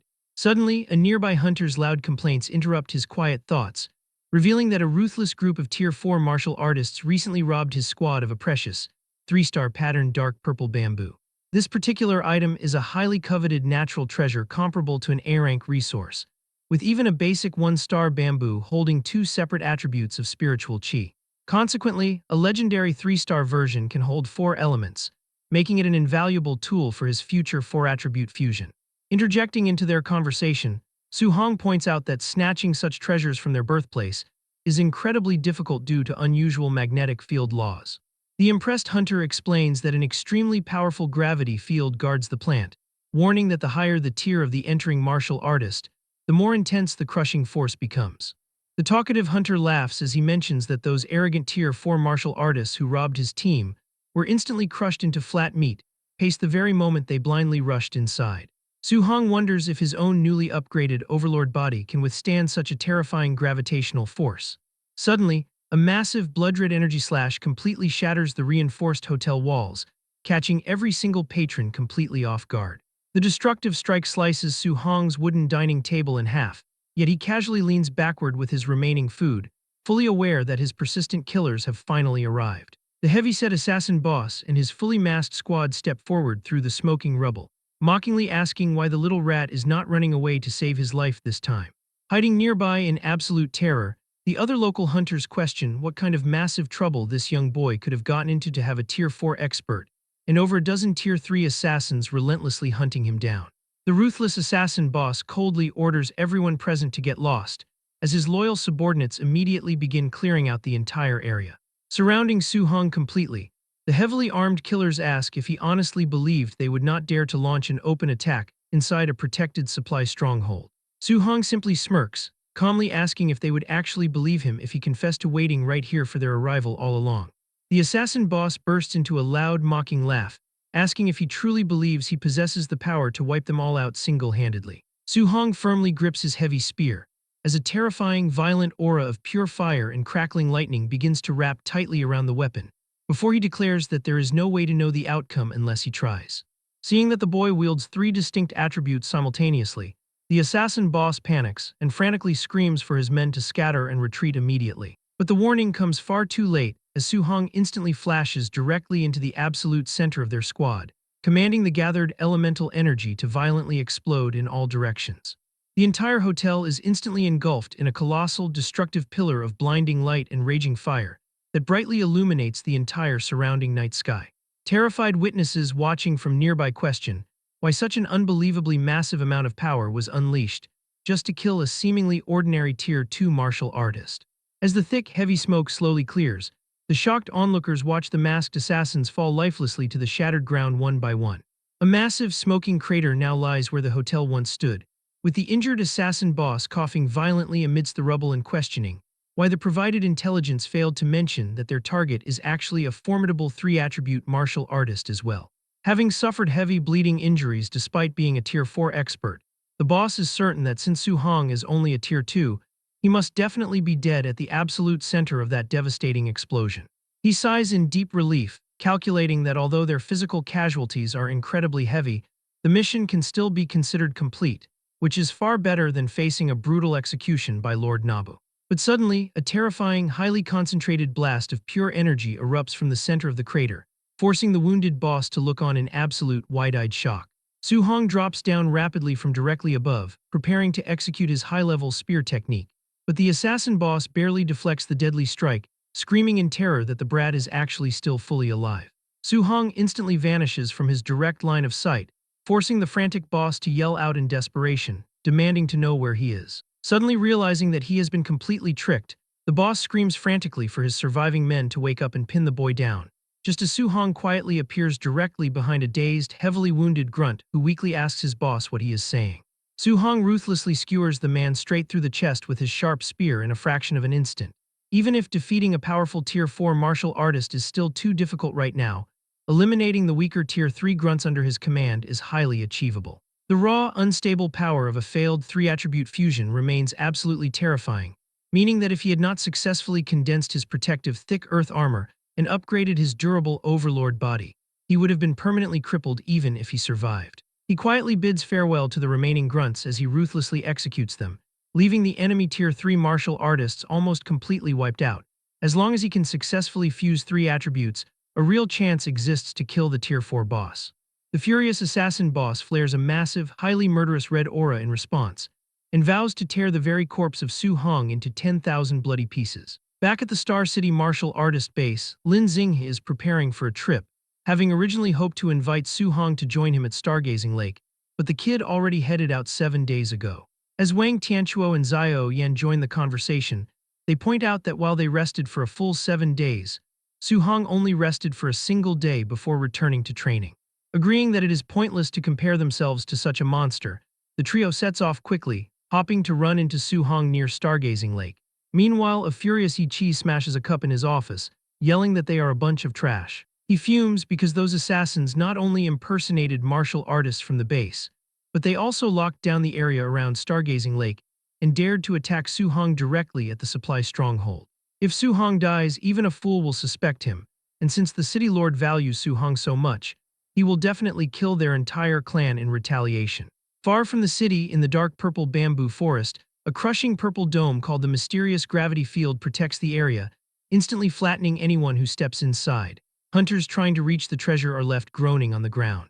One struggling fighter complains that the gravity is too terrifying and that the treasure is right in front of his eyes, yet he simply cannot reach it, having only taken the 14th step to face over 30 times the gravity. Nearby, onlookers calculate that assuming a body weight of 80 kilograms, 30 times the gravity is a load of just over 2 tons, questioning why a Tier 3 martial artist cannot even withstand this. Hearing this, another bystander replies that this is not like carrying a heavy object. Rather, every single cell in their body has to endure 30 times the gravity, meaning while bones and muscles might withstand it, the internal organs and brain cannot handle such intense pressure. Just then, the robed elite leader and his followers arrive at the edge of the field. He explains that the higher a martial artist's cultivation, the greater the gravity applied by the field will be, meaning if a Tier 4 martial artist enters, the gravity will likely be several times that of a Tier 3. Recognizing that the 3-star pattern dark purple bamboo is unreachable for now, he turns away to continue searching for that divine object, but in an instant his compass spins rapidly and stops, indicating that he has finally found it. The divine object is actually hidden inside that very dark purple bamboo, leaving him to figure out how he is supposed to retrieve it. As he tries to find a solution, he spots Su-hong leaping through the trees, baffled by the sight. The leader wonders why that kid is here and how a Tier 4 expert leading a group of Tier 3s could fail to kill a Tier 2 brat. Labeling them a bunch of trash, he decides to handle this himself, seeing no reason to refuse merits delivered right to his door. He knows that as long as he kills this kid, that Lord will definitely give him a reward. Sensing a strong aura, Su-hong braces for the attack, having barely any time to react before the elite lunges at him. Knowing a simple dodge will not be enough, Su-hong summons his thick earth armor to cover himself in counterattacks with an explosion of energy. As the dust clears, both fighters stand their ground. Once his armor dissipates, Su-hong catches his breath, impressed that the enemy managed to withstand his strike. The robed elite declares that Su-hong must die today as he lunges forward to strike. Hearing the death threat, Su-hong recognizes him as a demonic cultist who even knows his name, realizing that aside from Yi Chi, the demonic cult also wants him dead. Instead of wasting time, he channels his energy and charges, initiating a massive clash. The collision triggers a powerful explosion that sends the cultist flying back through the trees.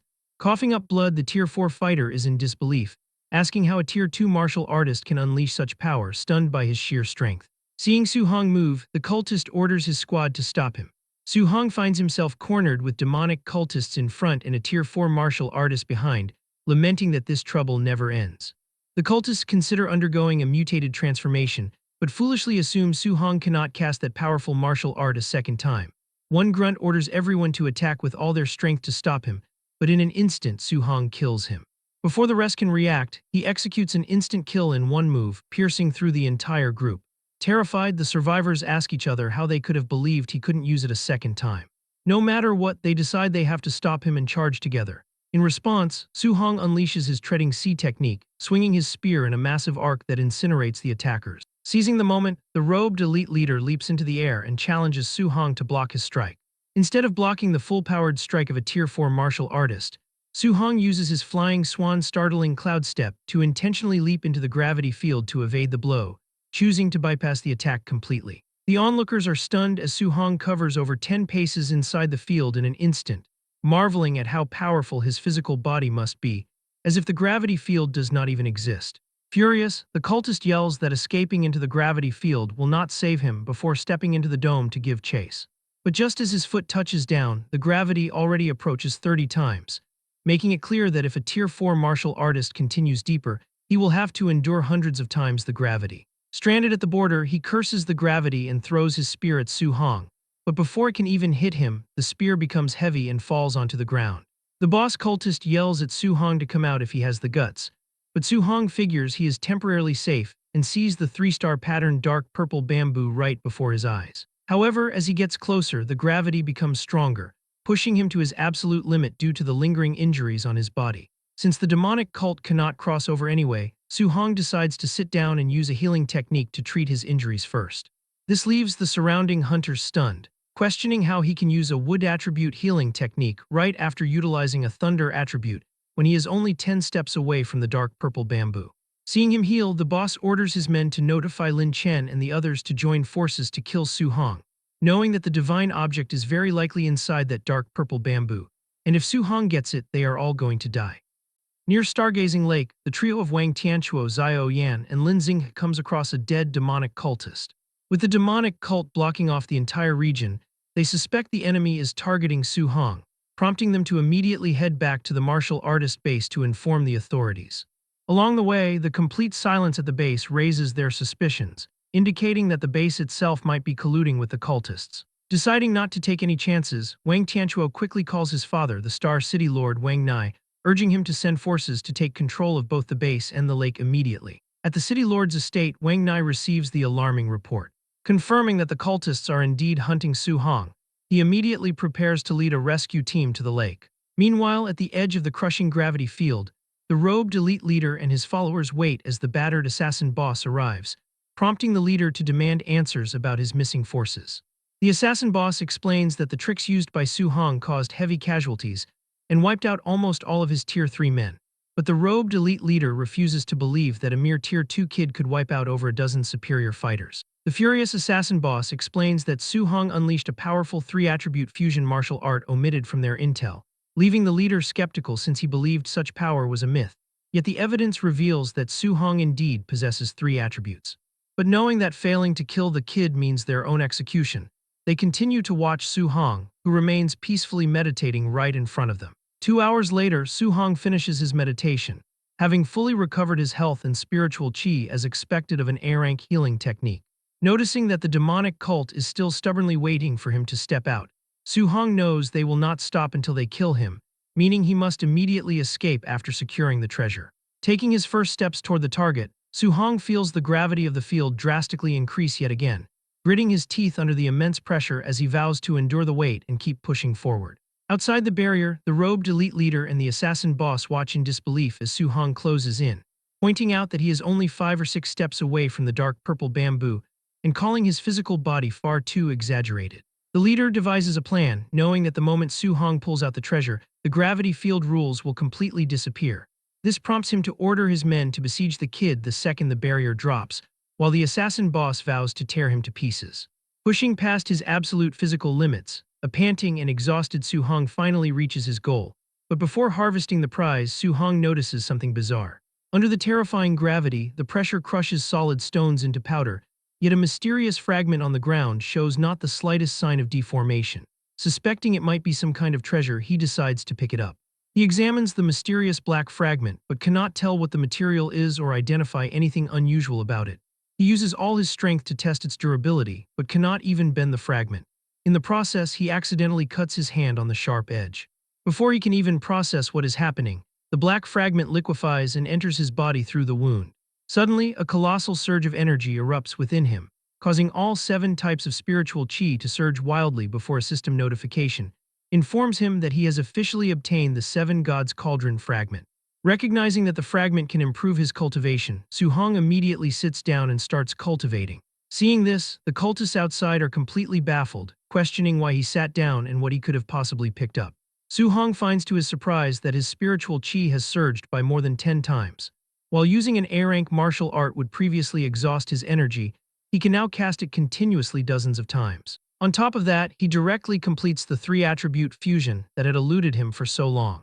Su Hong checks his system status, seeing his vitality at 707.5 and his spirit at 501, with the item listed as 1 out of 100, indicating there are 99 more of these fragments. If just one fragment caused his strength to skyrocket, the rank of the 7 Gods Cauldron is definitely above S-rank, leaving him curious about how strong he will become if he collects the remaining pieces. Armed with his massive spiritual chi, Su Hong has absolutely no need to run away anymore. Seeing him prepare to make a move, the robed elite leader yells that the kid is going to pull the bamboo, telling everyone to prepare to strike, as the assassin boss declares his intent to kill the boy even more than the others. Su Hong grips and violently pulls out the dark purple bamboo, but in an instant Su Hong harvests the treasure and the gravity field disappears.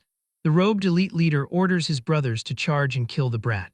Su Hong merely scoffs and decides to let them test out the full-powered release of his 3-attribute fusion. He gathers fire, thunder, and metal energy, wrapping them around his weapon. The charging cultists are shocked by the power of the move as Su Hong commands the energy to explode. He unleashes a massive elemental blast that sweeps across the area. The cultists scream in agony as the devastating wave vaporizes their defenses. The sheer power of the explosion is so absurd that it reshapes the landscape, leaving a path of absolute destruction. As the smoke and dust settle, charred remains litter the entire area. The heavily injured assassin boss barely manages to pull himself out of the rubble, coughing up blood as he wonders how this is possible, while the wounded robed elite leader realizes Su Hong must have obtained a fragment of the divine object. Su Hong drops right in front of them, radiating a terrifying aura as he smirks, asking the two wounded leaders if the hunting game was fun, before declaring that it is now his turn to kill them. Su Hong stands over the two defeated bosses and gives them a clear choice, telling them to reveal the location of the 10,000 Races demonic cult's secret stronghold in Star City, or pay for their silence with their lives. Colluding with Yi Chi from the martial artist base to gather so many people in such a short time, they reveal that a massive number of demonic cultists must have already been lurking in the city for a very long time. The assassin boss warns him not to be arrogant and declares that even in death, he will drag the boy down to hell with him, prompting the robed elite leader to throw a flashbang and order a quick retreat to save them. The distraction works effectively, allowing the wounded leaders to escape while they are obscured by the thick smoke. Once the threat is gone, Su Hong collapses to the ground in total exhaustion. His previous move practically used up all his thunder, fire, and metal spiritual chi, leaving him to realize that against two Tier 4 martial artists fighting to the death, he might not necessarily have been their match.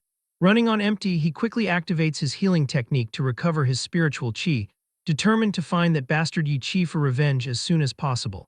Dozens of kilometers away, the two injured bosses run through the woods. The assassin boss points out that the kid did not chase after them because that terrifying martial art exhausted his spiritual chi, making it a mere bluff. However, the robed leader questions what if he was not bluffing, reminding him that such genius monsters cannot be understood by common sense. The assassin boss argues that no matter how much of a monster the kid is, he is still only a Tier 2 while they are Tier 4, but the leader tells him to shut up, reminding him how both of their teams were completely wiped out. A single Tier 2 actually managed to turn both of them into commanders without an army, leaving them with an unbelievable story that no one would dare to believe, as each new genius monster seems more outrageous than the last. At the martial artist base, Yi Chi paces in his office anxiously awaiting news, knowing that if they keep up this blockade, the city lord will find out sooner or later. A message suddenly flashes on a stone in his hand, revealing that the operation to assassinate Su Hong has failed. Yi Chi shouts in disbelief that they could not even kill a Tier 2 martial artist, panicking that if Su Hong lives, their dark secret will definitely be exposed. He must flee Star City immediately, as the city lord will certainly show no mercy. Rushing to his vehicle, he curses Su Hong, knowing that if it were not for that brat, he would never have ended up in this desperate situation. Suddenly, a flame cage erupts and traps him. Su Hong steps out from the shadows, asking Yi Chi where he thinks he is running. Yi Chi turns around, mocking the idea that a mere Tier 2 martial artist could ever kill him. A Tier 3 peak expert as he lunges forward with a fiery palm strike, but Su Hong evades the blow with a flash of speed and coolly declares that the outcome is hard to say. Su Hong thrusts his spear straight through Yi Chi's chest, who gasps his final words, calling him a monster. The force throws Yi Chi's body backward onto the car, causing the vehicle to explode into a massive fireball while Su Hong stands calmly nearby. Stunned by the broad daylight execution of a Star City official, nearby martial artists identify the victim as Yi Chi, the person in charge of the base. Suddenly, a fleet of official cars surrounds the area, and Wang Nai steps out looking majestic. Seeing this, the onlookers decide to testify for the youth, arguing that Yi Chi deserved to die after trying to launch a sneak attack on him. But to their surprise, the city lord completely ignores the burning car and rushes straight to Su Hong, calling him a precious treasure and asking if he is hurt anywhere. As the city lord vigorously shakes Su Hong, he notices the 3-star patterned dark purple bamboo and declares that the youth's luck is simply heaven-defying, leaving Su Hong deeply uncomfortable with the excessive affection. Wang Nai then turns his attention to the burning car and the dead body of Yi Chi, prompting him to ask the kid to explain exactly what happened. Over 10 minutes later inside the car, Su Hong finishes his explanation, and Wang Nai seeks to get the facts straight. With the demonic cult colluding with Yi Chi to send out 2 Tier 4 and nearly 30 Tier 3 martial artists to assassinate him, it is absolutely shocking that the boy fled for 8 days and ended up killing or critically injuring every single Tier 3 fighter. On top of that, he even critically injured the 2 Tier 4 martial artists and seized the 3-star patterned dark purple bamboo, to which Su Hong simply replies that that is roughly how it went. Overjoyed, the city lord grabs him and asks if he wants to marry all 40 plus of his daughters so they can mass-produce monster geniuses to save the human race. Hearing this, an embarrassed Su-hong tells him to please stop joking. The mastermind behind the demons might still be hiding in Star City, bringing a serious threat that the next attackers could be Tier 6 or even Tier 7 Grandmasters, meaning the city no longer has the ability to protect him. With the college entrance exam just a month away, the best option is to enter Magic City University or Imperial Capital University, where even Grandmasters will not be able to touch him. Ready to face the challenge, Su-hong confidently declares that he will definitely get in. After some time, while dropping Su-hong off at his house, Wang Nai promises to send 2 teams of martial artists to patrol the villa so he can cultivate with peace of mind. When Su-hong enters the house, his aunt and uncle panic at the sight of so much blood, urging him to hurry to the hospital, but he reassures them that it belongs to ferocious beasts and that they have nothing to worry about. Alone in his room, Su-hong reviews his stats and sees that he has accumulated another 3,100 martial value after the fierce battle in the forest. Adding all his martial value to vitality will allow him to break through the 1,000-point mark and advance to Tier 3 martial artist, but his spiritual power would then be neglected when it has only barely reached Tier 2. Unable to leave the city to avoid assassination, he faces the reality of stagnating for a very long time. Choosing to upgrade both his spiritual power and vitality, he taps the buttons on his interface, raising his stats simultaneously. He tests his power by making a glass of water float, and then making the liquid swirl and dance around the room. The next day at Star City No. 1 High School, students gossip about how Su-hong was surrounded by 100 people and instant killed all of them in a flash, lamenting that they cannot even compare to a single hair of his. Meanwhile, Chen Shan and Li Tu are touring classrooms to speak about their training camp deeds, prompting an annoyed student to ask why they came to Class 8 instead of Class 7, reminding them that today is their turn. His class has already been waiting for an entire week. While they are talking, another student standing near the window yells out that Su-hong has arrived at school today. Su-hong walks through the gates, only to see students charging at him as they scream for him not to run. Breaking into a cold sweat, Su-hong is completely bewildered by the chaotic situation, fearing he has somehow offended every student in the school. Soon, a massive crowd of students surrounds Su-hong, begging him to tell them all about his exploits. While his classmate laughingly brags about how their teacher had been dumbfounded by the news, Su-hong frantically coughs to get him to shut up. However, his friend ignores the warning and keeps laughing, teasing Su-hong about catching a cold, completely unaware that Teacher Lee stands right behind them. Teacher Lee suddenly grabs the terrified boy by the head, prompting the panicked youth to ask why he is here, only for the instructor to mockingly ask why he is no longer calling him Old Lee. After catching the trash talkers, the instructor tells Su-hong that the principal is waiting for him, leaving the friend behind desperately begging for rescue. After some time, when Su-hong knocks on the office door and identifies himself, the principal, Lee Changshan, practically bursts out of the room to enthusiastically welcome him, calling him the great treasure of Star City and urging him to hurry in. Once they sit down, Su-hong asks why the principal is looking for him. Lee Changshan offers a few initial and middle-stage pills, trying to give them to him privately and insisting that the boy accept the gift. But Su-hong politely declines, casually revealing that he probably will not need these pills since he is already at the high stage, explaining that lower-grade resources won't be of much use and suggesting they be given to someone who needs them more. Hearing this, Lee Changshan stands completely dumbfounded, unable to comprehend how the youth reached the advanced level so quickly after entering the training camp at the initial stage. Su-hong explains that he encountered some things recently and leveled up a bit faster, secretly knowing that if it weren't for that group of assassins trying to kill him, he wouldn't have earned so much martial value. Excited by this growth, the principal demands they go to the gymnasium right now to test his strength, promising to teach him a few moves, though Su-hong awkwardly points out that his mentor is a Tier 3 fighter. Lee Changshan tells him not to worry, promising to hold back. As they walk into the gym, the other students immediately spot Su-hong and ask if he is the one who fought 100 men by himself. The principal proudly announces that he is going to spar with Su-hong, ordering the students who don't have class to watch closely and learn well. Su-hong feels deeply awkward and asks if they can change locations, but Lee Changshan misreads this concern, laughing it off and telling him not to be embarrassed, as he won't let him look too ugly. But Su-hong fears that if his mentor loses, it will damage the principal's administrative authority. Since there is no backing out, Lee Changshan steps onto the court and tells Su-hong to make the first move, flexing his muscles as his aura flares to look strong. Watching excitedly, the students cheer for Su-hong to do his best against a Tier 3 martial artist. To avoid injuring his mentor, Su-hong decides to use a skill that is both weak and won't make it obvious he is holding back. He chooses the B-rank cloud-hiding Gale Fist and charges forward, startling the principal, who thinks the kid is way too unceremonious for opening with such a high-grade technique.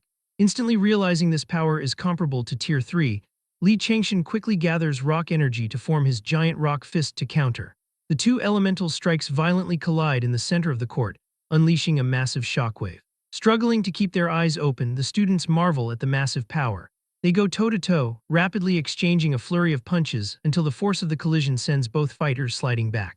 Li Changshan looks down in shock as the force shatters his stone armor, realizing that the youth has not even used his full strength yet. The students gasp in disbelief as the principal slides back. Behind his calm expression, Li Changshan panics, having used 80% of his strength and fearing public humiliation if he loses to his student. Sensing the principal's distress, Su Hong suddenly drops to his knees and admits defeat. He praises the principal's power, silently hoping his mentor understands the gesture.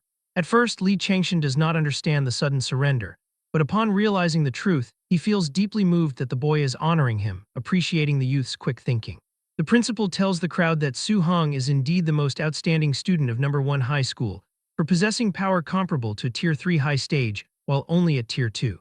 The gym erupts in cheers as the students wonder if Star City will finally have someone admitted into a magic martial university. While helping him up, Li Changshan quietly thanks Su Hong, admitting he almost embarrassed himself, prompting the boy to ask if his mentor can help him break through to Tier 3 before the college entrance exam in 1 month.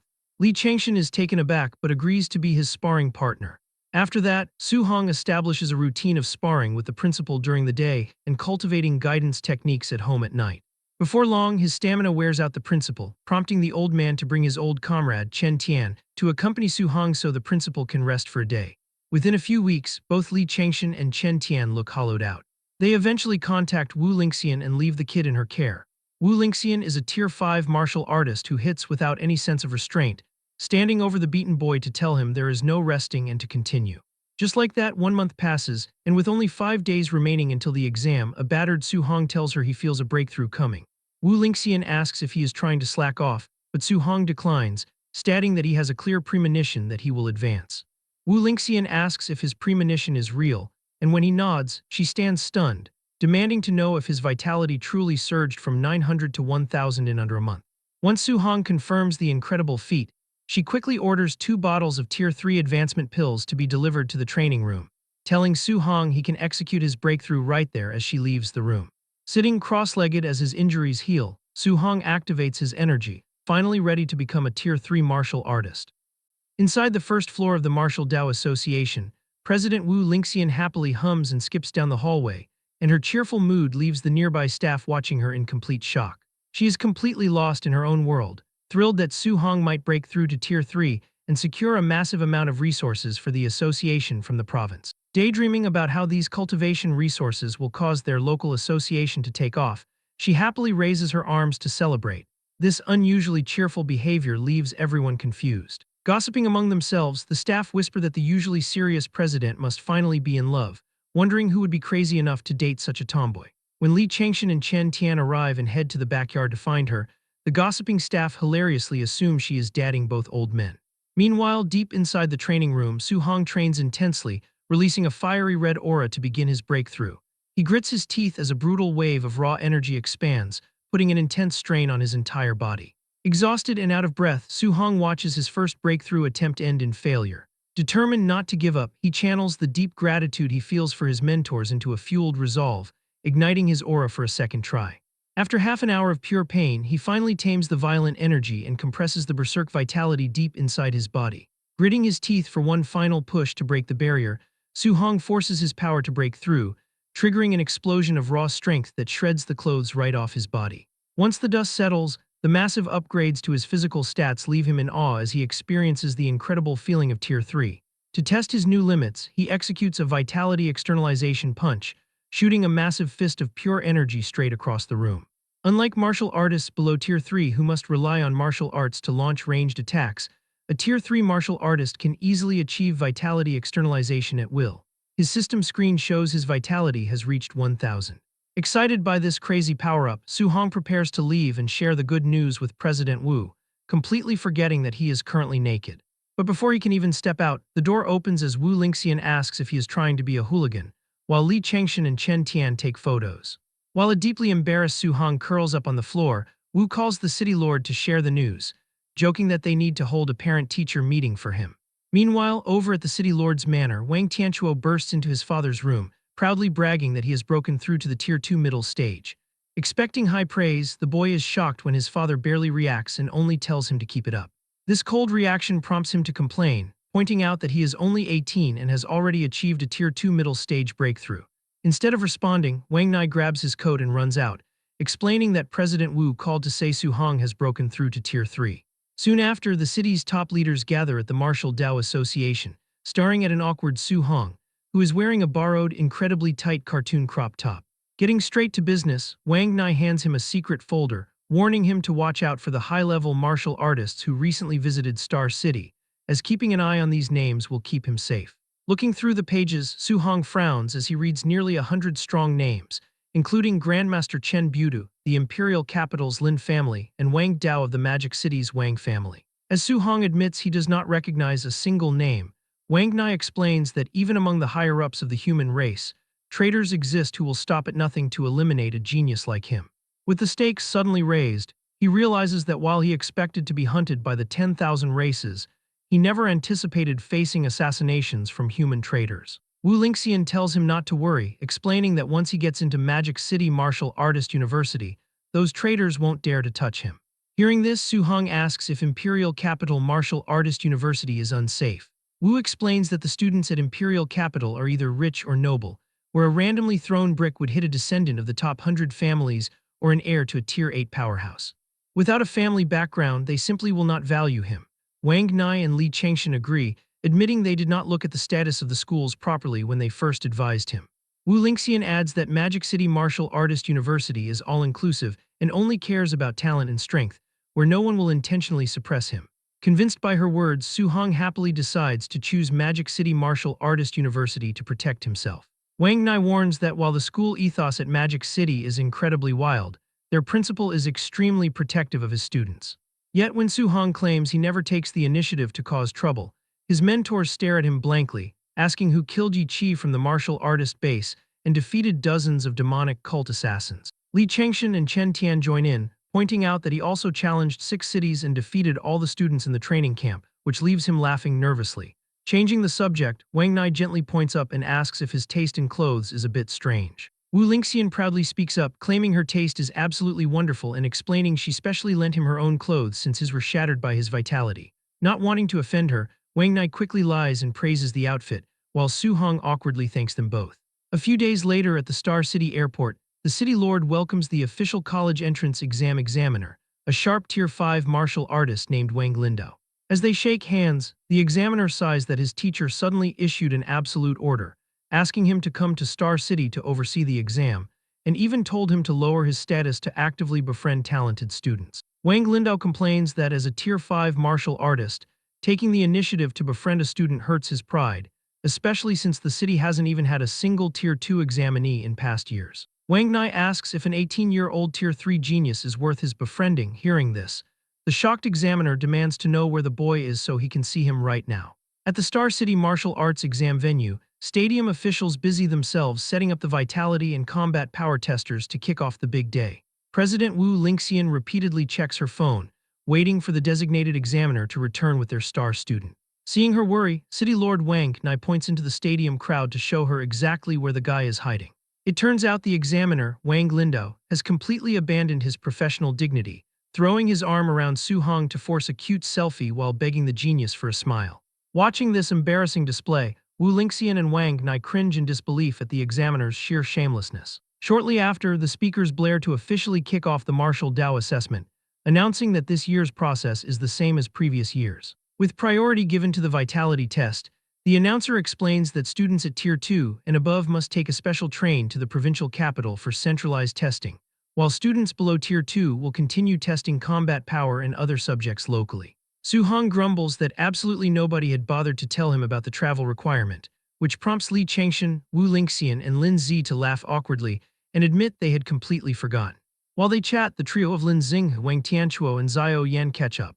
Lin Xinghe asks Wang Tianchuo if he has already surpassed Su Hong, congratulating him on hitting the Tier 2 middle stage, to which Wang Tianchuo replies that they will know in a bit, while Xiao Yan complains that he is keeping them in suspense.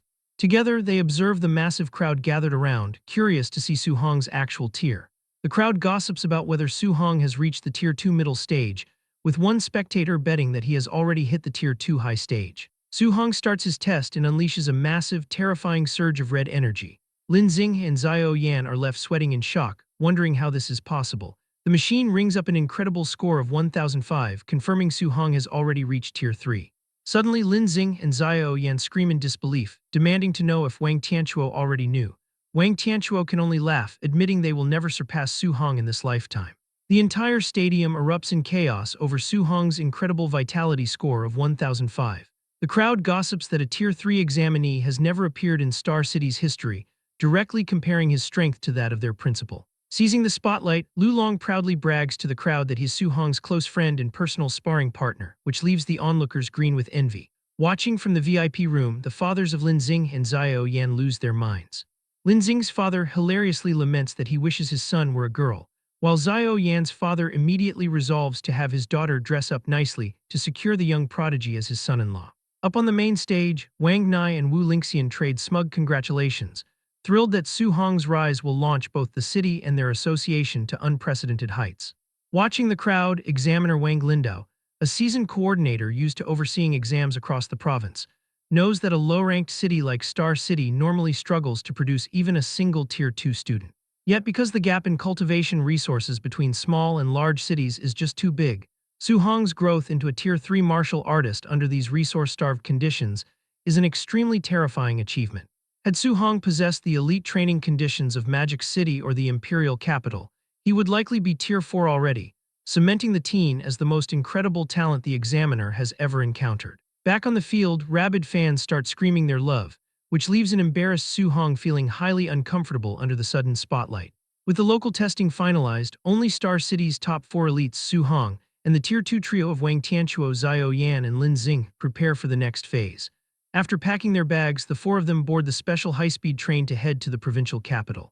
As they walk down the aisle, the other candidates try to stare them down. In response, the seated candidates flare their aggressive auras, creating a very hostile atmosphere to intimidate the newcomers. Lin Xing scoffs at their childish posturing, while Xiao Yan prepares to use her spiritual telekinesis to push back. But suddenly, deciding to show the arrogant crowd what real power looks like, Su Hong steps forward as his eyes glow. He erupts with a towering pillar of blue energy and manifests a colossal roaring dragon aura. The dragon's massive spiritual pressure sweeps through the cabin, completely crushing and neutralizing the offensive auras of the other candidates in a single blow.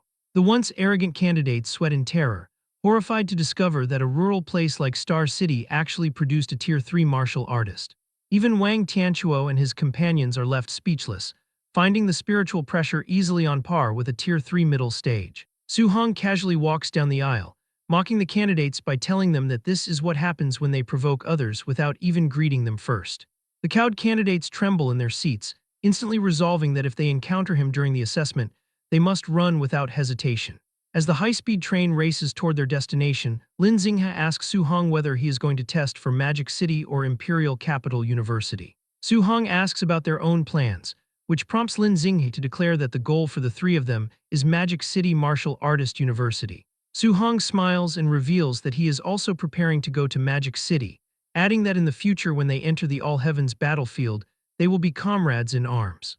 Lin Xinghe laughs, saying that having Su Hong as a teammate puts his mind completely at ease, while Wang Tianchuo jokingly warns Lin Xinghe to stay on his toes since Magic City Martial Artist University has a reputation for expelling slackers. Meanwhile, Su Hong eagerly looks forward to his future at Magic City Martial Artist University. Soon after, genius students from other cities board the special train one after another. Spotting Su Hong, Lin Chunfeng loudly promises to defeat him during the martial arts exam, but Su Hong barely pays any attention and offers only a dry, casual response.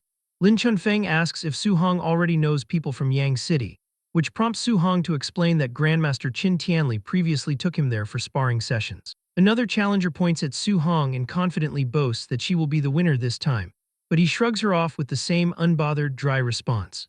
Next, a muscular, red-haired student cracks his knuckles, laughing that his chance for revenge has come. Yet Su Hong completely deflates his excitement with another lazy nod as other students start screaming the challenger's name.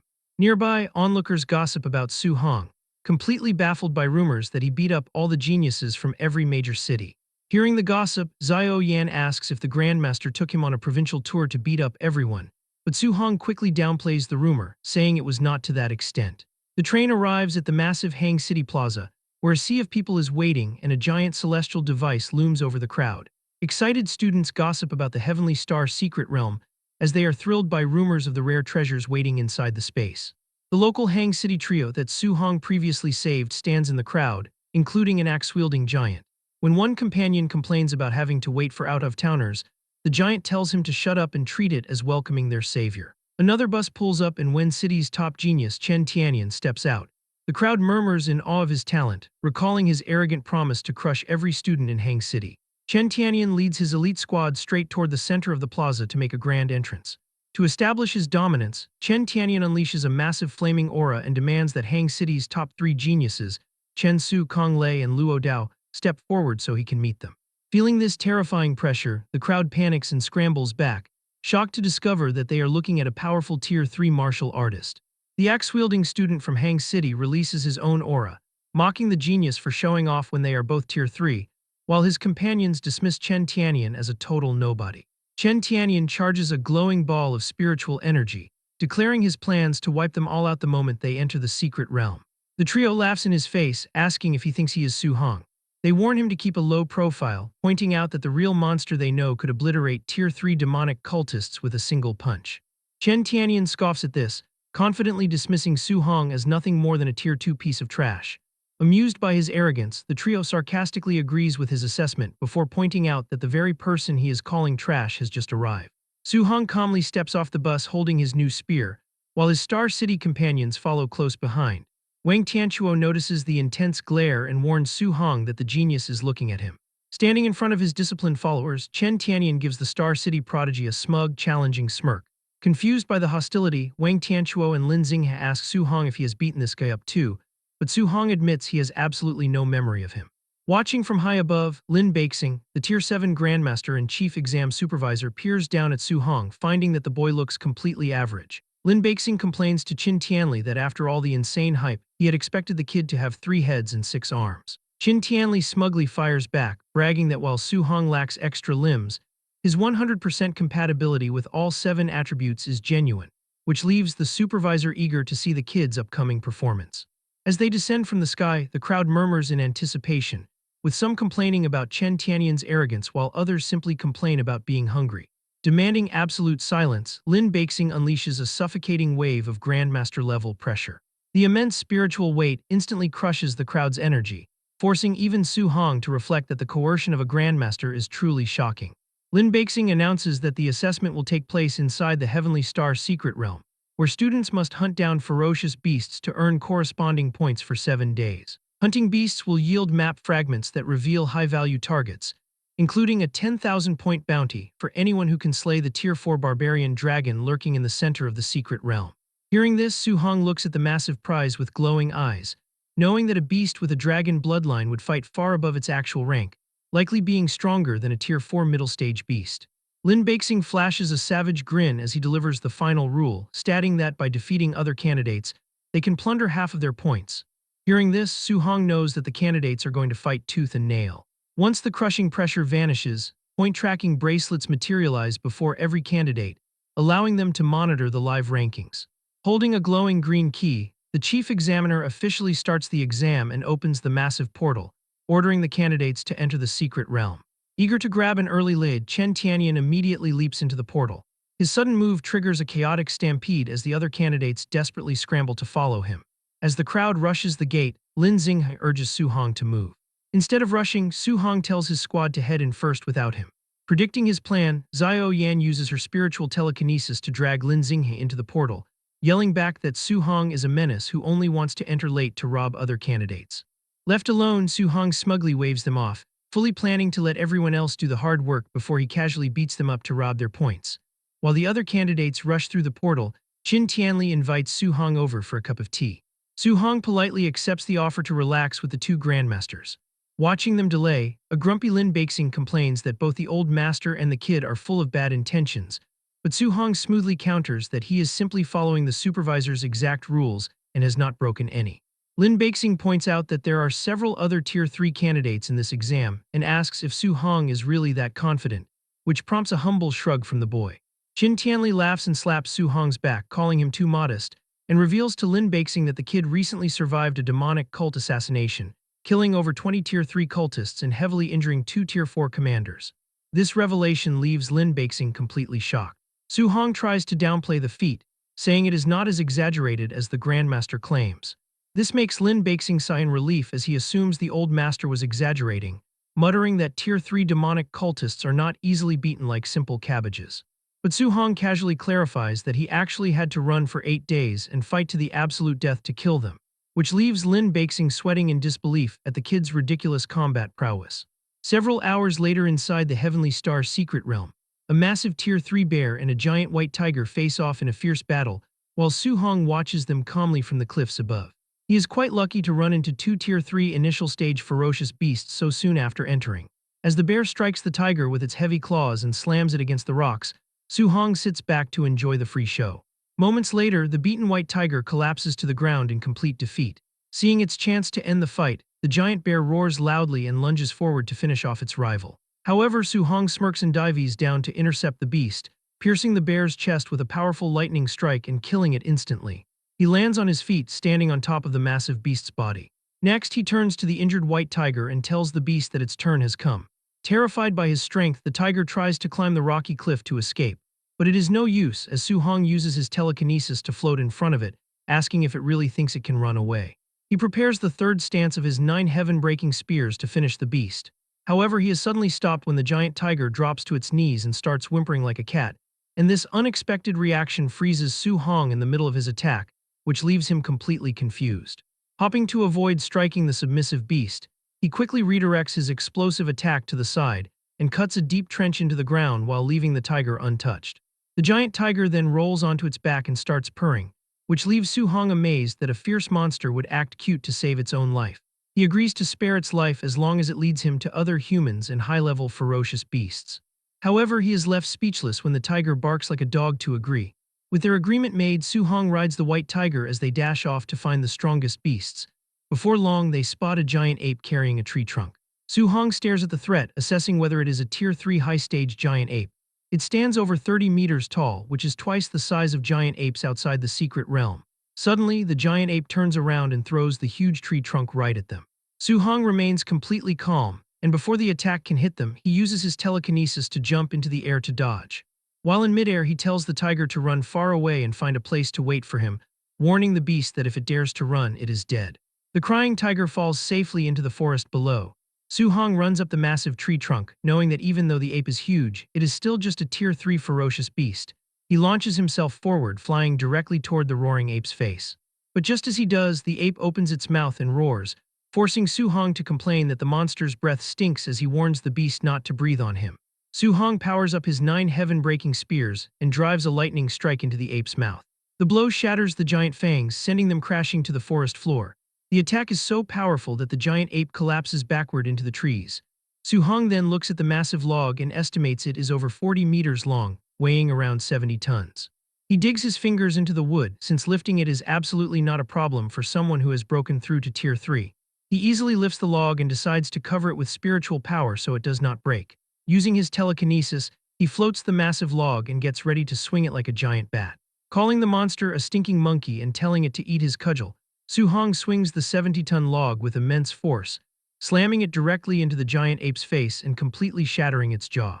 Outside the secret realm, the crowd of spectators watching the live broadcast completely lose their minds, asking what kind of monster this kid named Su-hong is. While Qin Tianli laughs loudly and brags that his student is beating the elite monster like he is beating a dog, Lin Beixing chokes and spits out his tea, and admits that there is no suspense for this year's assessment.